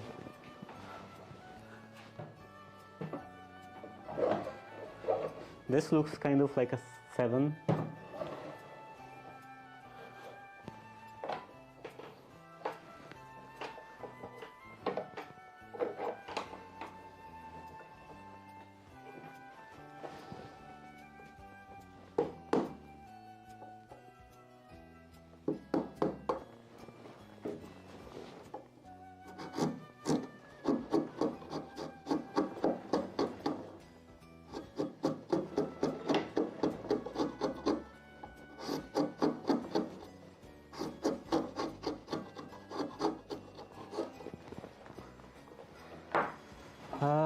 So I want this one, and I want to put this in here.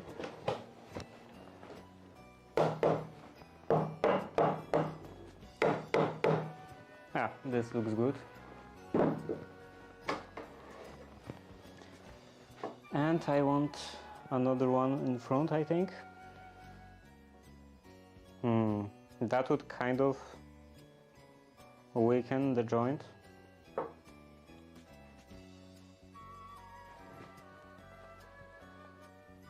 Unless I would make it stick out a bit.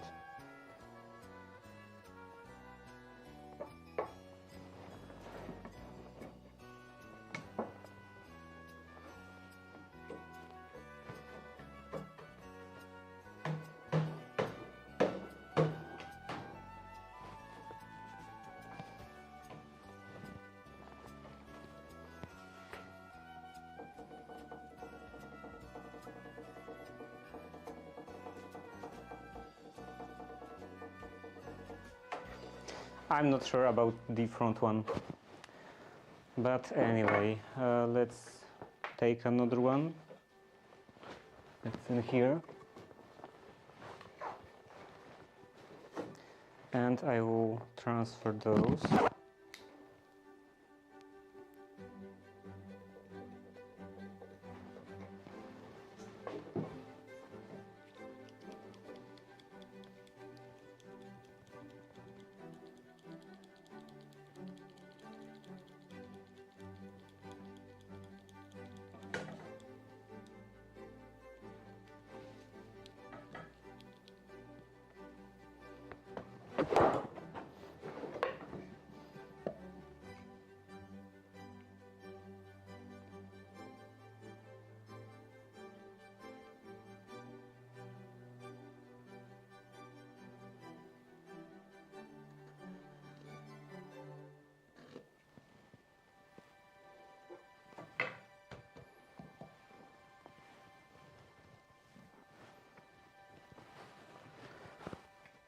So this one was at the other end. So this end will go in here.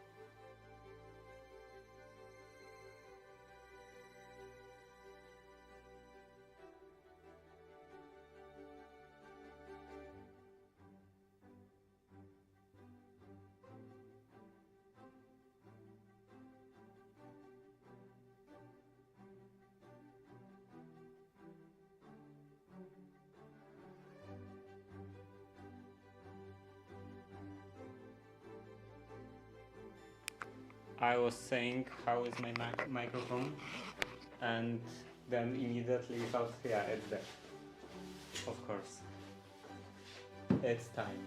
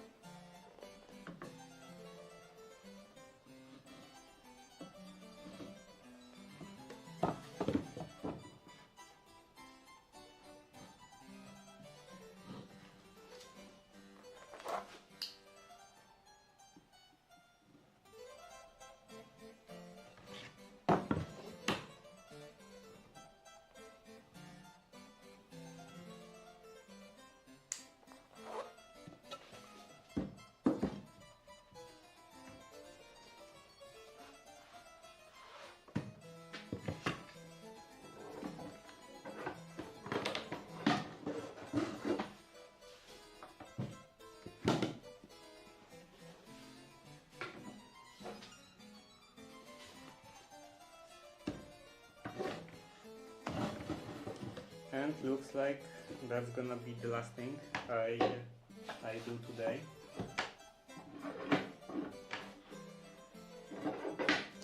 Half more hour. So I will attach this to the wall. And that will be it for today.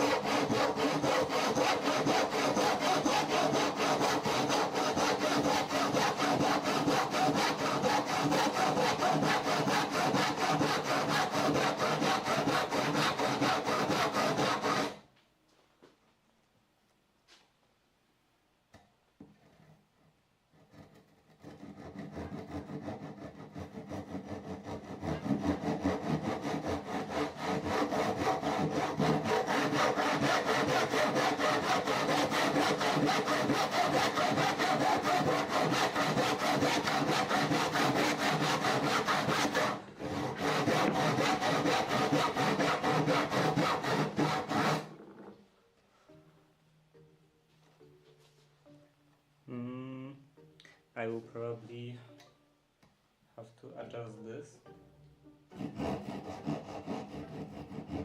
The ad starts in 5 seconds.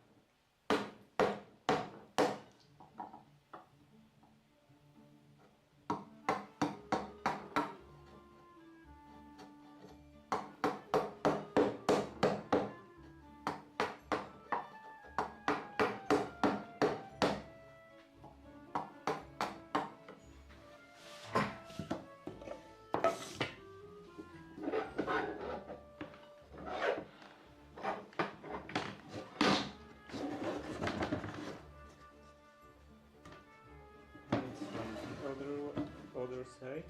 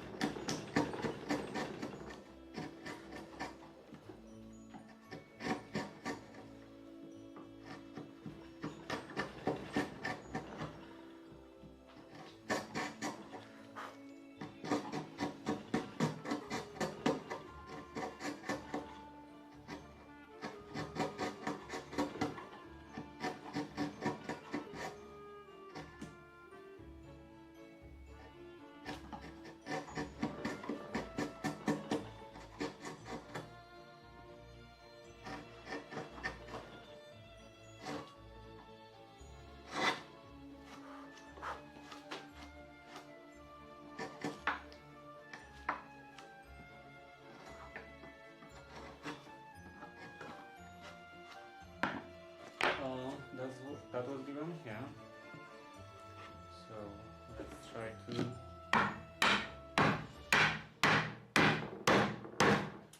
It's a bit too tight.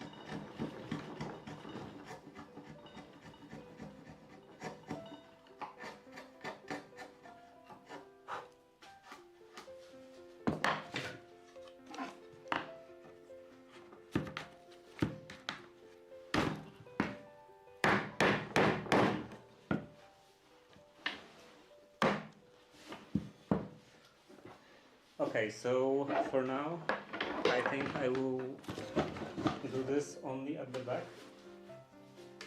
So it will be like this and like this.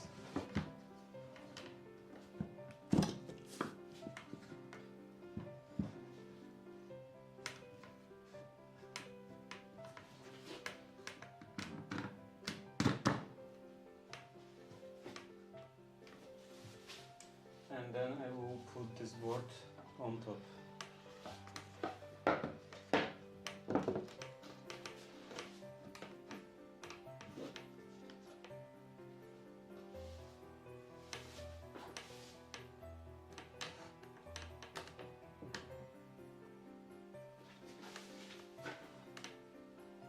Yeah, I think that one piece on that one beam in the back is enough support. Probably, maybe.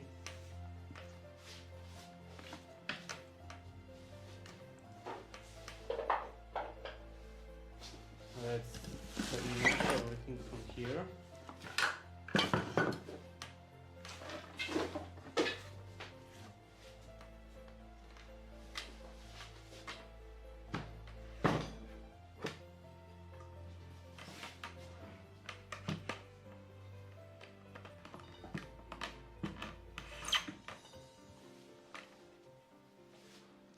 So now I need this bevel gauge and I need brackets that are this angle.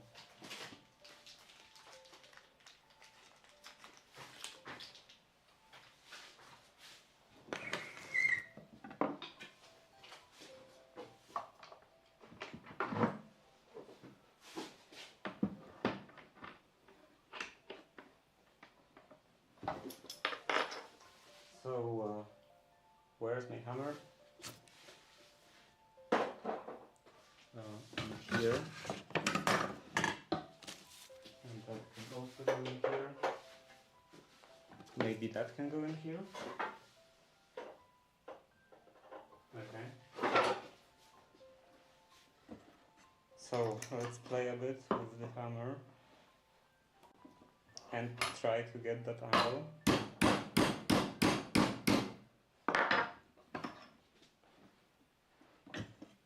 This will be quite hard.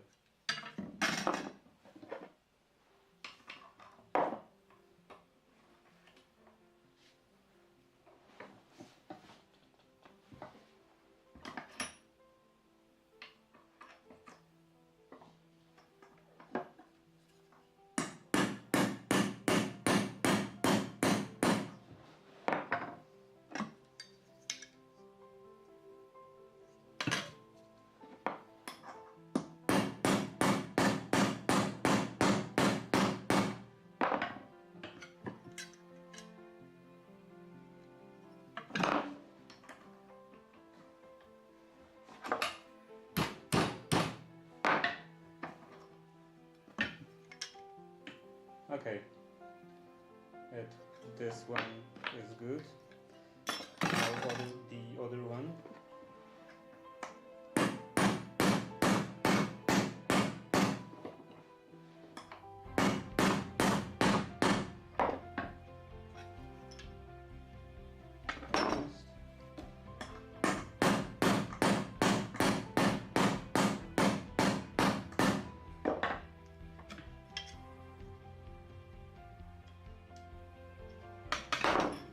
Went a bit overboard.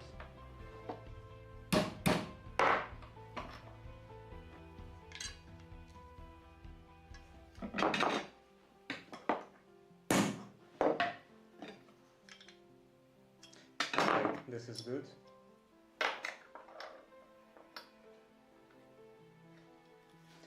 And I want to attach them in here.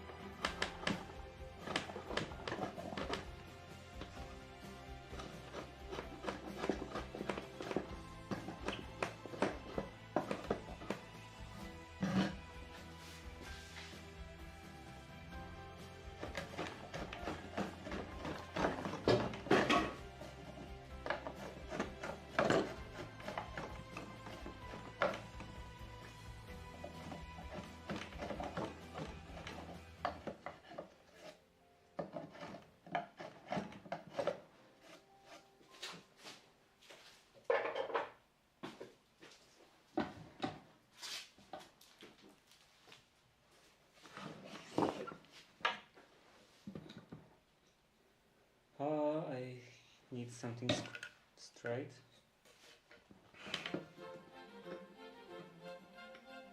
Okay, that's good. And I think I will put 2 screws in here.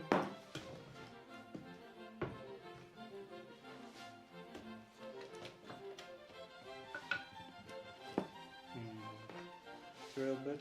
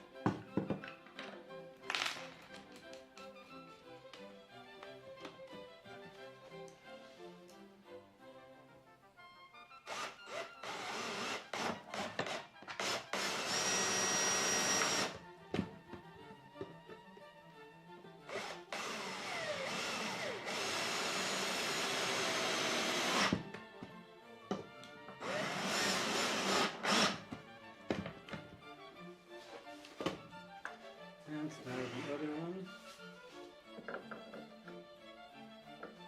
And looks like I've actually dealt with pretty much, well, at least almost all of my tools. I still have a couple of smaller ones, like the files and those overbits.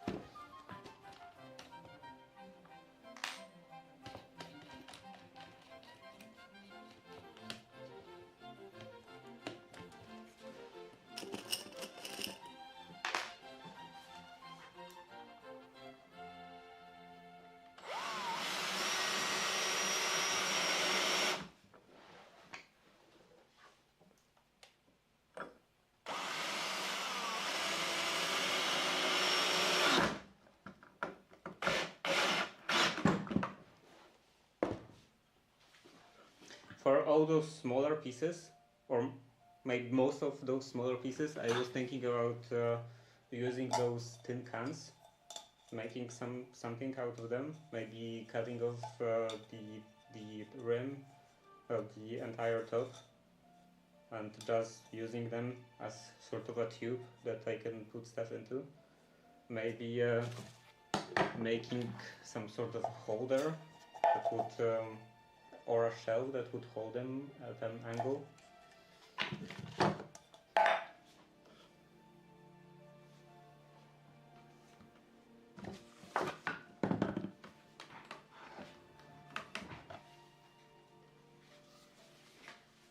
So yeah, this will go over here.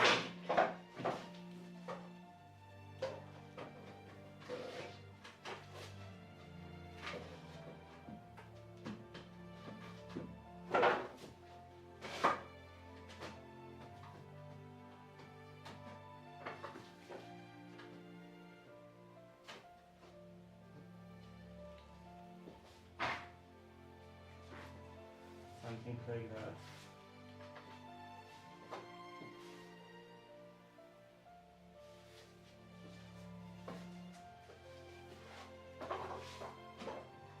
Actually, this is a bit high. This is very high. I would have to make it like up to here maybe.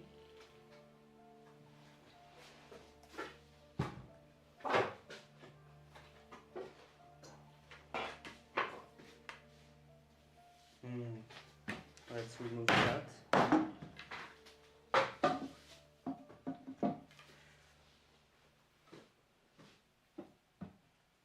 And also mark that. You should always mark your joints. So this will be one, and this is one. You could always, or maybe not always, you could often see those kind of marks on joints that are meant to be disassembled, like bed frames, for example. And this will be 2.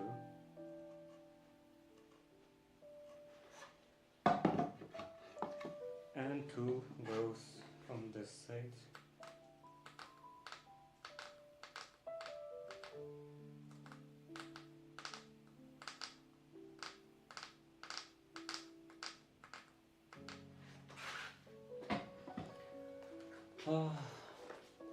Jars are the best as you can just screw the lid underneath the wood.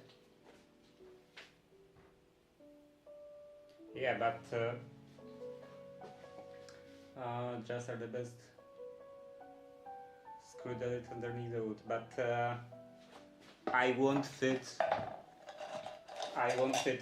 like a file like that into a closed jar. So like dealing with lids, screwing lids would be quite useless.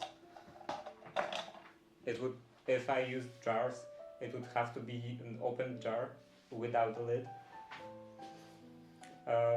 What was I doing? Oh, right. I want to trim it quite a bit. Maybe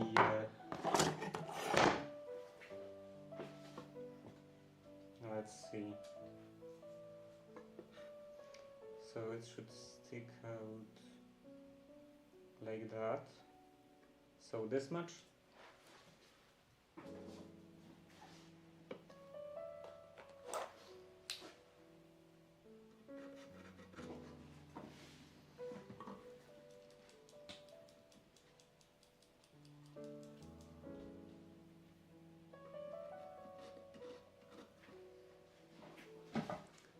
And the other leg.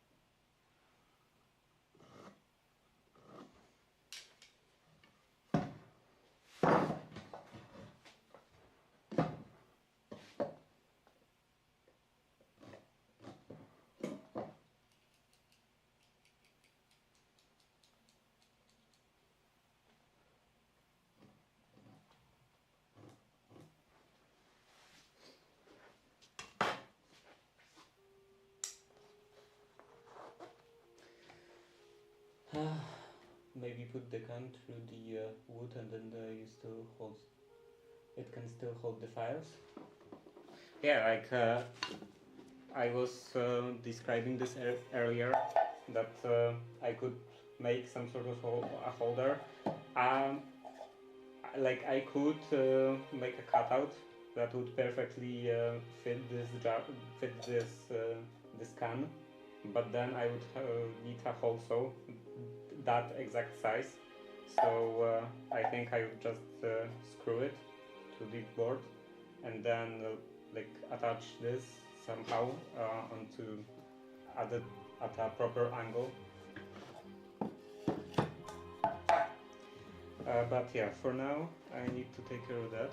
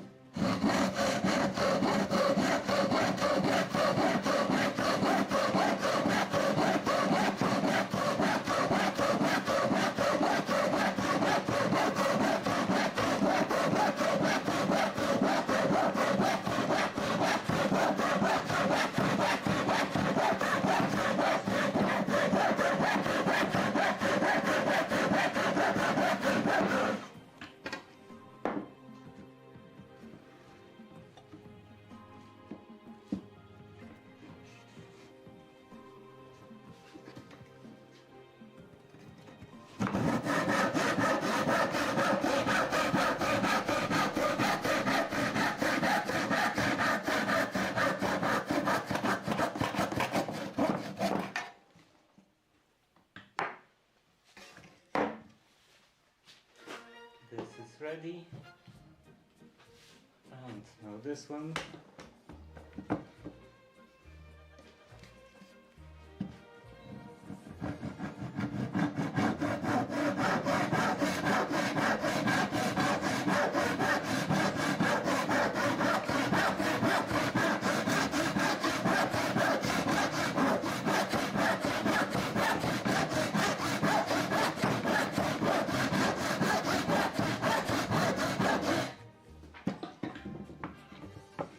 There is a knot of course in here.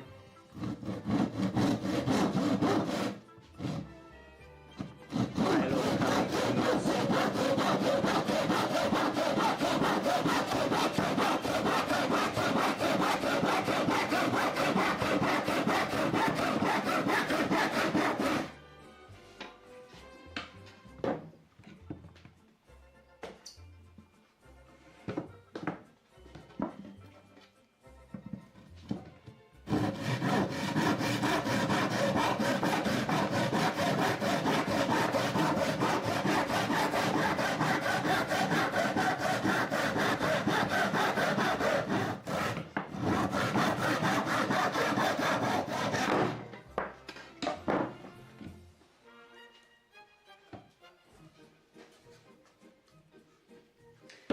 Okay, so this was one.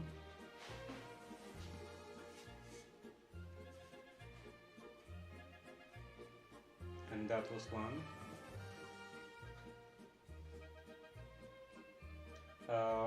Which way did they go?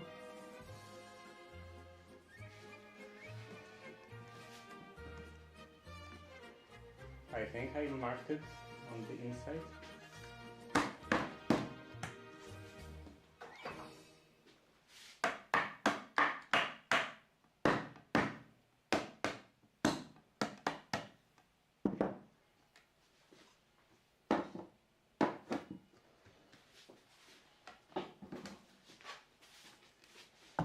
Okay, I should be slowly ending the stream.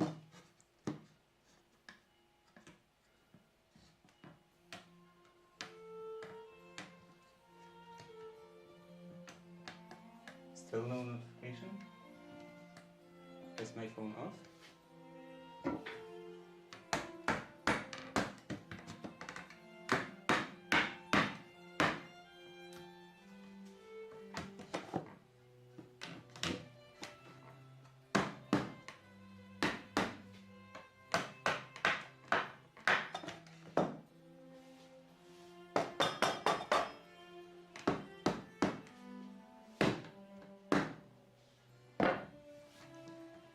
Okay, now I can put this in here.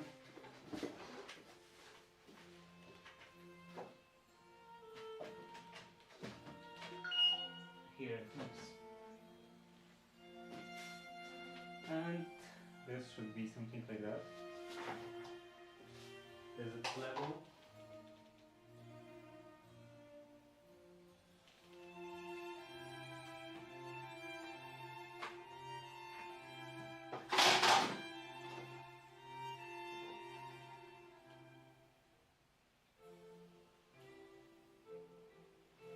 Okay, looks level. Is it plumb? Actually, I'm not even sure if this level works for plumb.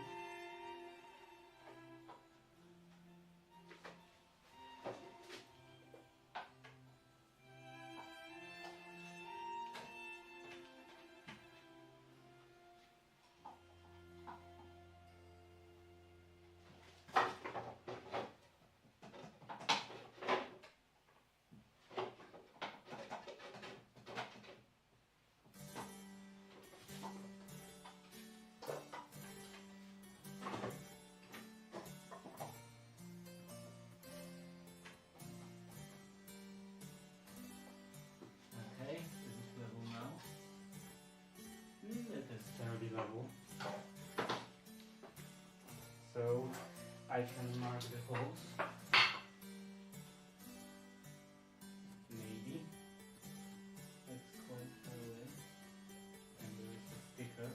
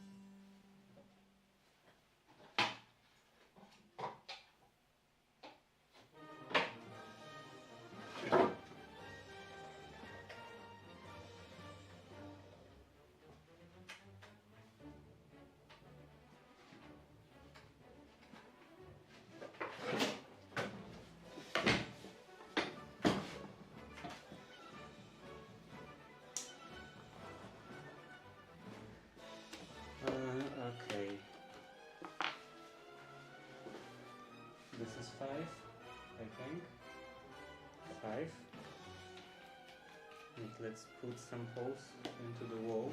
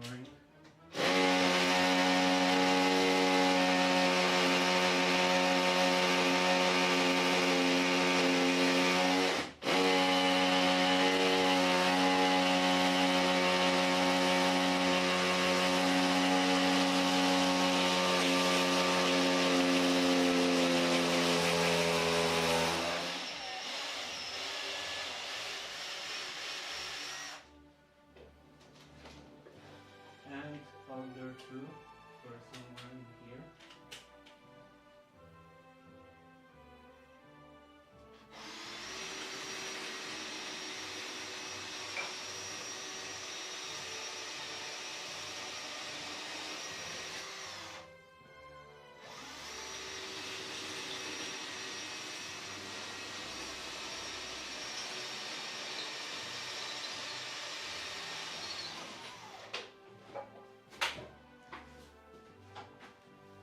And that will make this fireplace completely unusable because I won't be able to use it with this shelf pretty much directly against it. But I'm not using it anyway. It's super annoying to use it hammer in here. So let's see, one in here, one in here.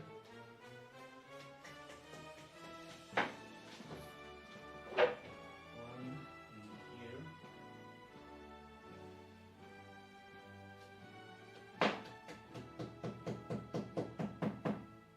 And the last one at the bottom.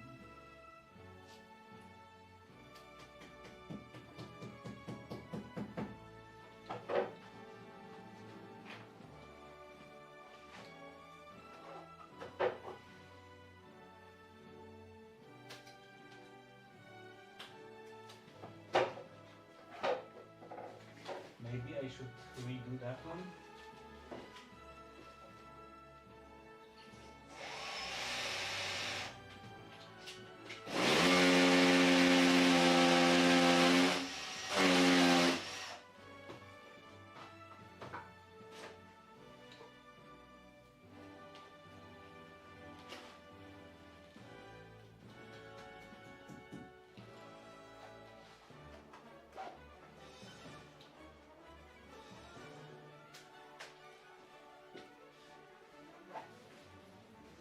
Okay.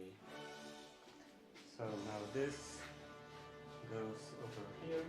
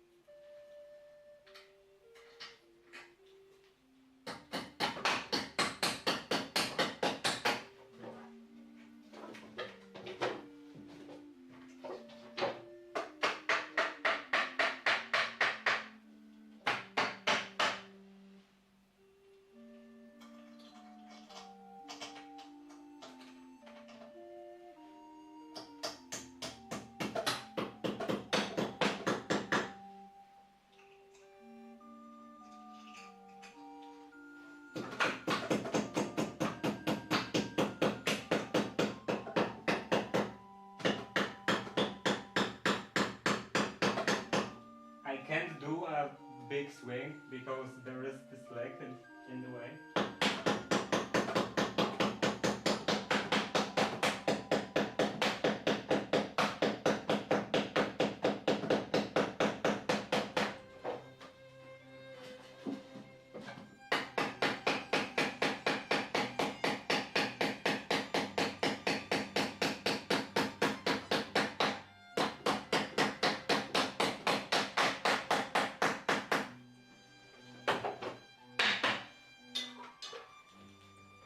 Okay, seems quite solid.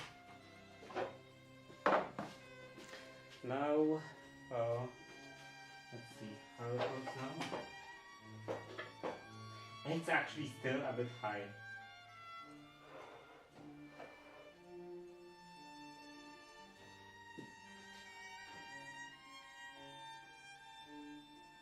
But I'm not redoing this.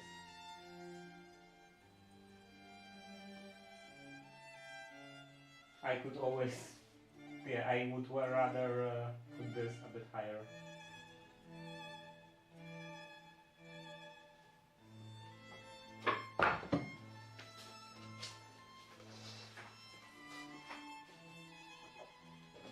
How does it work with that bit?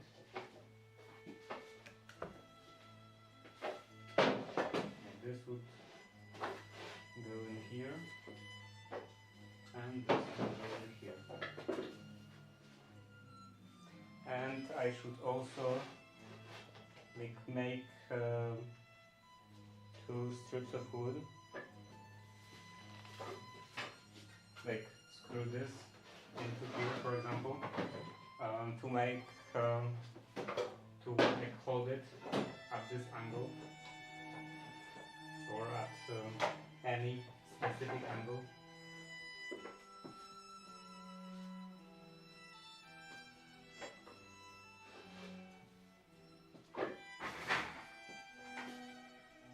Yeah, I think it's pretty good.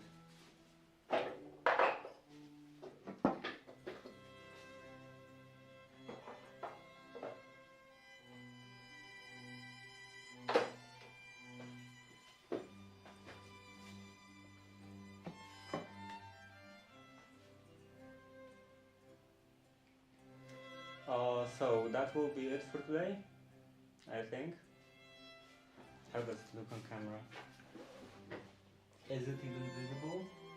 It is quite visible. Well,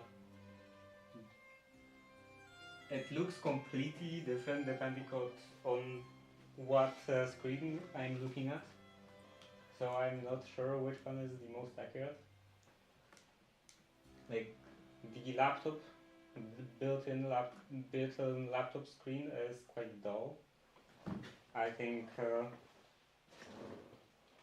you can see the colors a bit better on the one that is on the external one that I have on my monitor stand. But anyway, maybe I will cut the legs even lower, or maybe I will move this board up. I don't know. I will think about this tomorrow, because that's enough for today.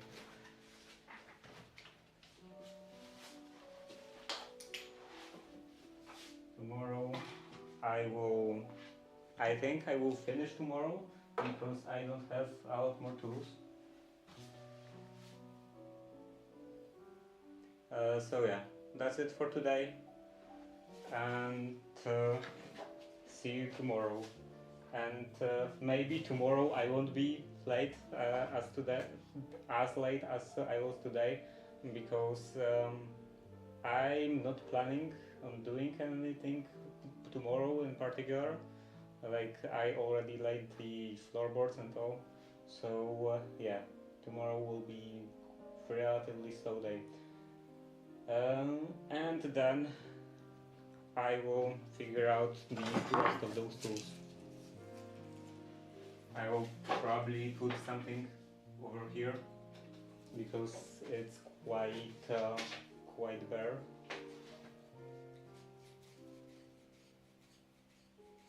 It looks quite nice, especially with this.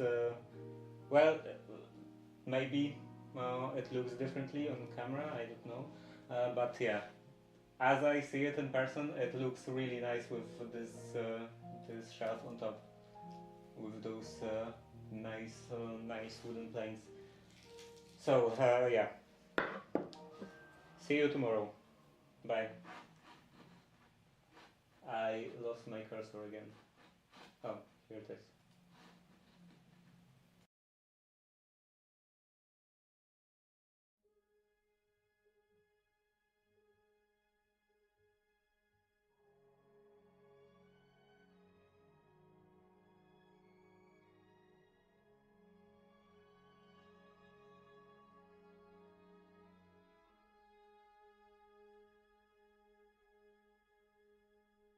Pour les deux perdus dans le monde, nos cœurs s'appelaient en chantant leurs chansons d'amour. Le printemps dansait dans la ronde, semant au soleil les fleurs de son retour. Toi, tu ne disais rien